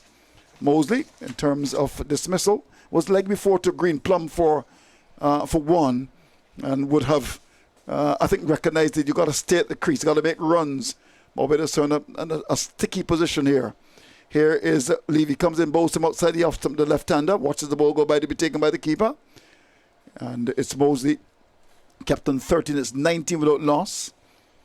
So I was asking, what do you think Jamaica would be looking for here by the end of the day? And conversely, what would Barbados be looking for? Let's start with the Jamaicans. Well, obviously, the Jamaicans probably be looking for 2 or 3 wickets, and that would be a good day for them in a sense. And the Barbados Pride lose as little wickets as possible, preferably none. But if Jamaica get 3 wickets this session, they would definitely be in business. Well, let's see what happens here. Of course, Levy's looking to get the first as he comes into bowl to Mosley, and Mosley is forward, pops the ball all the way up towards that mid-off, and that ball spat him a little bit there, went up towards wide mid-off. Miller comes across to pick it up and immediately looks at the pitch there. Oh, well, came onto the front foot, and the ball was popping away out towards mid-off. And now Brathwaite comes down to prod at the pitch there as well. This is the second day pitch, which would have had apparently some grass on it, Jamal. Yes, we can still see traces of grass, and initial look at it today, look at this spotty, almost like a Dalmatian, but there are patches of grass around and it's a bit dry, so it's offering something for the seamers, it's offering something for the spinners. Here is Levy to continue the attack as he comes in to bowl to Mosley, up bowls to Mosley. Mosley gets a different length, different line of the legs. So work the ball away, comes from the top of the pad and goes down towards the square leg area for, looks like Stephen Taylor, the heavy set man, to come forward to collect it, and there is no run. To end the first over from Levy, it was a maiden, and it's 19 without loss, which is the latest score here at Cave Hill. Yes, it's very important, this Jeremiah Levy spell, for a number of factors. Obviously, the Jamaica Scorpions, they're down to only 2 seamers now, and as I said before, Bulai tends to be just a bit inconsistent. So really the onus is upon Jeremiah Levy to come here and really get into his work and put down a good 5, maybe 6 over spell, and possibly prize out a wicket as well, and allow Nikita Miller, who's now coming from this northern end, to operate at a rate that he wants to, probing away at the batsman, because as I said before, 2-3 wickets, and Jamaica Scorpions are definitely in the hunt in this contest. Well, it's going to be Miller. He's going to bowl now from the northern end. He started at the south. There's no doubt looking to get a couple of wickets. He's got 501 wickets. I mean, what an achievement for him. He was with us yesterday. We certainly heard from the manager of the side. Of course, Andrew Richardson, the former big Jamaican fast bowler. And Jamal Warrican has promised to come and talk to us, maybe when Keith comes to call in. Having a croissant there with a bit of... Is that a bit of ham in the croissant there, Keith? Stay away from the ham. Here is a delivery which is given to me. That one was thrown up and bowled by Miller. And the ball is pushed from the inside edge. Miller was with us yesterday. He said he doesn't eat pork. 19 without loss. To continue the attack, left arm spinner. Favourite artist is Bounty Killer. Favourite food is ackee and saltfish. I remember that very well. He comes up now, he's in, and bowls. Ball outside line, the often ball goes by to be taken by the keeper. And the wicket that he remembers the most, the time he got punted out, he said he left punted on the crease. And he was out stumped. I'm sure you remember that for a long time. And he turns now and starts his run. It was a lovely interview he did with us yesterday. He's up and bowls, and off the back foot goes Brathwaite, whose favourite dish may be the national dish of Barbados, maybe some flying fish and cuckoo. 19 without loss. Of course, the cuckoo day is tomorrow, as it's going to be the left arm spin of Miller. Comes up, he's in and bowls. Bath off the back foot, looking to cut. The ball bounces over the top of the bat, taken by the keeper. Yes, another good delivery there from Miller, and he's really getting into his work from this northern end, probably his preferred end. Yeah. Well, he's encouraged by the generous bounce generated there. Sun is up brightly. Comes up again. Miller, he's in bowls to Brathwaite. Brathwaite is electing to go right across his stumps. Pushes very carefully to the offside. Down towards Silly Point. Lurking for something. Looking to get a pick of pepper there. 19 without loss. Brathwaite is there. He's got 6. Mosley 13. Miller comes in bowls to Brathwaite. Brathwaite is forward. That was given a little bit more air, a little bit more loop, a little bit slow. But Brathwaite was equal to the task and just dropped the ball in front of him. And nice hands there by Brathwaite. He's done that all of his life. And the ball is picked up at City Point to end the over. 90 without loss. That's the latest score at Cave Hill. Yes, no looking on to Nikita Miller here, Andrew. He still seems very eager to attack the sticks, and I'm wondering, that arm ball that he would have spoken about yesterday is really eluding him at the moment, and he's really trying with all his might to get the ball into the surface and just let it run on naturally with the arm, but it's still holding and gripping and turning just a wee bit. So I think he has to be patient with himself as well, because obviously he can still get the wicket with the ball turning sharply away. But I just think that his normal modus operandi, he really loves to be challenging the stumps almost 9 times out of 10. Well, it's going to be leave it to continue. Keith Owens is up next after having his croissant, and here we go. As it's going to be Levy comes in, bowls ball pitched up and driven through cover by Mosey out towards the boundary. Will the ball have the legs to get there? The race is going to be won by the ball. Has the legs to get there, pitched up and driven away through cover. McCarthy went after, couldn't stop it. He's got the pads on as well, so that's another extra 4 or 5 pounds, which pulled him back. And despite the fact that he's got great speed, he comes from the land of speed. Of course, you know, Jamaica, the ball went away. That's gone for 4. Mosey gets a boundary to go to 17. Barbados of 23 without loss. Yes, an overpitch delivery there from Jermaine Levy. And Mosley obliging, just striding out and driving that delivery through the vacant cover position into the boundary for 4. Here's Levy again as we see the monitor. Lovely drive. In he comes on his way to bowl to Mosley. Up and bowls. And Mosley's forward and drives well. Wide off the mid-off area. Miller's after it. He's 36 years old now. He's not as quick as he used to be. It's a bit of a struggle for Miller there. As we see in the monitor, he's got a bit of a punch as well. That would have kept him back. So 2 runs. A ball pitched up. The batsman went for the drive. Out towards the wide mid-off area. Back for the second. So Mosley's looking good. Maybe he'll play for Wanderers tomorrow. They need him. Well, if he's looking good, he's certainly going to play for Wanderers tomorrow, Andrew.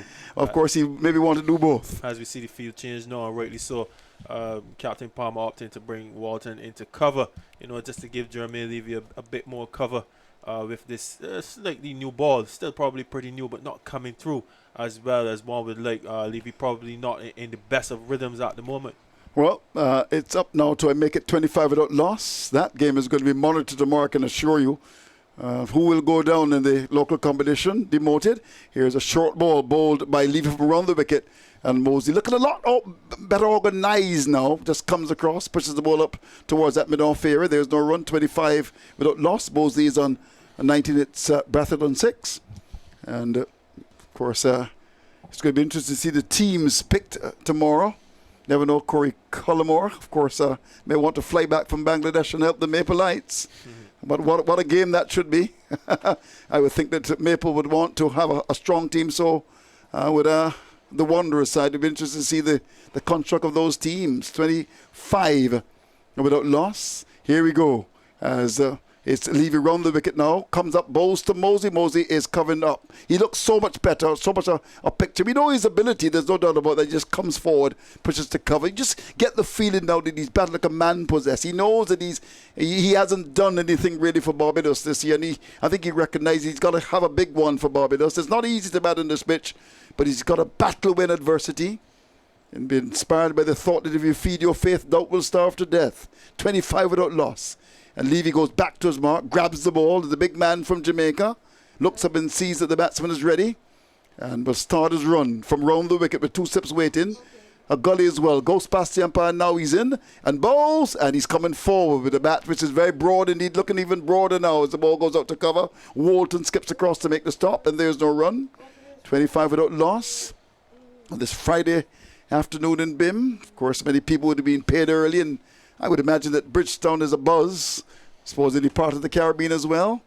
See, Shakira Selman is with us as well. She looks a bit tired. She's having a bit of a snooze behind us. He works at the National Sports Council. And maybe she's doing some tidying up. I don't think she would have to go to any schools today. They're all closed.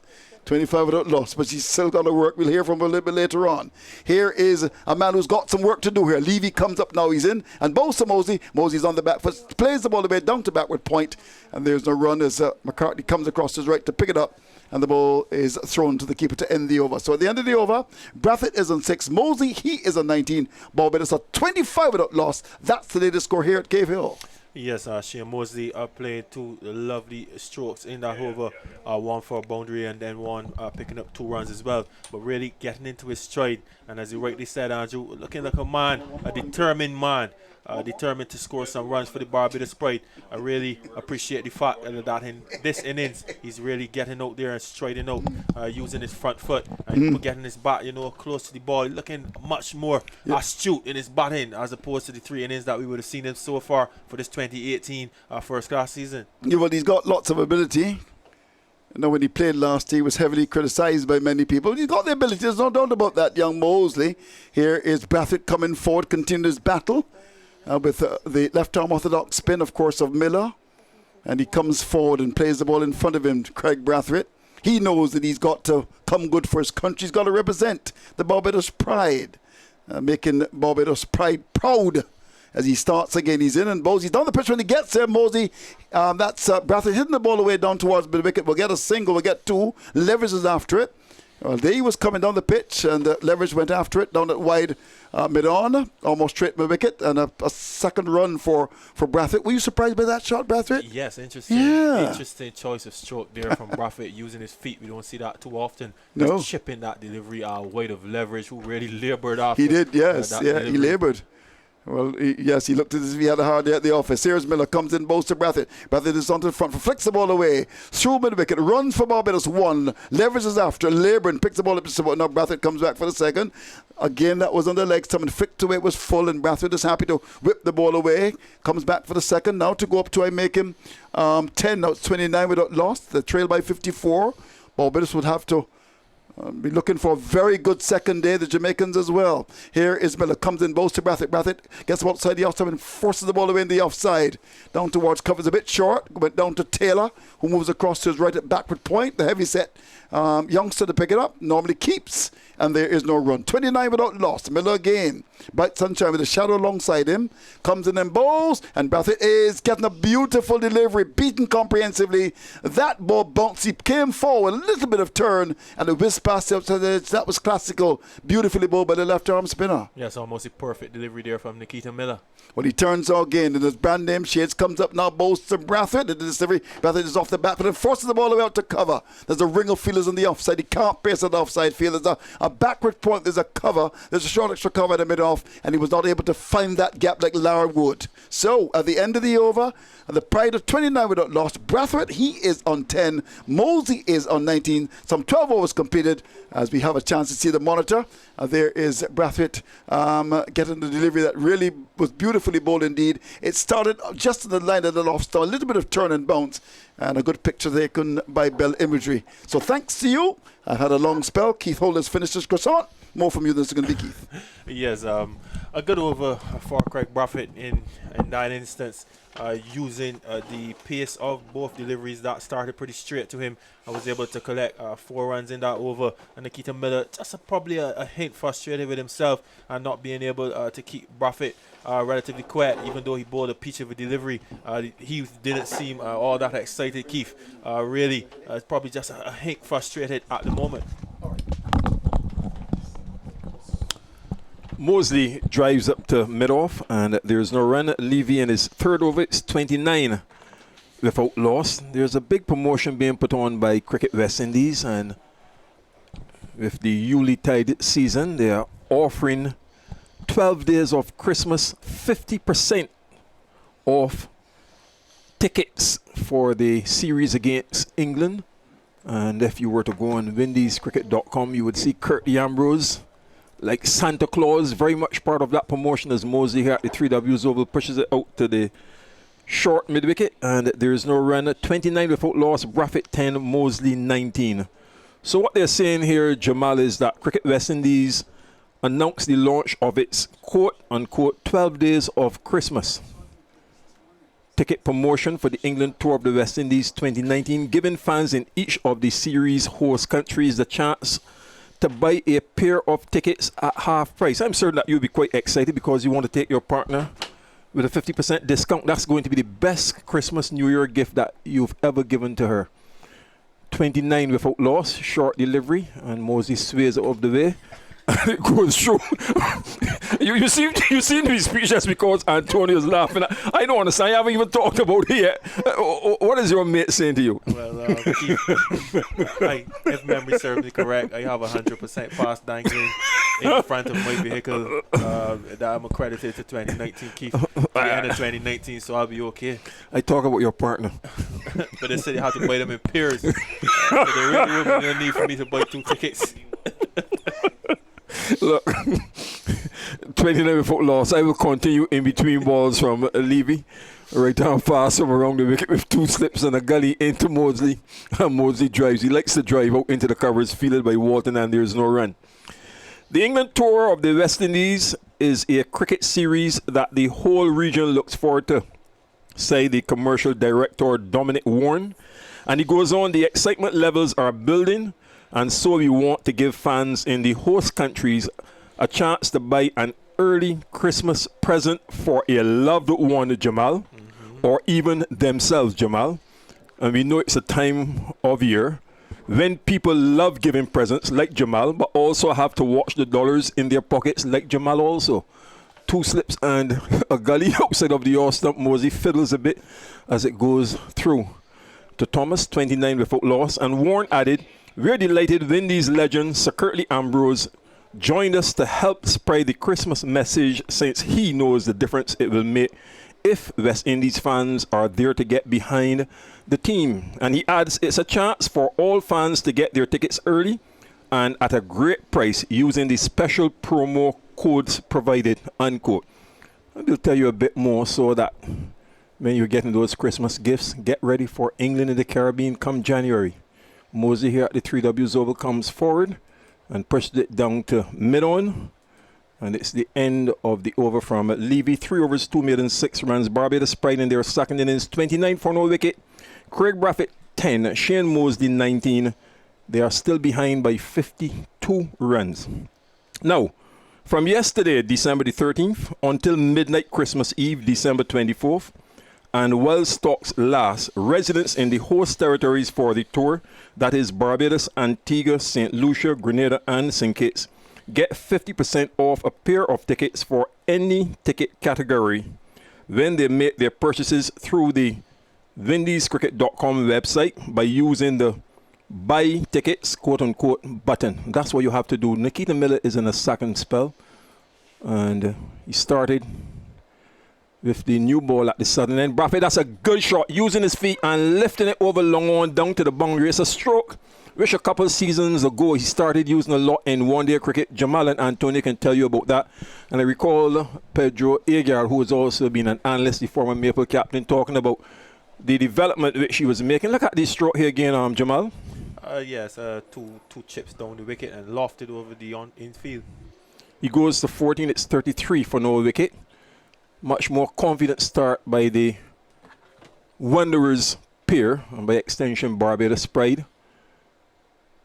There are 2 slips, more a slip and a gully who's coming a bit, and Braffett comes forward in that familiar fashion of his, sometimes getting himself in somewhat of an awkward position, but he does so effectively. And he's hungry for a score to regain his confidence. And domestic cricket is the way in which to do it.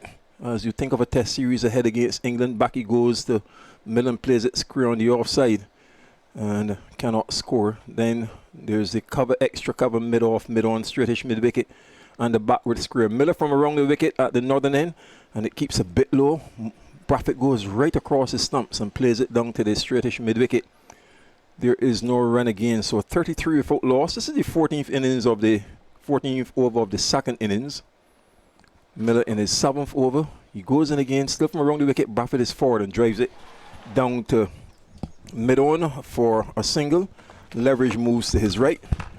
Jamal is going to take a break as the score goes up now to 34 at the end of the over, trailing by 47 runs. And let me complete that information from Cricket West Indies, and they clearly want us to let all and sundry know about it. And hence it means that, for instance, Barbados residents can buy tickets for the Barbados matches only at the discounted price.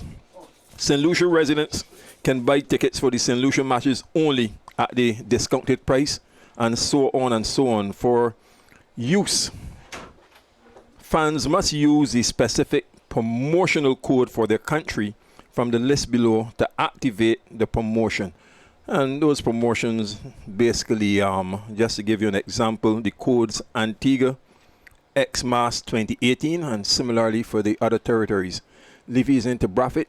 He goes across his stumps and pushes it out to an extra cover, Walton the fielder, and there's no run. So Antigua, Xmas 2018, Barbados, Xmas 2018, so too St. Lucia, St. Kitts, and Grenada. Now, ticket booths will open approximately 2 weeks ahead of each game for fans to buy their tickets in person, albeit with tickets reverting to standard prices. Windies are expected to name their test squad following the 3rd round of the ongoing West Indies First Class Championship in January. That's the information. 2 slips and a gully. Levy Braffett beaten. He went right across the stumps again, trying to get back onto ball. And it's taken by Thomas, 34, for no wicket. As he gets more time at the crease, you can see that urge Antonio to really feel the bat onto the ball. Yeah, definitely a brilliant delivery there from Jermaine Levy, and Craig Braffett was fortunate not to have gotten an outside edge on that delivery, and he would have been dismissed in a similar fashion as he was in the first innings to Durval Green. So there are 2 slips, a gully, cover, extra cover, mid-off, mid-on, forward a square, and a fine leg. Levy to Braffett, he's forward and pushes it back down on the offside. The bowler puts his left hand down and it goes out into the covers. Walton to clean up, and there's no run, 34 without loss. Of course, the England team will start their preparations right here at the 3Ws Oval with a tour game from the 15th to the 18th of January. So it starts on a Tuesday, and the first test is at Kensington Oval beginning the 23rd of January, to be followed by the second at the Sir Vivian Richards Stadium, January 31st to February the 4th.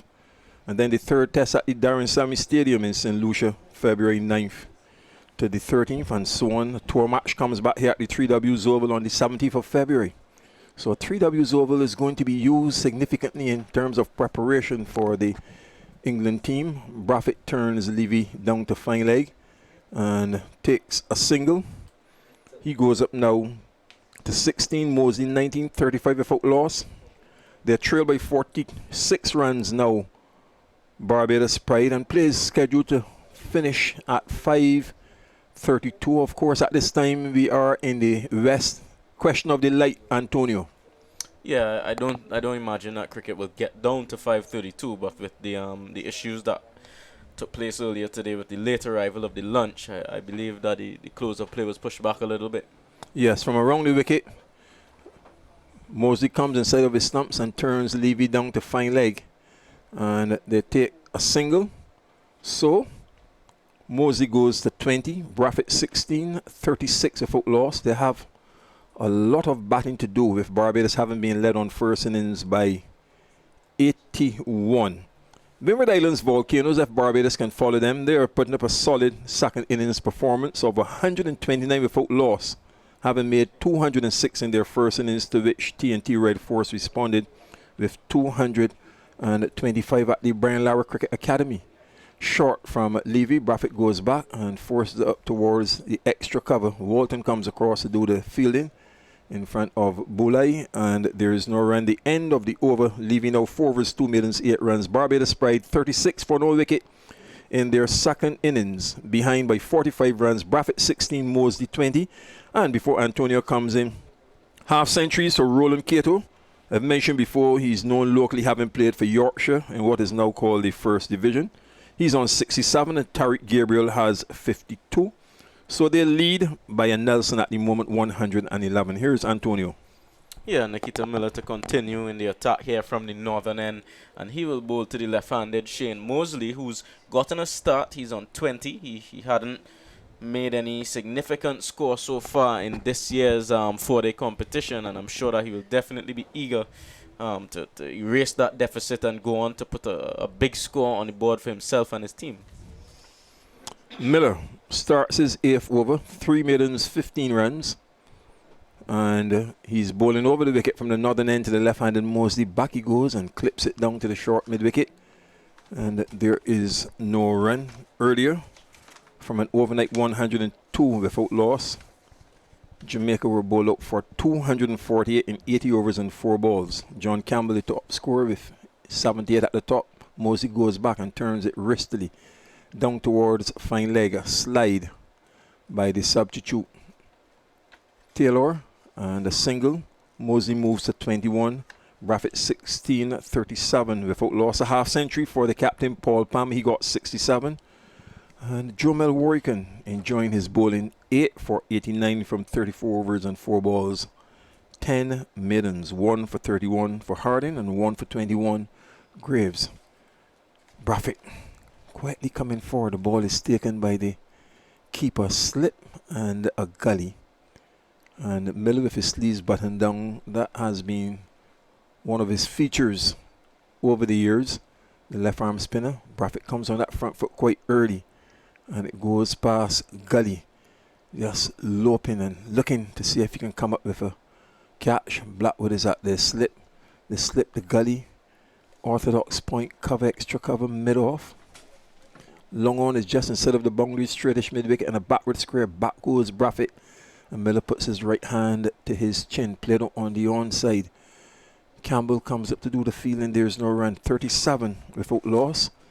Just gone past 4 o'clock in Barbados and the Eastern Caribbean. Miller still from around the wicket flights.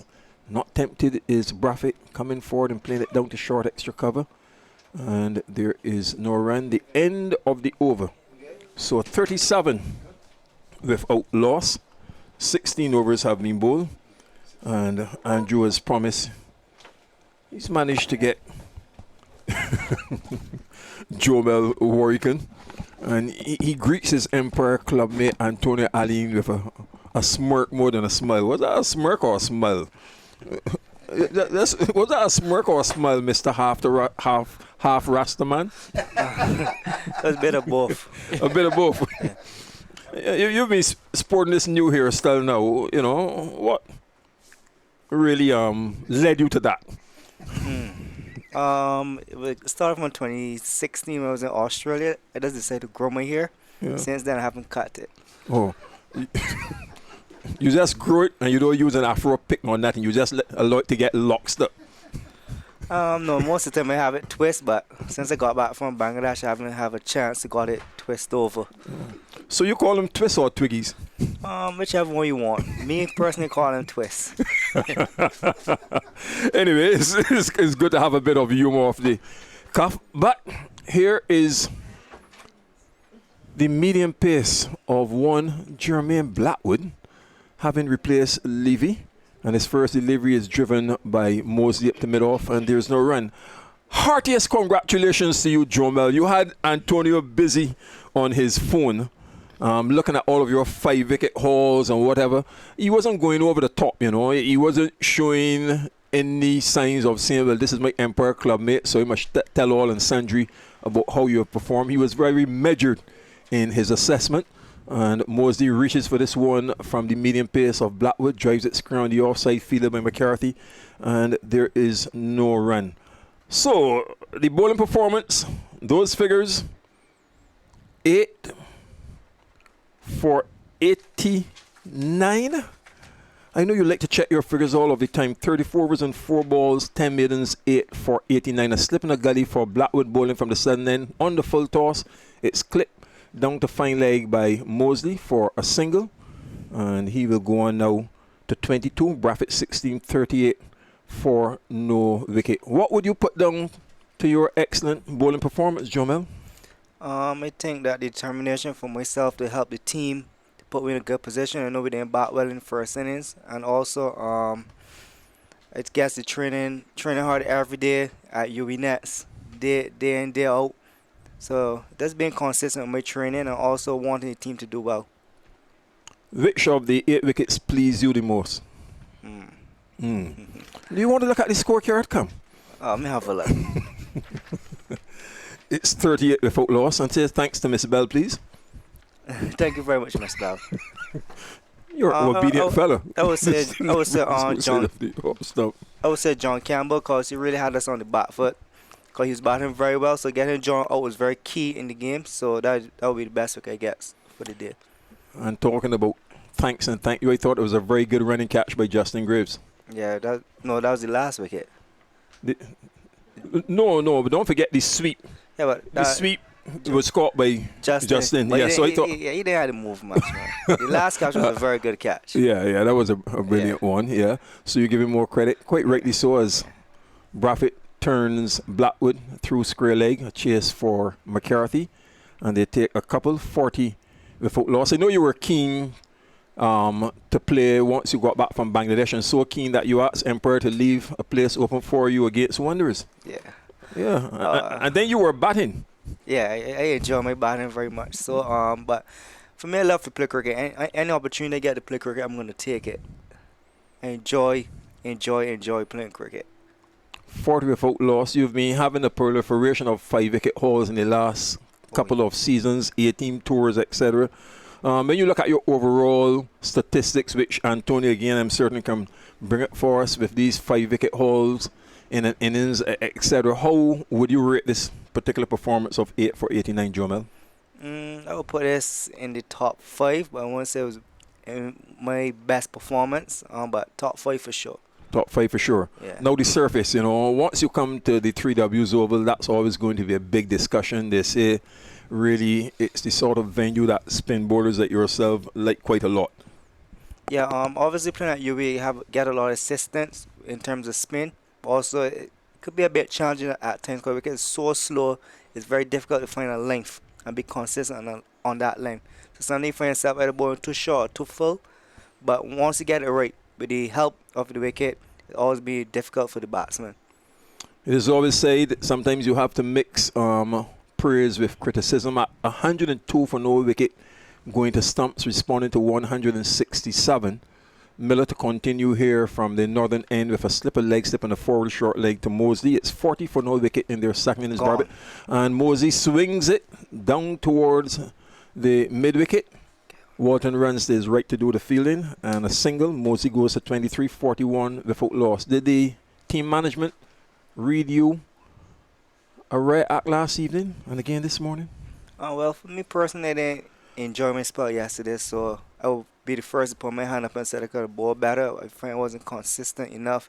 I just didn't have a rhythm as well. So looking at the total yesterday, after they spent 102, the whole team was disappointed, and also myself.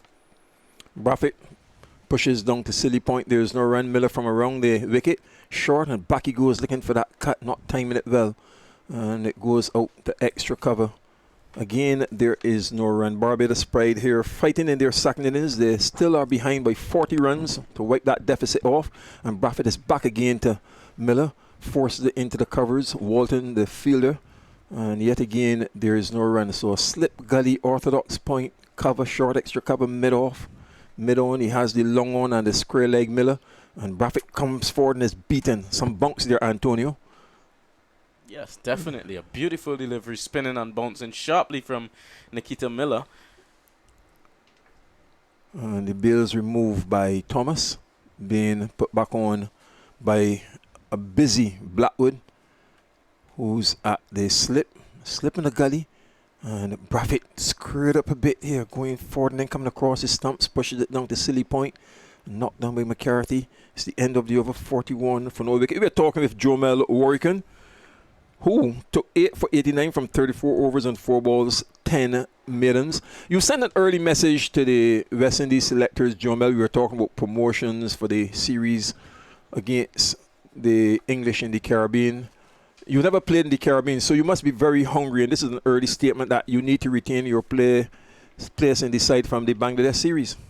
Well, obviously I would want to play, but I have no control over that. But as I said, performance counts. So once I put my performance out there, I just leave it in the hands of the selectors. But when the England A side, when the Lions came to the Caribbean, do you remember what you did? Yeah, I had a good series. I got 31 wickets in 3 games. Right. And how many 5-wicket hauls? 4 or 5 wicket hauls. Yeah, well, Courtney Brown, who's the chairman of selectors in Washington, would say, well, psychologically, that's a bungler here for Mosey, squeezing it out, searching for the drive, and down to third man. And with that bungler, he now goes up to 27-45 without loss. So, Antonio, they're going pretty well. Yeah, they're definitely going pretty well. They'll be pleased that this opening stand here, it just gets to 45 without loss. Jamaica obviously a bowler short, so Jermaine Blackwood having to fill in the role, but I think this experiment might not go on too much longer. And there is another part-time bowling option in the team in John Campbell. He has 2 5-wicket hauls at this level, so perhaps I know they may have wanted some seam, but they may have to look at him as another spinning option. Here is Blackwood again to Mosley down the leg side, and skipping across to take low is Thomas. And talking about John Campbell, he has this way of picking up a wicket when it matters, especially against Barbados. 50 over cricket immediately comes to mind. Yep, John Campbell, a more than handy and useful option as an off spinner there. He hasn't done as much bowling as he used to in his last few first class games, but I know he is a very skillful bowler in red and white ball cricket. Blackwood in his second over, bowling his medium pace with his sleeves buttoned down like Nikita Miller. over the wicket from the southern end, searching for the Yorker. Mosley drives it down to mid-on, and there is no run, 45 without loss. Jamel, have you been practicing any special balls, so to speak? You know, we were talking about left arm spinners quite a bit yesterday and saying, well, traditionally you just get a lot of orthodox guys nowadays, but is there anything special that you've been working on? I've actually been working on ball coming back in. I tried one today in the game. I was a bit short, but bowling at my friend here, Trini, I bowled a lot at him.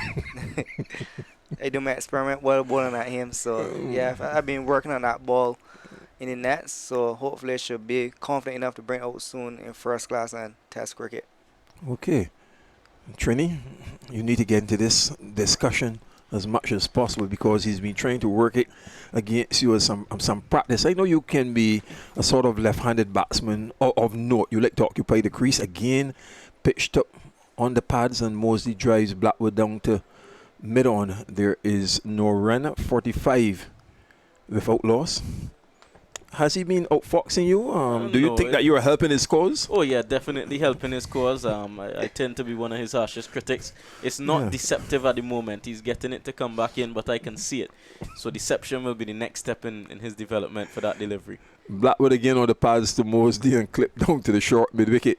There is no run, 45 without loss. Taylor the substitute doing the fielding. Blackwood now with 2 overs for 7 runs. Have you ever attempted that Chinaman? It's basically a Chinaman, but more flicking it from the front of my hand. Yeah. So it calls for a lot of skills and control. So in a matter of time, I'll get it done. But I've never tried actually bowling Chinamans like that. When I was younger, going to school at Campbell, I started off bowling Chinaman. Then Mr. Eswick told me, no, orthodox. And from since then, I never practiced it. I see. A slip in the gully. Braffett comes forward to middle and plays it out into the offside. There is no run. Shakira Selman, who is here, was telling us about how she lifted her cricket when she left primary school and went over to Combermere. She called Mr. Estwick's name as well. We know it's a household name, Big Roddy, over at Waterford. And a short delivery turned out through square leg. There is no run. Some people believe that he has such a hold on all of your Combermereans that it's like, you know, you worship him. And even if there are other coaches, you always refer to Mr. Estwick. You were told this by Mr. Estwick, or you were told that, or the next, as Braffett uses his feet and drives Miller down to long on. Leverage comes off the boundary, rather straight on the onside. Braffett drove that ball to move to 1946 without loss. How often do you refer to him still, even if you're on tour in a series like this, a tournament like this, Jamel? Obviously, Mr. Hassett had a big influence in my cricketing career from Combermere. Even when I left Combermere School, when he was working with the Barbados Pride team and also the West Indies team, so I never seemed to be able to get rid of him at all. But he's very, very, very impactful in terms of my cricketing career, in terms of advice and stuff I need to work on, stuff I need to improve on, and also, the most importantly, stuff that I'm doing well. A lot of people forget to remember to tell the person what they're doing well. A lot of people like to point out the negative, but he also loves to point out the things that you're doing well, which is very important. Okay, back goes Mosley and guides Miller behind point for a single to go on to 28. 70, correction, 47 for no wicket. Still behind by 34. Braffett, with the slip and the gully in, goes back and plays it square on the offside. And a low-pin substitute in Stephen Taylor does the fielding. And there is no run. And I think it's a signal for the refreshment cart. So that gives us breathing space to talk quite a bit more to Jamel Warrican and Antonio Allen. 47 without loss. Barbados Pride in their second innings. 20 overs have been bowled. Craig Braffett is on 19. Shane Mosley has 28. And they're still behind on the deficit by 34 runs. How often do you look at videos? For instance, yet another of your guys from Combermere in Gary Bell, who was a handy, let's say a tidy, good enough off-spin bowler for Wanderers at the top level to get a couple of 5-wicket hauls. So how often do you ask for the video clips? Now you have Mr. Cheese as the man doing the job. That's something, well, I've done it before, but of recent, which I'm working on getting closer to the stump, which I've really improved on. I have been getting a lot of footage from West Indies, and also since I come back now, I've been making sure that I'm checking to see if I'm still in close to the crease. Cause if you could recall back in the day when I was playing before, I was almost on the return crease, wide, wide, wide. So I've been working on getting closer. Every opportunity I get to see videos, I want to see that I'm improving and getting closer to the stumps. Okay. At the end of today's play, will you go to Jamar Cheese Lane and say, let me see every single wicket and bad balls, etc., etc.? What's the process? And I was asking to see the whole spell or send it to me or put it on my phone. Okay. Yeah. And how long do you study these things? Depends on what mood I'm in. If I want something to motivate me, or if I think I need to work on something, I will go immediately and watch it and say, okay, this is what I did good, this is what I did bad. What can I improve on, or what can I add to my game? Who's your bowling hero? Rangana Haraf. Ah, okay. The old man who's just recently retired from Sri Lanka. Yeah. So, why Hiraf? I love his style of bowling, also his approach to the game, and his lifestyle, his way into cricket is almost similar to mine. I had to wait my turn. I really had to work hard to get into the both teams, whether it be Barbados or West Indies. I remember when I started being around the bar setup, I had to wait upon Ben and Ashley. Yeah. These are the guys who was in front of me. Same how Ralph, when he was doing well, he had to wait almost 10 to 15 years until my later on finished, because he started playing national cricket late. Yes. So he always reminded me of myself that when I have people in front of you, whenever you get your opportunity, you have to grab it and hold on to it. So from seeing where he came from and where he finished is very impressive, and I always see myself doing that, because I was out of the Barbados team for 2 years, I was out of the West Indies team for another 2 years as well. But I keep on performing until when I do get an opportunity, I must grab it. Yeah. Generally, there has been this cry that pitches throughout the Caribbean have become lower and slower.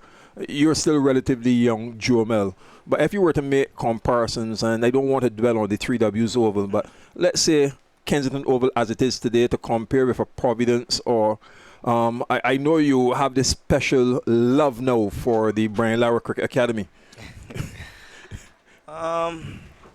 I think the last 2 seasons, if I'm being fair, the pitch has really improved a lot. If whereas last year they had a lot of hundreds and a lot of high-scoring games as well. Even at the same Brian Lara Stadium, Guyana scored 5-something in 1 innings. So I think when they now started off, the pitchers was really, really, really assisting you when they got 49 wickets in that season.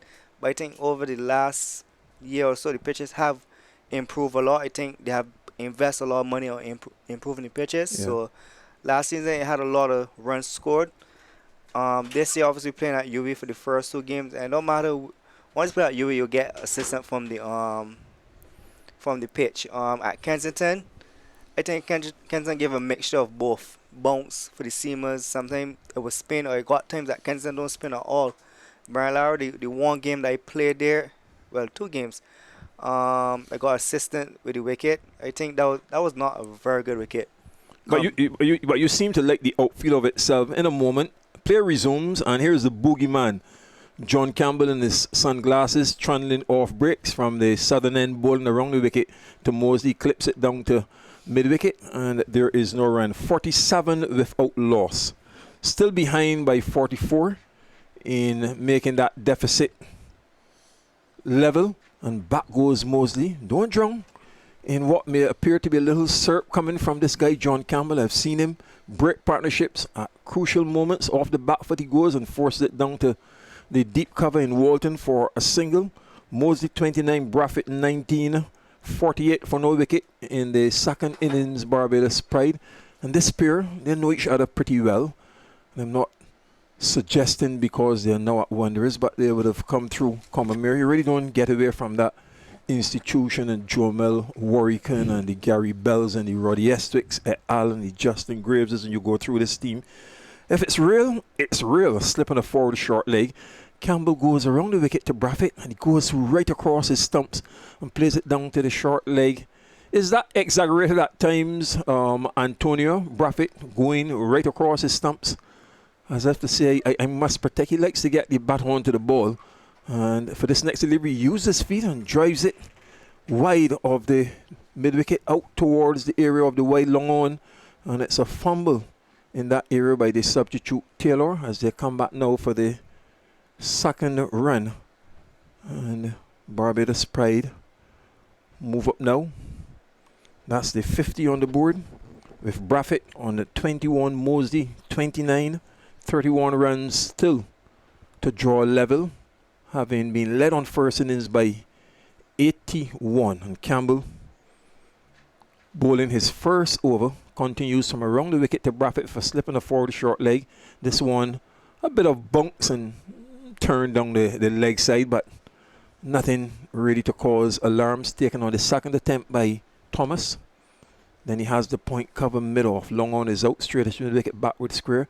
And Braffett comes forward, withdraws the bat as the ball goes on the crease, and the over is completed 50 without loss. The question to you, Antonio, was, is it an exaggeration at times by Braffett going right across his stumps to ensure he covers? Yeah, I mean, there's a lot of movement going on when Craig Braffett is at the crease. He's not the most attractive on the eyes, but he gets the job done. So it really doesn't matter how much he moves or whether he moves forward, back, left or right. Craig Braffett finds himself in a position where he can get bat on ball, and he spends a lot of deliveries. He's difficult to dislodge. So yeah, I think it can be a bit confusing at time given the amount of movement, but it's effective at the end of the day. Jomel, what is a typical day for you during a cricket match like?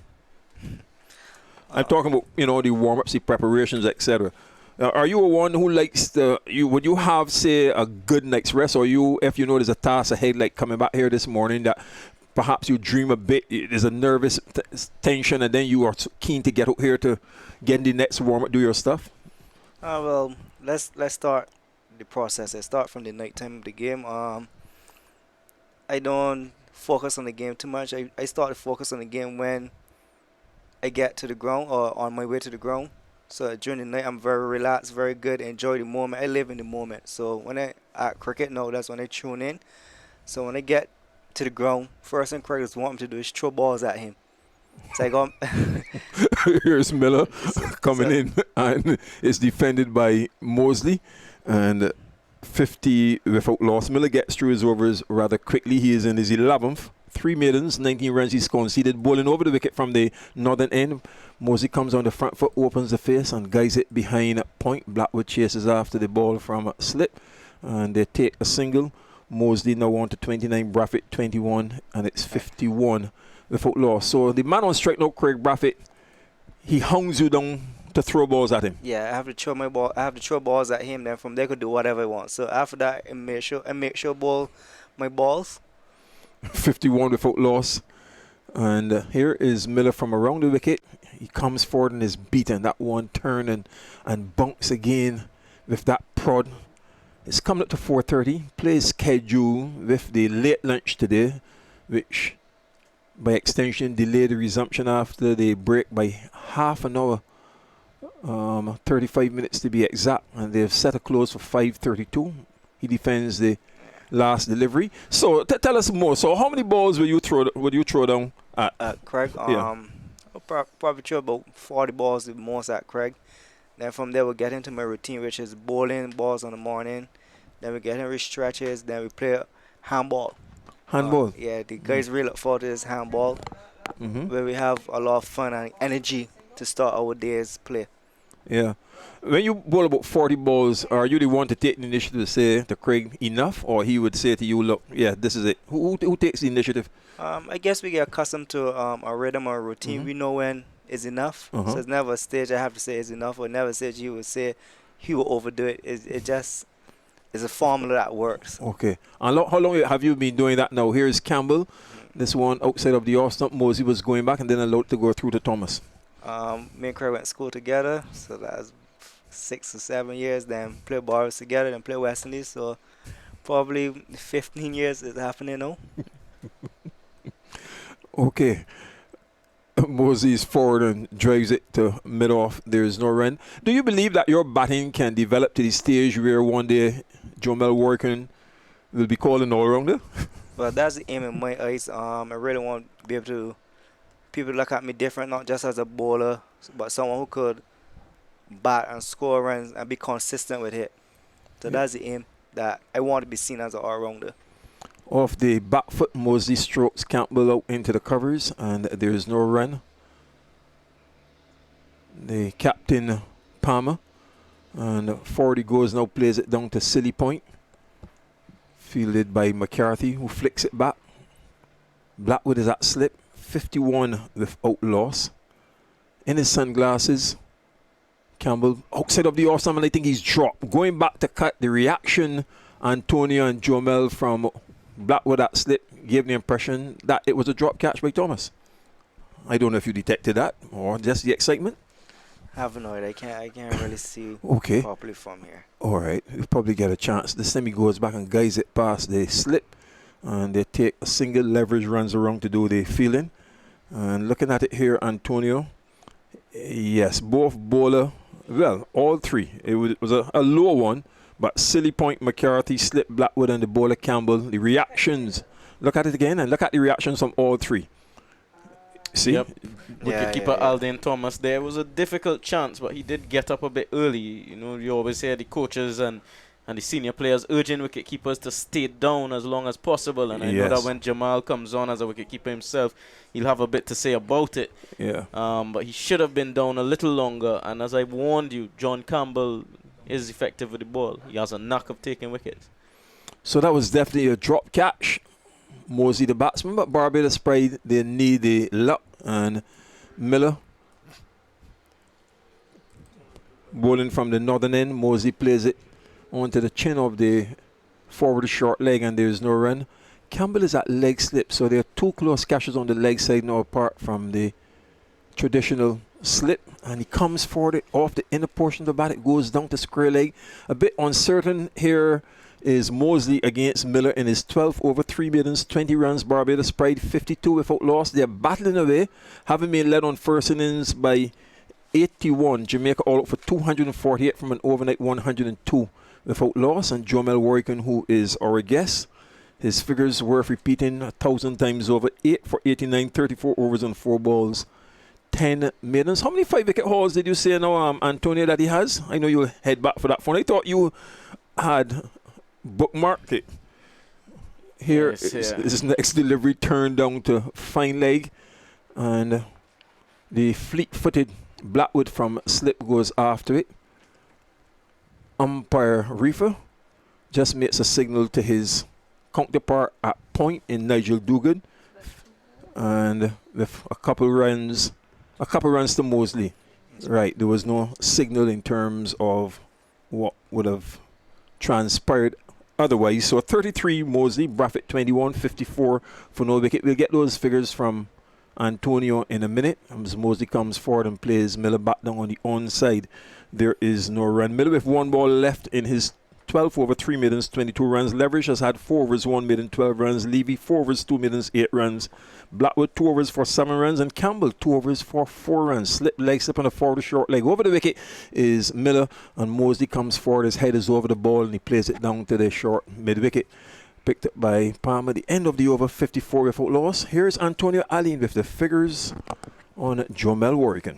Yes, so Jamel Warrican today playing in his 54th first-class game, getting to his 227th wicket, and among those he has 9 4-wicket hauls. This is his 16th 5-wicket haul, along with 3 10-wicket hauls.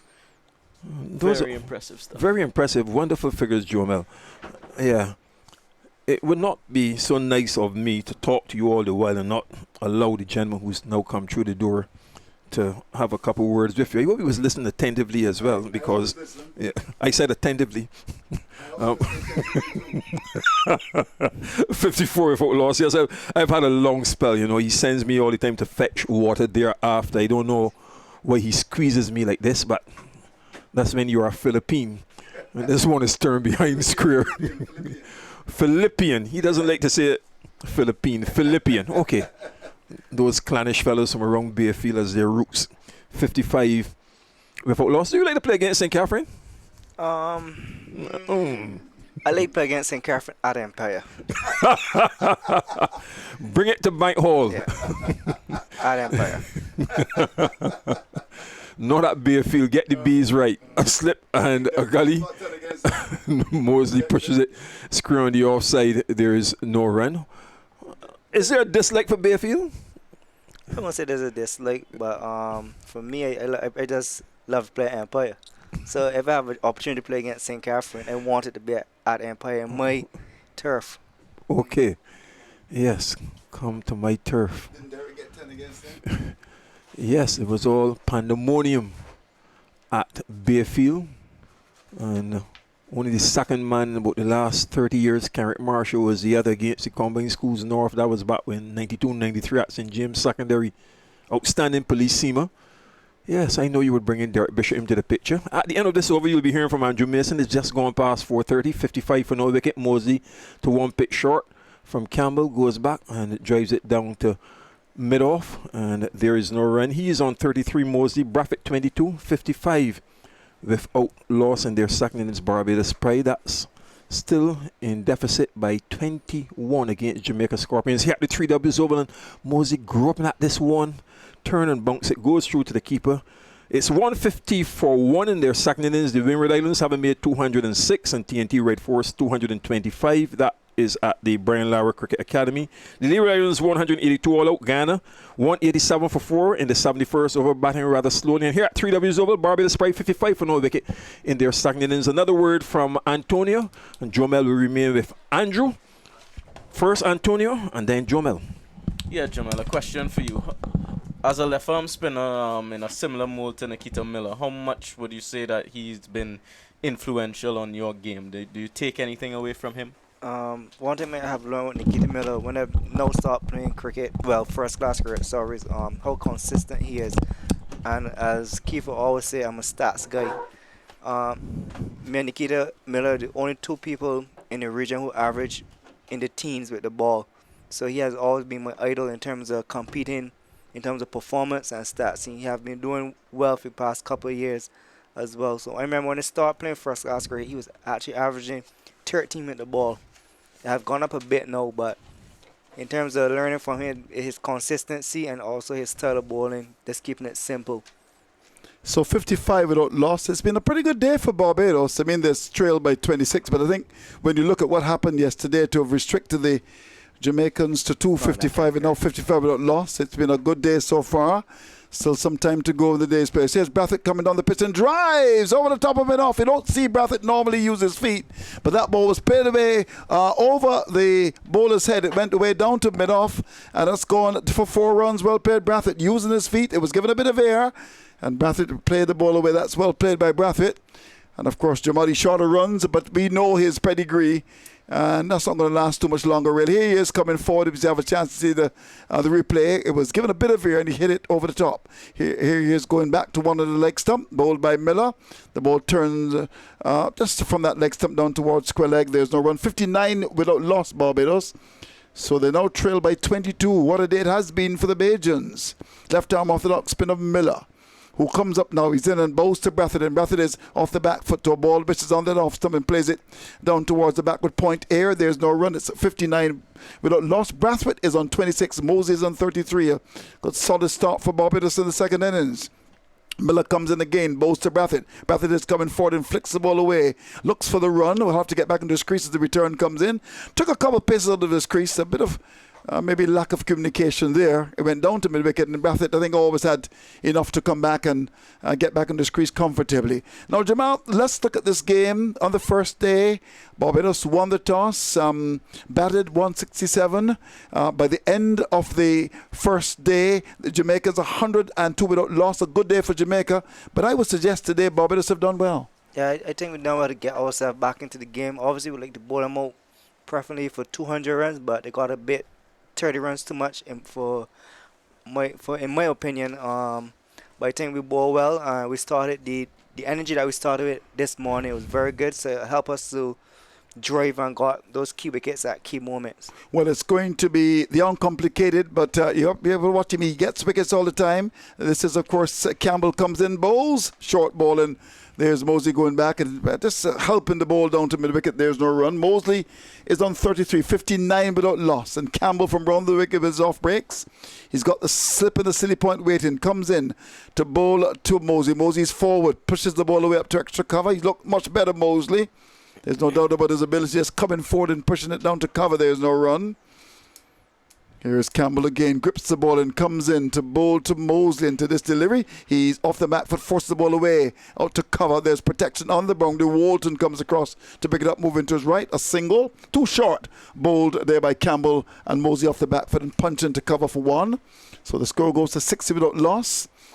As it heads down to pretty close to 4:30 now. In fact, what's your time now? It's just 25-2 as the action continues. Here is a delivery which is on the line of the leg stump. Brathwaite is forward. That's ball from round the wicket by Campbell. And just worked away down to square leg. There's no run. Brathwaite has looked good here. He's on 26. That's the way Brathwaite bats. Here's Campbell, round the wicket, comes in, bows to Brathwaite. Brathwaite is going back, clips the ball down to that position of the filer gear. The fielder comes across, doesn't pick it up at all. They'll get one at Taylor. He'll come back for the second. Taylor, big man indeed. The return comes in, and, then he dropped to the ground. The earth would have shook there, I believe. And the ball went behind him, back for the second. He tumbled away to his right. The ball went past him. Brathwaite gets 2 important runs for Brathwaite. Has not a good time in recent times. He's gone up now to 20 at 62 without loss. Here's Campbell, comes in, bows to Brathwaite. Brathwaite is going back, clips the ball away. Having the judgment, the trust to go back to a ball that was on the legs that might have gone forward. I think he was looking to get it fine down to that fine leg area. Instead it went square and picked up by Taylor to end the over. 62 without loss. Brathwaite is on 28. Mosley is on 34. That's the latest score here at the 3Ws Oval. We're talking, of course, to Jamal Warrican, the man who bowls so beautifully. Let's look at his figures. 34 overs and 4 balls, 10 maidens, 8 for 89. Let's do a comparison in terms of the pitch today and compare it, of course, with what happened yesterday. Any significant change in the pitch, Jamal? Well, I found after it was rolled, after the ball was bowled out, it was a bit flatter than when Jamaica was bowling. But today, not much have changed since yesterday, so we had to really work hard for our wickets and just be patient. Here's Miller, comes up, bowls to Mosley. Mosley is turning the ball away, down to back with square, takes an exploratory step with his crease, has to get back to base as Taylor comes across to make the stop. Mosley's looks solid here. He's on 34 at 62 without loss. Barbados batting the second time. Miller, the left-arm orthodox spinner, comes in, bows to Mosley. Mosley is getting a ball that keeps low, but is in control as the ball goes away down to mid-wicket. That kept low, but he was in control. Went down to mid-wicket. It was a bit quick as well. Good variety, as usual, from Miller as he comes in to bowl to Mosley. Mosley is coming forward, beaten outside the off-stump. The keeper doesn't take it. Well, coming forward. The ball went through. The keeper trying to grab it in the second attempt. Not much reaction from the bowler, but there was the batsman beaten. It was thrown outside the off-stump. He played at it, and the keeper didn't take it. Was it a nibble there? We don't know. Here is a ball pitched up and whipped away by Mosley. That was given some air. A bit of a release shot down towards mid-wicket, gets a run. Sometimes when you feel the pressure of a bowler coming at you, you can just go for that release shot. He did. He was successful in getting the ball away. That could have gone anyway. He's rehearsing the shot now. And the ball went to mid-wicket in the air for a long time. He got a run for it. Brathwaite comes in to strike. Here's Miller, comes in and bows to Brathwaite, and Brathwaite is onto the front foot. A good, capable player. Spin, just dropping the ball gently in front of him. And there is no run. So good battle between bat and ball. Barbados now just trailed by 18. It's been a good day for the Bajans up on Cave Hill. As Miller again continues, he's in, bows to Brathwaite. Brathwaite is back to a short ball and cuts it down to backward point. Was in there for a bit and was maybe looking to get runs there, but it was not able to pierce the offside field. His eyes opened wide as he saw the ball short. To end the over at the end of it, Brathwaite is on 28. Mosley's got 35. Barbados has 63 without lost batting the second time. That's the latest score at Cave Hill. Yeah, right now the Jamaica Scorpions just have to be patient. They've had a couple of half opportunities in the recent overs. There was that under edge by Shane Mosley off the bowling of John Campbell. In this over as well, we saw Shane Mosley again driving at Nikita Miller. May have been an outside edge once again, not taken cleanly by the wicketkeeper Aldane Thomas. So I think it's just a matter of the Jamaica Scorpions being patient and also the Barbados Pride batsmen. They'll be pleased with their effort so far, and they would want to erase those 18 runs and go on to build a lead. Here is a delivery which is short of a length, bowled by Campbell, and Mosey goes back. It keeps a bit low and just pushes into the onside down to mid-wicket. So you're saying, Jamal, that the pitch is a bit better now, you think? Yeah, it's a bit better. That's still obviously it's still giving assistance to the spinners, so you have to be very patient and watch the ball, and also just wait as a batsman, wait for it to come in your zone. Well, you're in deficit by 18 now. We're coming towards the end of the second day's play. Ideally, of course, you'll be looking for runs for Barbados to give Jamaica. We'll talk about that after this delivery. Here is Campbell. Comes up now, bowls outside the off-stump off the back foot, forced away up to cover. A deepish. That's Walton all alone. Picks the ball up, sends a return. The batsman will get a single. What kind of score here, Jamal, you looking for in terms of setting the Jamaicans? We're going to take it in stages. We like to finish here at least 110 for out loss. If we lose one wicket, that's okay. I think that'd be a good position to put ourselves in for tomorrow to come and have a good batting display. So if Barbados will score within 250 or 280, and that will give us at least 200 runs lead, I think we could work with that. So you're saying that, okay, the minimum then will be about 200 or so, Yeah. all right? And you may get 10 like Derek Bishop against Empire. Here is a ball which is thrown up on the line of that off stump, bowled by Campbell. The ball is forward, coming onto the front foot and pushing the ball away into the offside. That's Mosley. Here is Campbell again. Bowls to Mosley outside the off stump off the back foot, punches the ball up to cover, which is deep. They get a single. Never, ever, ever forget that game. I think Jamal Smith was in that game as well. Were you in that game as well? Yes, I was. And Ben Bishop. How did he get you out, Bishop? Inside edge onto the stump. Oh, I thought you were going to say onto the pad. No. Inside edge. And I think, Jamal, you were out leg before, were you? You don't remember? Oh, a lot of men were out leg before. I wonder who was the umpire. 66 without loss. Was it Troy Tudor?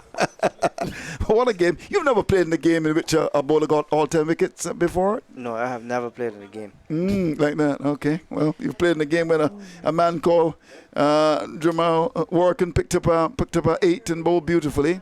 Not the first time you've done it. No. And you really enjoy doing it. Beautiful piece of bowling. Of course, against the England Lions, they were absolutely brilliant. Here's Miller. Comes up now. He's in. And bows to Mosey. And Mosey's back to all down the leg side. The keeper hasn't been the best. And the ball drops out of his gloves again. 66 without loss.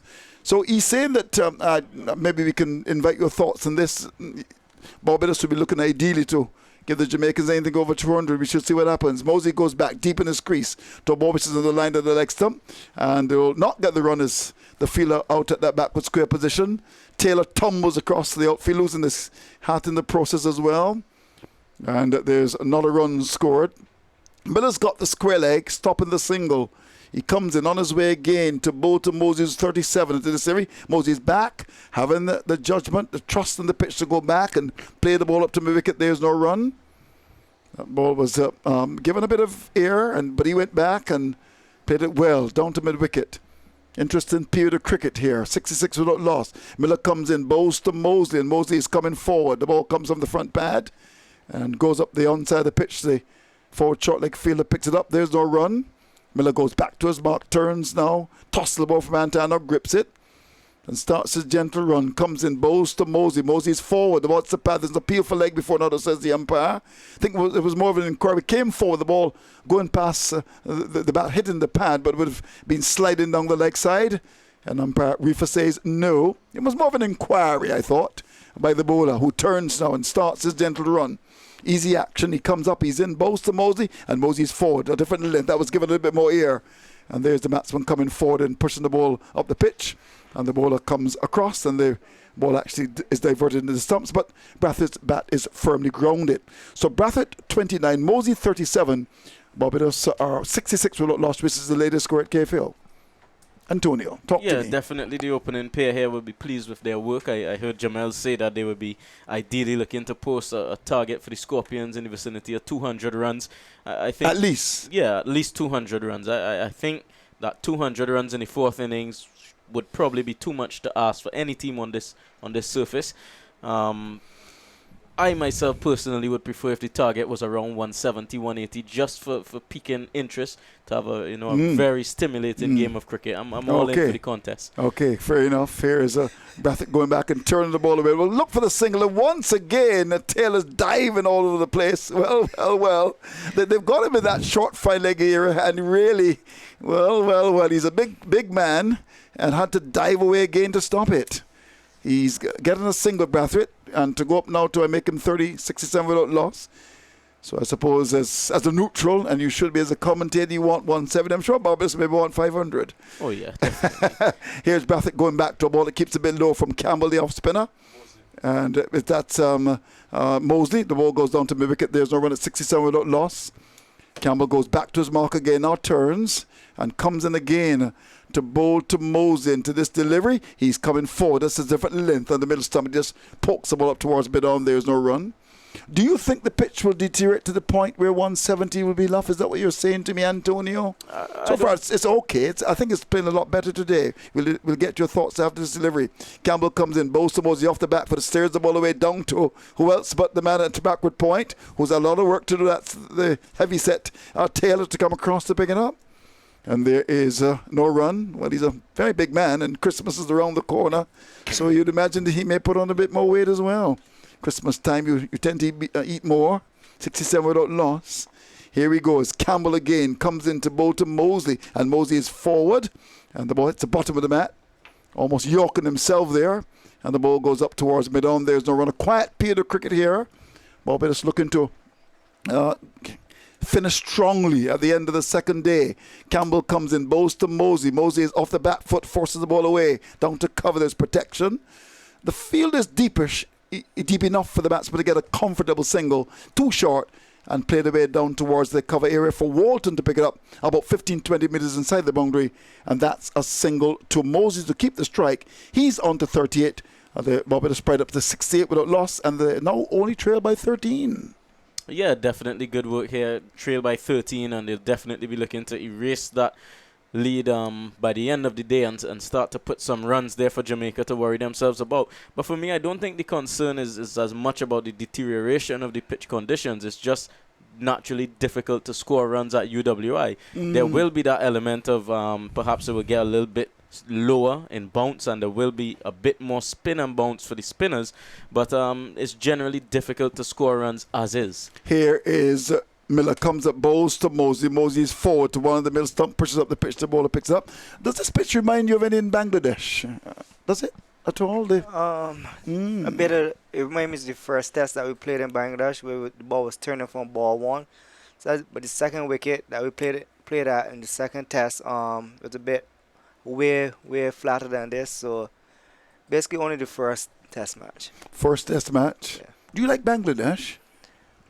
In terms of cricket or overall? No, in terms of cricket, first of all, then overall. We'd love to hear from you on that. Here is Miller comes in, bowls, the ball down the leg side, and the left-hander Moses watches the ball go by to be taken by the keeper. So you like Bangladesh in terms of cricket? As a spinner, I love Bangladesh. Because you get the assistant that you want, and also it gives opportunity to get a lot of wickets. Here's Mosley going back to ball on the line of the leg stump and just turns the ball away down to mid-wicket. There's no run. He's kept on 38. It's 68 without loss. What about the country? Would you buy some land and go there and live?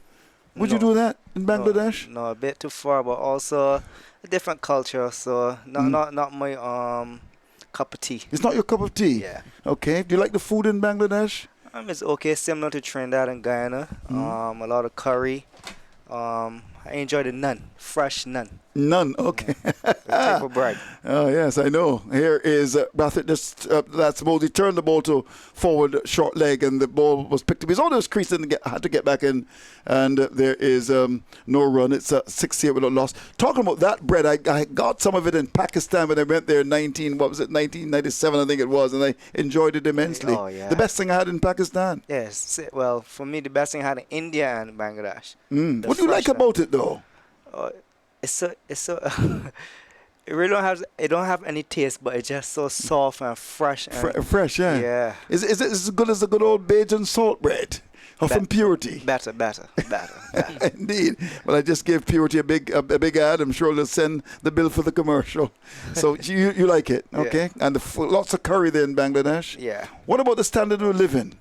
There's a lot of poverty there. Something that you don't see too often in the Caribbean. So open to your eyes to what we have in the Caribbean or in the Western Hemisphere. So we have to be very grateful and not take anything for granted. Because when you go to Bangladesh and see families, not just one vagrant living on the street, families living on the street, babies, newborn babies living on the street. Oh dear. It makes you see what you have is very precious. Mm-hmm. Thank God for life in the Caribbean, from Georgetown in Ghana to Bridgetown in Barbados. Here we go. It's going to be Bulai, the soldier, to come into attack. He's in bowls on the legs, turned away by Brathwaite. He can get a single in a storm, as they say, and just work the ball away down to backward square for one. So Bulai comes in. They delayed his introduction because I think they didn't maybe want to leak runs here, but they've got to bring him into the attack now. Barbados now up to 69 with a loss. This has been a very good day so far for the Bajans. The sun has left us a long time ago, and at this time of the year, just after 5 o'clock, it gets dark. Here we go. It's going to be Bulai, the Chinaman and googly bowler. What do you think of him as a bowler? Bulai, Antonio? As he will continue, he's in and bowls outside the off stump, and there's the batsman Mosey going back and get a short one and punching down to cover for one. The score goes up to 70 without loss. Mosley is up to 39 and Brathwaite is on 31. What do you think of him as a bowler, Bulai? Yeah, I'm definitely pleased to see a left-arm Chinaman playing first-class cricket. There's a left-arm Chinaman that's doing all sorts of damage in world cricket right now. Kuldeep Yadav from India. There's also another left-arm Chinaman from Afghanistan. I can't remember his name at the moment, but it's a rare art, so I'm happy to see him. Well, he's in on both short, and Brathwaite pulls the ball away. That's going to go towards Wicket. That's going to go for 4. Craig Brathwaite, the man from Blackrock, which is not too far from me, on the back foot and just pulling the ball away.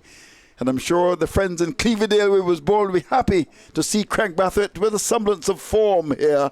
He's really struggled in recent times, but he's got the pedigree, there's no doubt about that. And it can't last for long, really, Craig Brathwaite.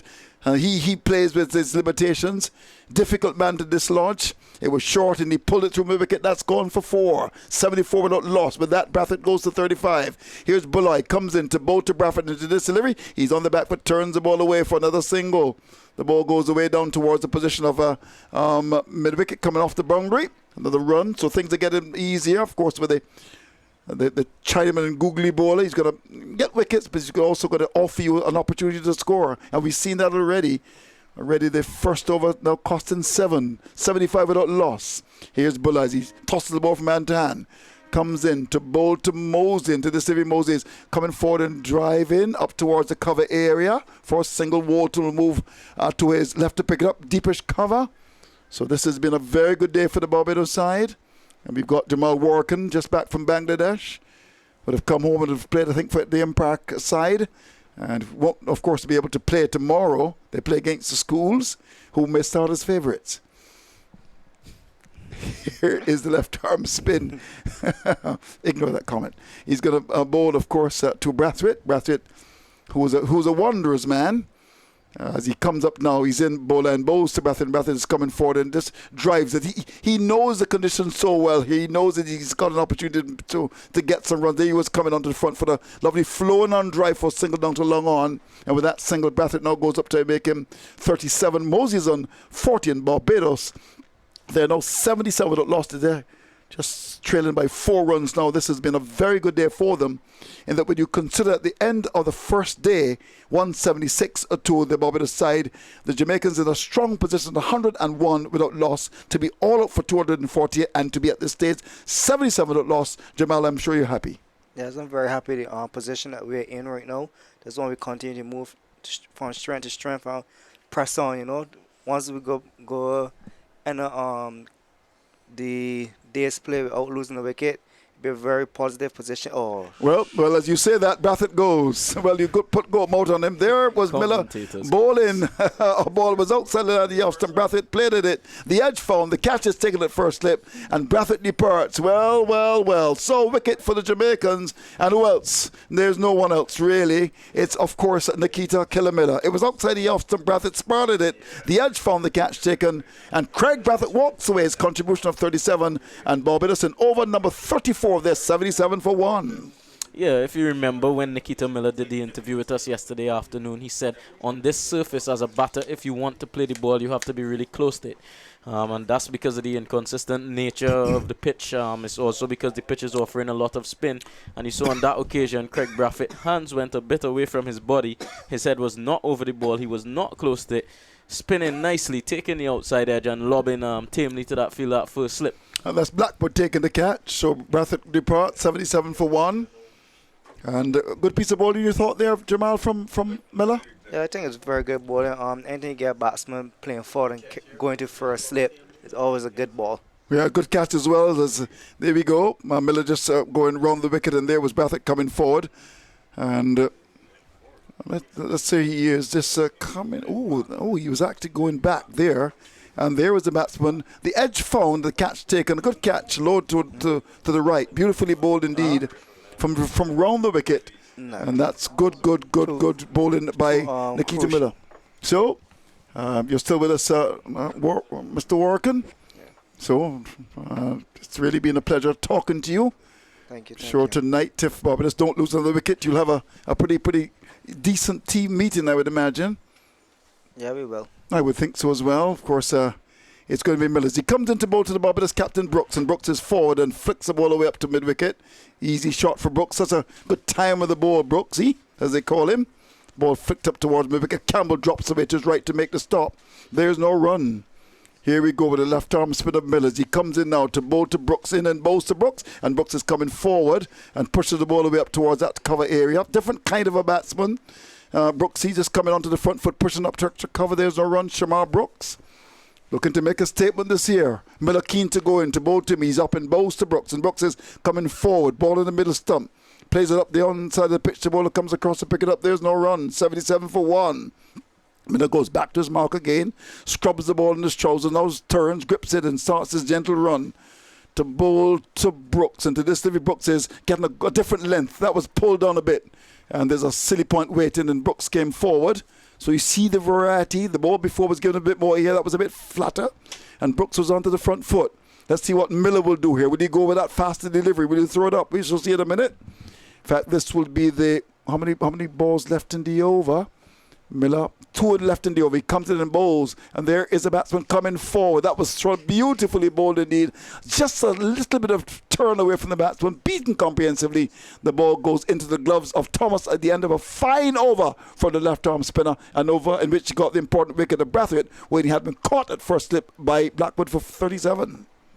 Yeah, Nikita Miller here showing his experience and showing his guile as the sun is just about going down here at the 3Ws Oval. Dennis Belay will resume from the southern end. And I think you asked me a question about him in the last over. I think his pace has been a little bit faster than would be ideal for a spinner. He bowled a lot flatter than Hayden Walsh. Hayden Walsh was able to spin the ball a long way, and we haven't seen a similar type of rev from Dennis Belay. And I think it's because he's opted to bowl a bit flatter and a bit faster. But he comes in now to bowl to Mosley, and Mosley is off the back foot, plays it up the pitch. The bowler picks it up. There's no run. That was pulled down your right. Well, he should give it to Mir and invite the batsman to go for the drive. He's got a strong offside field.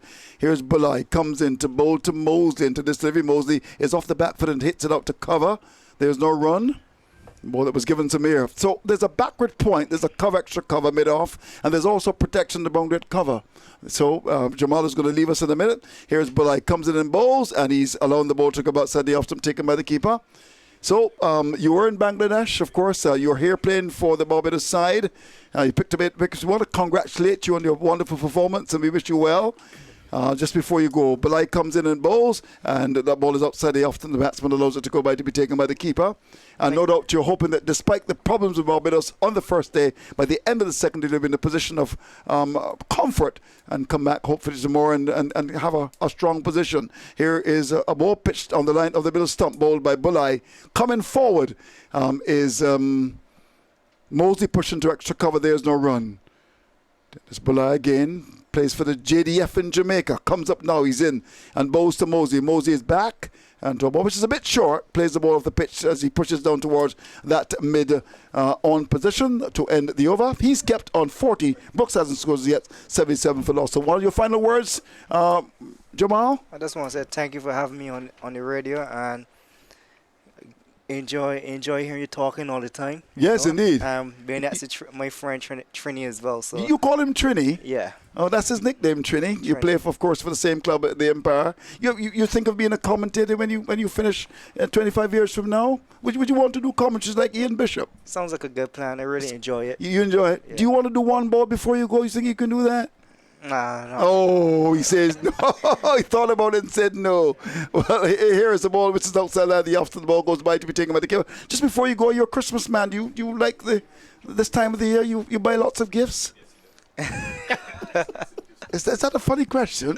I think that question caught you by surprise. I think you were bold there with that question. Here is Brooks coming forward, pushes into the offside. That ball was pitched on the off stump, goes down to cover. You're a Christmas man? Like the feeling? I'm really not a huge fan of Christmas. I just see it as a normal time of the year. It don't stop my training or my work ethic to continue practicing. So I just enjoy it. I just enjoy it. But you'd buy a gift or two. You any children you've got any kids? Yeah, I have a daughter. How so old is she? She's 5. Oh, she's 5. Yeah. Only one child. Yeah, I only have one child. I'm sure you're going to get more before. Come on, you need a couple more, really. 5. And she's doing, what's her name? Her name is Zoraya. Zoraya. Did you Yeah. give the child a name? Or was it Mummy? No, it was mommy. I thought so as well. The mummies, they always have control. We want to thank you very much indeed, Jamal. I wouldn't want to get too much into your business. I tend to do that sometimes and get myself into trouble. So we want to thank you. Thank you very Season's much, greetings Andrew. to you. Same to you. And we'll certainly talk to you again. All right. All right, so there you have it.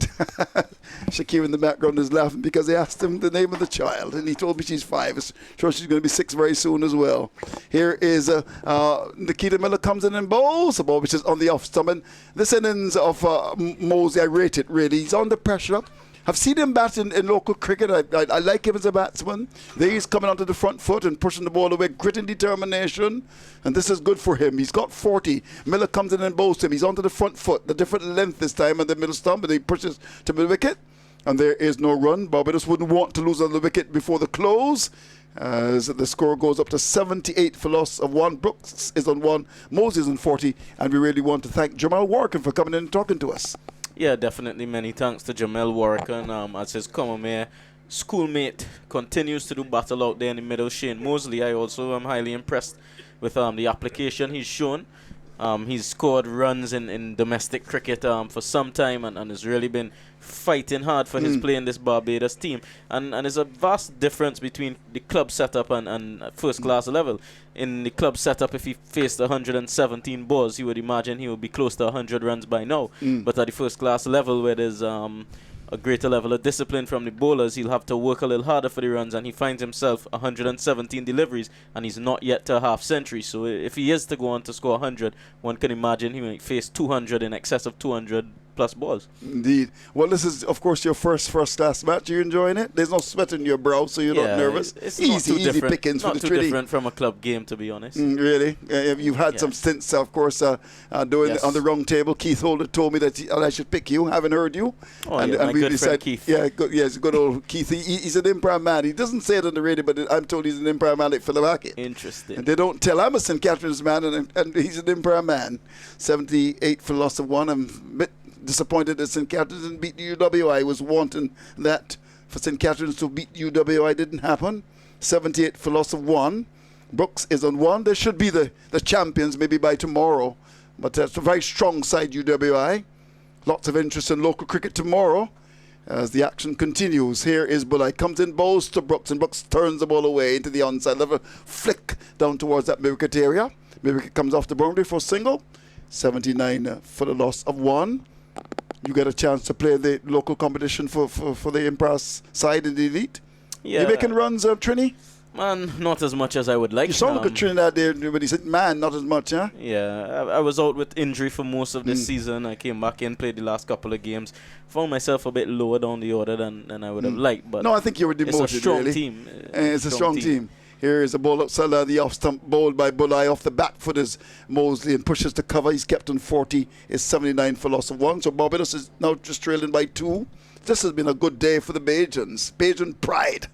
Here is Bulai as he comes in to bowl to Mosley. And Mosley gets a full toss and drives it up to cover. Would have done better with that, I'm sure, another day. But of course, he's maybe with one eye on the clock, wants to come back tomorrow. Play scheduled to finish. It was at 5:32. I don't think we're going to get there. Here's Bulla as he comes up again. He's in and bows to Mosey. And Mosey is coming forward and driving square in the offside down to Stephen Taylor, who picks it up. And there is no run. So that ends the over 79 for a loss of 1. That's the latest score here at Caveville. Yeah, Dennis Bulai, a bit more discipline on this occasion. Shane Mosley missing out on an easy run scoring opportunity, but he will not be too disappointed. Just another 2 overs left in the day's play. He'll be looking at buckling down, ensuring that tomorrow he's there to accumulate as many runs and probably think about 100. Okay, so thanks to you, Antonio. Of course, Jamal Smith comes to call. You had a long run. In fact, you're doing more commentary than you do batting, because your key just sent me a note saying that your spell was more than when you bat. Indeed. Well, this is where you come at number 8 or 9, but it's lovely. You're doing a wonderful job. It's always good to unearth that talent. Here's a ball which is short of a length, bowled by Miller, and off the back foot, pushed away into the offside. That's Brooks. Down to cover, there's no run. Of course, there's the opportunity for people to do lots of commentary in Barbados. As the BCA, they sponsor the local coverage, which started back in 1978. And as I said, as Brooks is pushing the ball down to long on for a single, short delivery, 80 for the loss of 1 now. I would think that Barbados could be the only country in the world, I have to double check that, in the world that will be bringing local cricket every Saturday since 1978. CBC, thanks to them, have been bringing local cricket Saturday after Saturday. Coverage of all the grounds in Barbados. That's fantastic. Should be written about, I think. Here's Mosey as he's getting one of the legs. Someone's worked away down to that forward short leg area. Of course, people like Jamal would have had the opportunity to be very much a part of what we call the round table. And as a result of that, he's here doing his commentaries. Here's the delivery, which is outside, played away between the slip and the keeper down to the fine leg area to get one. Let's look at the umpire here and see what he will signal. Leg buys. It came from the pad and went past the field at leg slip and the keeper, and that's gone away for 2 leg buys to carry the score to 82 for 1. So it means now that Barbados still by 1. Yes, obviously the Barbadians will be very pleased that they've overcome the first hurdle, which is obviously raising the deficit, but still a very long way to go, Andrew. Yeah, a long way to go. Here is Miller, comes in, bows to Mosey. Mosey's forward and is dropped at forward short leg. In and out. Oh my golly. Coming onto the front foot, and McCarty could not come up with a catch. And you could tell there's a plan to get him out there. Left arm spin. That was beautifully bowled. And we'll see it in the monitor. The catch was not taken. Well. Here's Miller, comes in again to bowl to Mosley, and Mosley is on the back foot to a ball which is in the middle stump. This is good probing bowling by Miller, who gets his cap and that's his cap and his shades and walks. So he must be very, very disappointed. Let's have a chance to see it. Yes, very well bowled again by Nikita Miller, and straight in and straight out. The hands of Adrian McCarthy was unable to hold on. He was in a beautiful position. It went sharply, but still regulation for that short leg position. But Nikita Miller just continues to plug away at Shane Mosey, and as you rightly said, you could see it's a plan, and Mosey sometimes playing with that back foot collapsing, so obviously not as much control as you would like if the ball just get one to bounce. And obviously Miller has been bowling for that for the better part of probably half an hour or so, and obviously will be disappointed that he didn't get his man. Well, people are of course leaving the offices and going home now. We'll run through the details of what has happened. You're wondering, well, what happened today? We'll give you the stats in a minute. Here's Bulai, comes in and bows to Brooks, and Brooks is allowing the ball to go down the leg side to be taken by the keeper.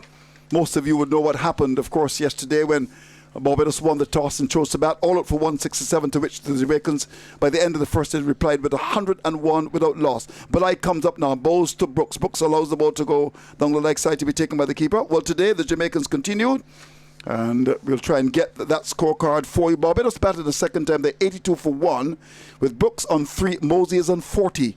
Here is Belai, comes up now, bowls to Brooks. Brooks is coming forward, ball on the off stump, pushes in front of him, and there is no run. Always very difficult to get through that score card with the spinners in operation. Belai goes back to his mark again. You don't see many Chinamen and googly bowlers around. He comes in to bowl to Brooks, and to this delivery, Brooks is off the back foot and looks to clip the ball away, hits the top of the pad, and there's no damage done. Is there anyone like him in Barbados, Chinaman and googly, playing in the elite competition? Can you think of anyone? Not I can think of. Okay, not at the moment. Here is Belai comes in, bowls to Brooks, and Brooks is looking to sweep the ball away. Goes to the field at that leg superior, and there is no run. Have you ever faced one in Barbados? Yeah, I would have faced a couple of Christopher Ramsaran. Ramsaran, okay. UE. From UE? Yes, I would have faced him. I probably have to think about one. Okay. I'm sure Keith will be able to pull up one or two that would have played over the years in Division 1 cricket in Barbados, so that's now called elite. 82 for the loss of 1. But it's not often that you see the Chinaman and the googly bowler, and it's good. In fact, I was talking to Andrew Richardson, the manager of the Jamaica side, and he tells me he gets a bundle of wickets in the Senior Cup in Jamaica. Actually, I would have faced Derek Bishop. I mean, years ago, eons ago, Andrew. Derek actually used to bowl the Chinaman googly variation. Sometimes at club level, he tries it. He would try it. The standard ball. It doesn't come out. No, like when he gets frustrated, they've seen it several times. Actually, himself and Ken Roy would have started as a leg spinner, and then obviously opted to bowl off spin later in his career. And then Derek Bishop definitely was a left arm Chinaman in early times. I saw him bowl at Police and picked up a couple of wickets bowling that delivery. And of course, Dave Mohammed. Yeah, I wouldn't have faced Dave Mohammed. It would have effective some dismissals off Dave Mohammed. He played for Empire. Right. Yes. No, Dave Mohammed, yes. What's become of him? I wonder. 82 for loss of 1. Here is Miller. Comes up now. He's in and bowls to Mosey. Mosey is on the back foot. And the ball goes down to the leg gully area that came from the top of the glove there. That was turned across him. He's got to be careful here. There's a definite plan to get him out there. Our fielders around the bat, and he went back, and that ball spun across him and bounced, and he got it down to a leg gully. It was in the air. Miller comes in, bows to Mosey. Mosey's onto the front foot, pushes into the offside, down to cover. This is a battle here between bat and ball. Very clever indeed, over 500 wickets. Beautiful piece of bowling by Miller. The last over, Mosey was dropped at the forward short leg position. Here is Miller again as he comes in to bowl to Mosey, who's on 40. And to this he goes back, no problems with that. Too short and pushed away down towards the position of that mid wicket. There is no run. It's getting dark already, so I rather suspect we're not going to be here for too much longer, really. Barbados lead by 1. But we lost the sunshine a long time ago. Here's Miller as he comes up again. He's on his way. He's in and bowls, and Mosey goes back to ball, which keeps a bit low and just digs it out. Pushes up towards that mid-wicket area. There's no run. It's coming up to about 30 minutes past 5 o'clock. So this could be very close to the end of the day's play. Barbados would not want to lose another wicket before the close. Miller comes in, bowls to Mosey. Mosey is back and turns the ball away down towards the position of a square leg backward, and there's no run. The umpires do in fact have a look at each other. So 82 for 1. Brooks is on 3. Mosey, he's got 40. Jamal. Yes, a half of a chance there to the leg slip. Mosley a little bit lucky to survive there again, just bouncing just in front of the leg slip. And Nikita Miller showing a bit of frustration as he keeps plugging away at Mosley, and no doubt he will want his man before the sun makes its final exit for the day, as it just peeps back out. Andrew, flirting with us just a bit. There's just a ray of sunshine left on the far side of the pasture, the most easterly side. Well, it's going to be Belai. Comes in, bowls to Brooks, and Brooks is off the back foot, and the ball is played away into the offside, down to backward point. You get the feeling that Brooks is reading him. He went back, that ball turned into him, and one before went across him. Brooks is a generally good player of spin. Here's Belai, comes in again to bowl to Brooks, and Brooks is coming forward and flicks it up to mid-wicket, and again the field out at mid-wicket is the man who's had so much work to do, Stephen Taylor, drop into his right to make the stop. So very good battle between bat and ball. Belai again comes in to bowl to the Barbados captain, into this delivery. He's coming forward and driving up towards that mid-off area. Not the firm-footed drive. And he's looking as if he might not have timed it well. Here we go. As Bulai again. It's 82 for 1. Barbados. Brooks is on 3. He comes up. He's in and bow short. Brooks is looking to pull the ball away. There's backward square on the boundary. Leverage comes off the boundary. Gets his body behind it. Walks first and will throw the ball in. And Brooks will get a single. It was short of a length. The umpires are going to come forward. Is that the end of the day's play? I see the umpire coming. Oh, the keeper also seems to be in a bit of trouble as well. So, you might have picked up what happened to the keeper there. Yeah, Brooks actually struck the keeper on the helmet with the bat. We'll see it on the slow motion now. Well, here's a pull. Ooh. Oh, yes. That was Oh, my nasty. golly. That was nasty. Actually got him at the side of the head as well. Ooh. There we go. That's a pull shot there. The bat coming right around and flush onto the helmet. Well, let's hope he's all right. Well, we'll be back live so we can see that Thomas, he's on the field still, but that's a nasty blow to get.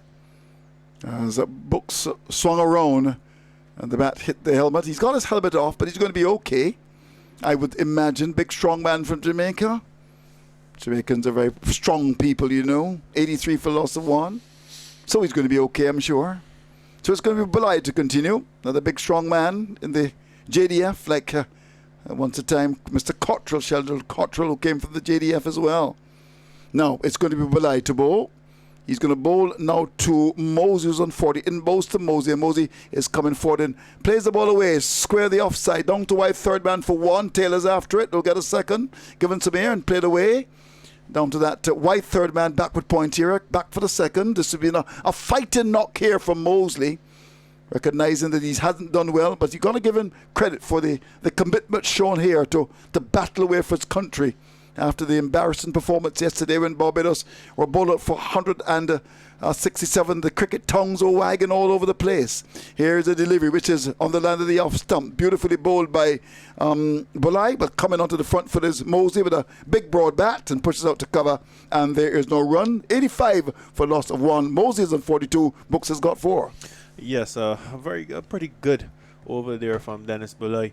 I know you said that there's a bit of spin. There's not much spin, I should say, for him. I know you said one went back and one went away, but I find he's not really getting the spin, getting the assistance from his surface that you would expect from a left-arm Chinaman. And I'm wondering if my counterpart, Aline, is correct in saying that he's probably just bowling a little too quickly. And what I've realized about him, too, is he's actually bowling from around 11 o'clock, which is pretty strange for a left-arm orthodox. He's actually, normally they would probably bowl from about 10 and just get that extra rev on the ball, but he's actually coming from almost completely over his head, so that may be the reason why he's not getting as much spin. Well, his ability to continue this probe comes in bowls to Brooks, and Brooks says get the ball outside the off stump, beautifully bowled indeed. It went through, lots of bounce. The keeper took it. That was very well bowled indeed by Miller. Really enjoying the spell here. He's had a lot of bowling.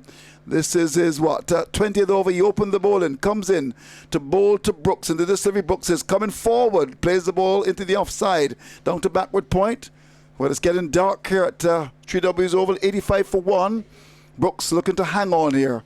20 overs and 2 balls, 7 bases, 1 for 29. The veteran left-arm orthodox spinner. As the lights come on in the commentary box, here's a delivery which is outside the line of the off stump. Brooks comes forward, but they've just kept his bat inside the line. But look at the bounce generated there by Miller. Beautifully bowled indeed. Yes, another beautiful delivery there from Miller with his tail up, as we would say, searching for that wicket just before the close. Well, he starts again, comes in on his way to bowl to Brooks, and to this delivery Brooks is coming forward. The ball goes to the field at City Point, and Brooks walks away. So, wicket for Miller, beautifully bowled indeed. That's a soft dismissal coming forward. And there's the batsman gone, caught up at the Silly Point area. And that's a big wicket to get just before the close. Brooks departs for 4. And that man is striking again as we have a chance to see the monitor coming forward. The catch taken up at Silly Point. And here is good bowling again from Nikita Miller. Let's have a chance to see the monitor. What did you do right there? Just adjusted the left slightly, Andrew, a little slower through the air, and attacking the sticks on this occasion and taking the splice of Shamar Brooks' bat head over the ball, but unfortunately he was unable to keep it down. And McCarthy gleefully accepts that chance and being chided a bit by his teammates there, probably teasing him for the mistake he would have made 2 overs ago. But that's a big blow for the Barbados pride right there, Andrew. And as I said before, if the Jamaica Scorpions manage to eke out 2 or 3 wickets in this session, despite the fact that Barbados have fought back admirably, right, I still would say advantage Jamaica Jamaica, because there's still a lot of work for the Barbadian bats to do. And here we see there's not a night watchman coming. It's actually Jonathan Carter, and this could be a bit precarious as well, because you know how cricket goes. Just a couple more deliveries in the over for Nikita Miller, 3 more to be exact, and if he can get his radar right and pick up the big snapper of Jonathan Carter, well, it definitely would be time to murder this So effectively you lost 2 wickets to just 4 runs on the board. I agree with you, really. Good hard work by Barbados, but overall Jamaica will be happy to have picked up those 2 wickets towards the close. Brathwaite gone, and now the captain Brooks gone. That was beautifully bowled. He's such a very good, there's no doubt about that, Nikita Miller. This is why he's picked up so many wickets over the years. Probing away on top of the off, top of the bounce. Now Carter settles, and here's Miller. Comes up now, he's in and bows to Carter, and Carter's back to a ball down the leg side, and the left-hander allows the ball to go by, to be taken by the keeper. So what do you think about the light? Is it still good enough for play? Probably what do you think? one more over. One more over. Probably one more over. It's a bit dark. Here is Miller. Comes up now. Bowls to Carter. Carter is getting the ball with his pitcher, and he drives over the top of the umpire. Said that's going to go for 4. Well. Jonathan Carter, just before the close, that was given some air, and he went after. That's the kind of batsman that Carter is. It goes down towards long on. That's gone for 4 to carry Barbados to 89 for 2, and Carter gets off the mark with a boundary. I tell you what, I'd love to see that on the replay. Yes, I do not think that was intentionally. Like, he looked ready to hit that one through the mid-wicket area.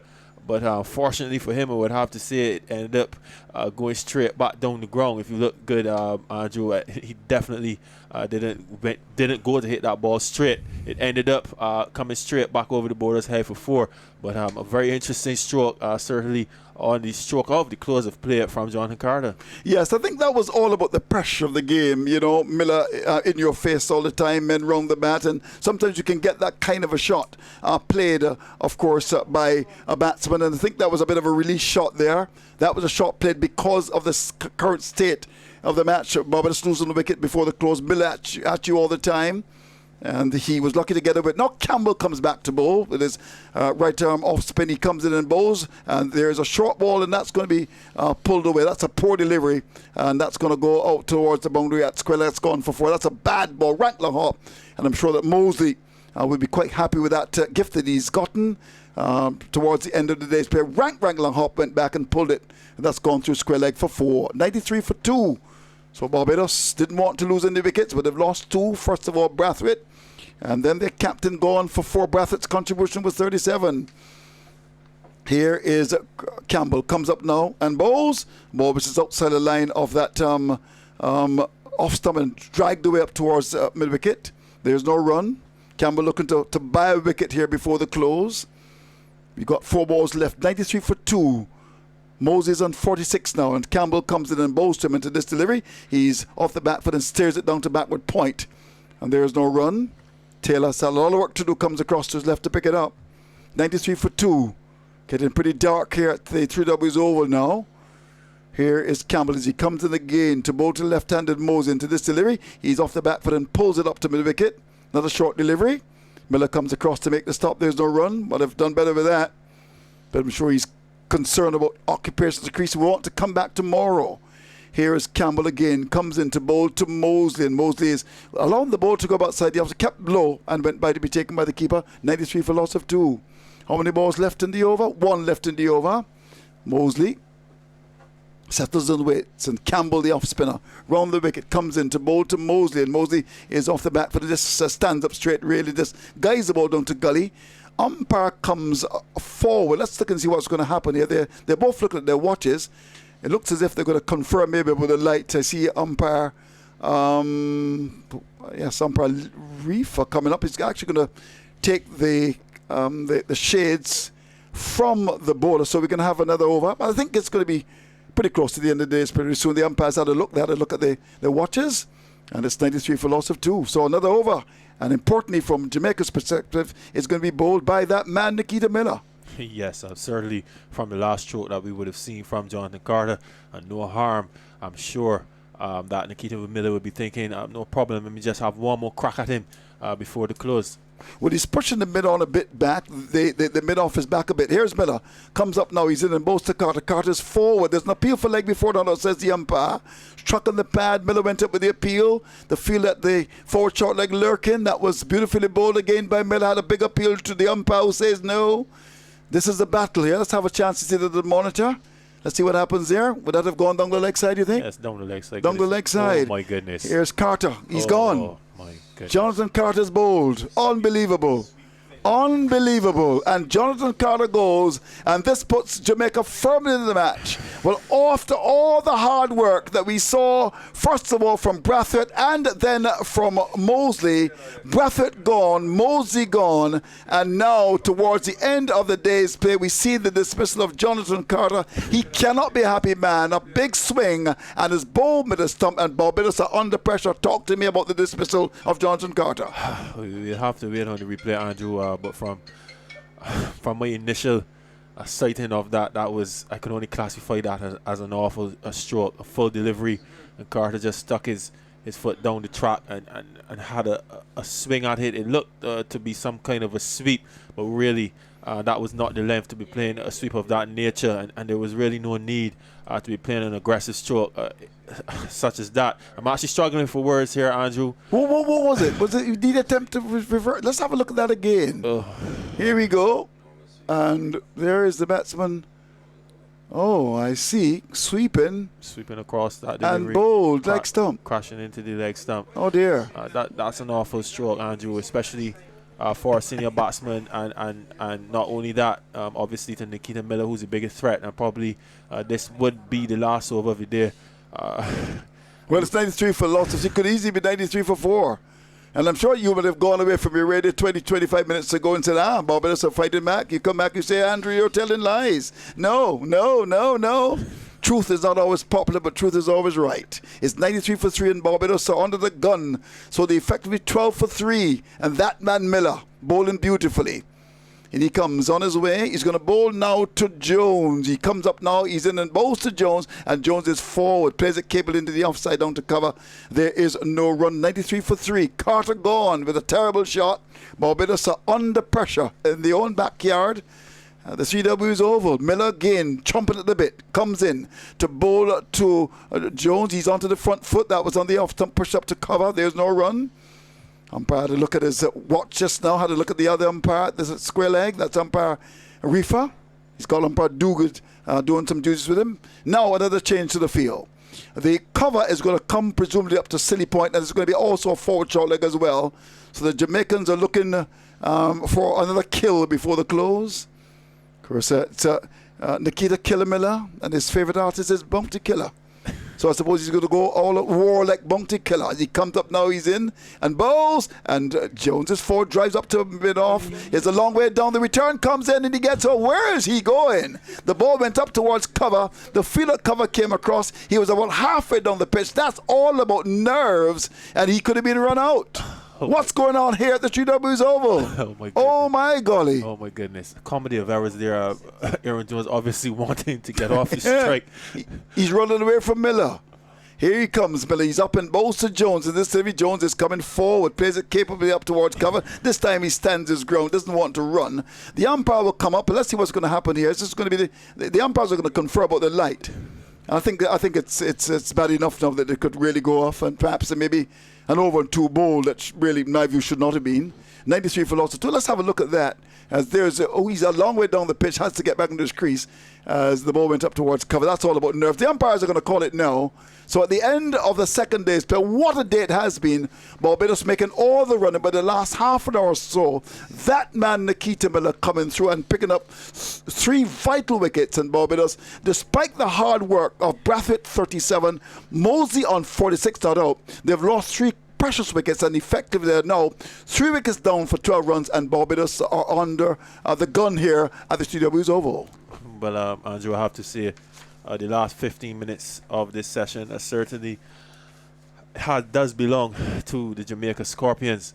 A bit of good bowling from Nikita Miller to remove Shamar Brooks, but you'll have to say another elder statesman in this Barbados team, and Jonathan Carter, most certainly not showing much maturity at this stage. Probably with just 1 over to go, playing an awful shot, and now putting Barbados in a pretty difficult position after the hard work done by Craig Braffett and Shane Mosley. Well, indeed. Well, quickly, the start, of course, 101 without loss. The Jamaicans would have been quite happy having bowled Barbados out for 167, but today it was not the best day for them in terms of batting. They eked out an important lead, would have wanted more, but I suppose given the conditions here, anything over 75 you can consider to be big, and they've made very good progress despite the efforts of Brathwaite and of course Mosley. But earlier Campbell got 78 from 128 balls. He struck 10 fours on the 6, but didn't get a great deal of support. Walton got 21,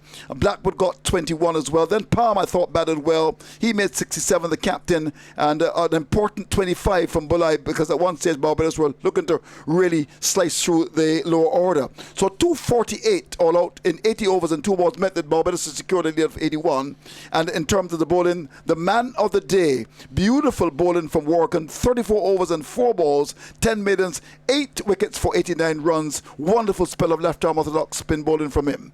Barbados in deficit by 81, then saw a good partnership between Brathwaite and Mosley, before Brathwaite was caught by Blackwood off Miller for 37. Then Brooks was caught up at the silly point position by McCartney off the bowling of Miller for 4. And just before the close, a wild shot by Carter, loses leg sweeping after he came forward and drove a ball nervously over the top of the umpire's head for 4 to leave Barbados in strife at the end of the second day's play. Jones hasn't scored as yet. Mosley on Bowden 46, 93 for loss of 3, effectively 12 runs for 3 wickets, and Barbados will have to come good on day 3.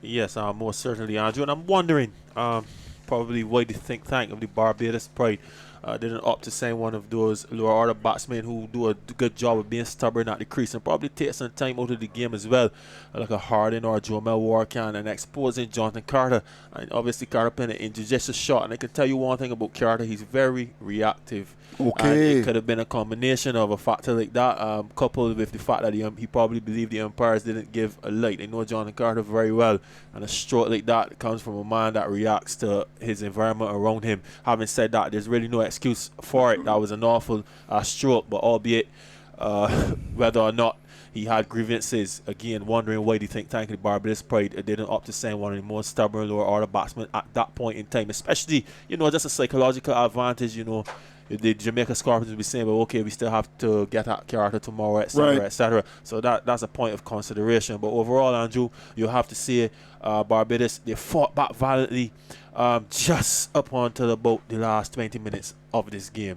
They had won the day up until about 5 o'clock. And then the wheels have started to come off slightly. Having said that, still 7 wickets in the hut, but there's a lot of work to be done if they're going to post, a target that the Jamaica Scorpions would find hard to get. Well, the bowling of Miller, let's look at these figures. 22 overs, 8 middles, 3 for 33. Leverage 4 overs, 1 mid, none for 13. Levy 4 overs, 2 middles, none for 8.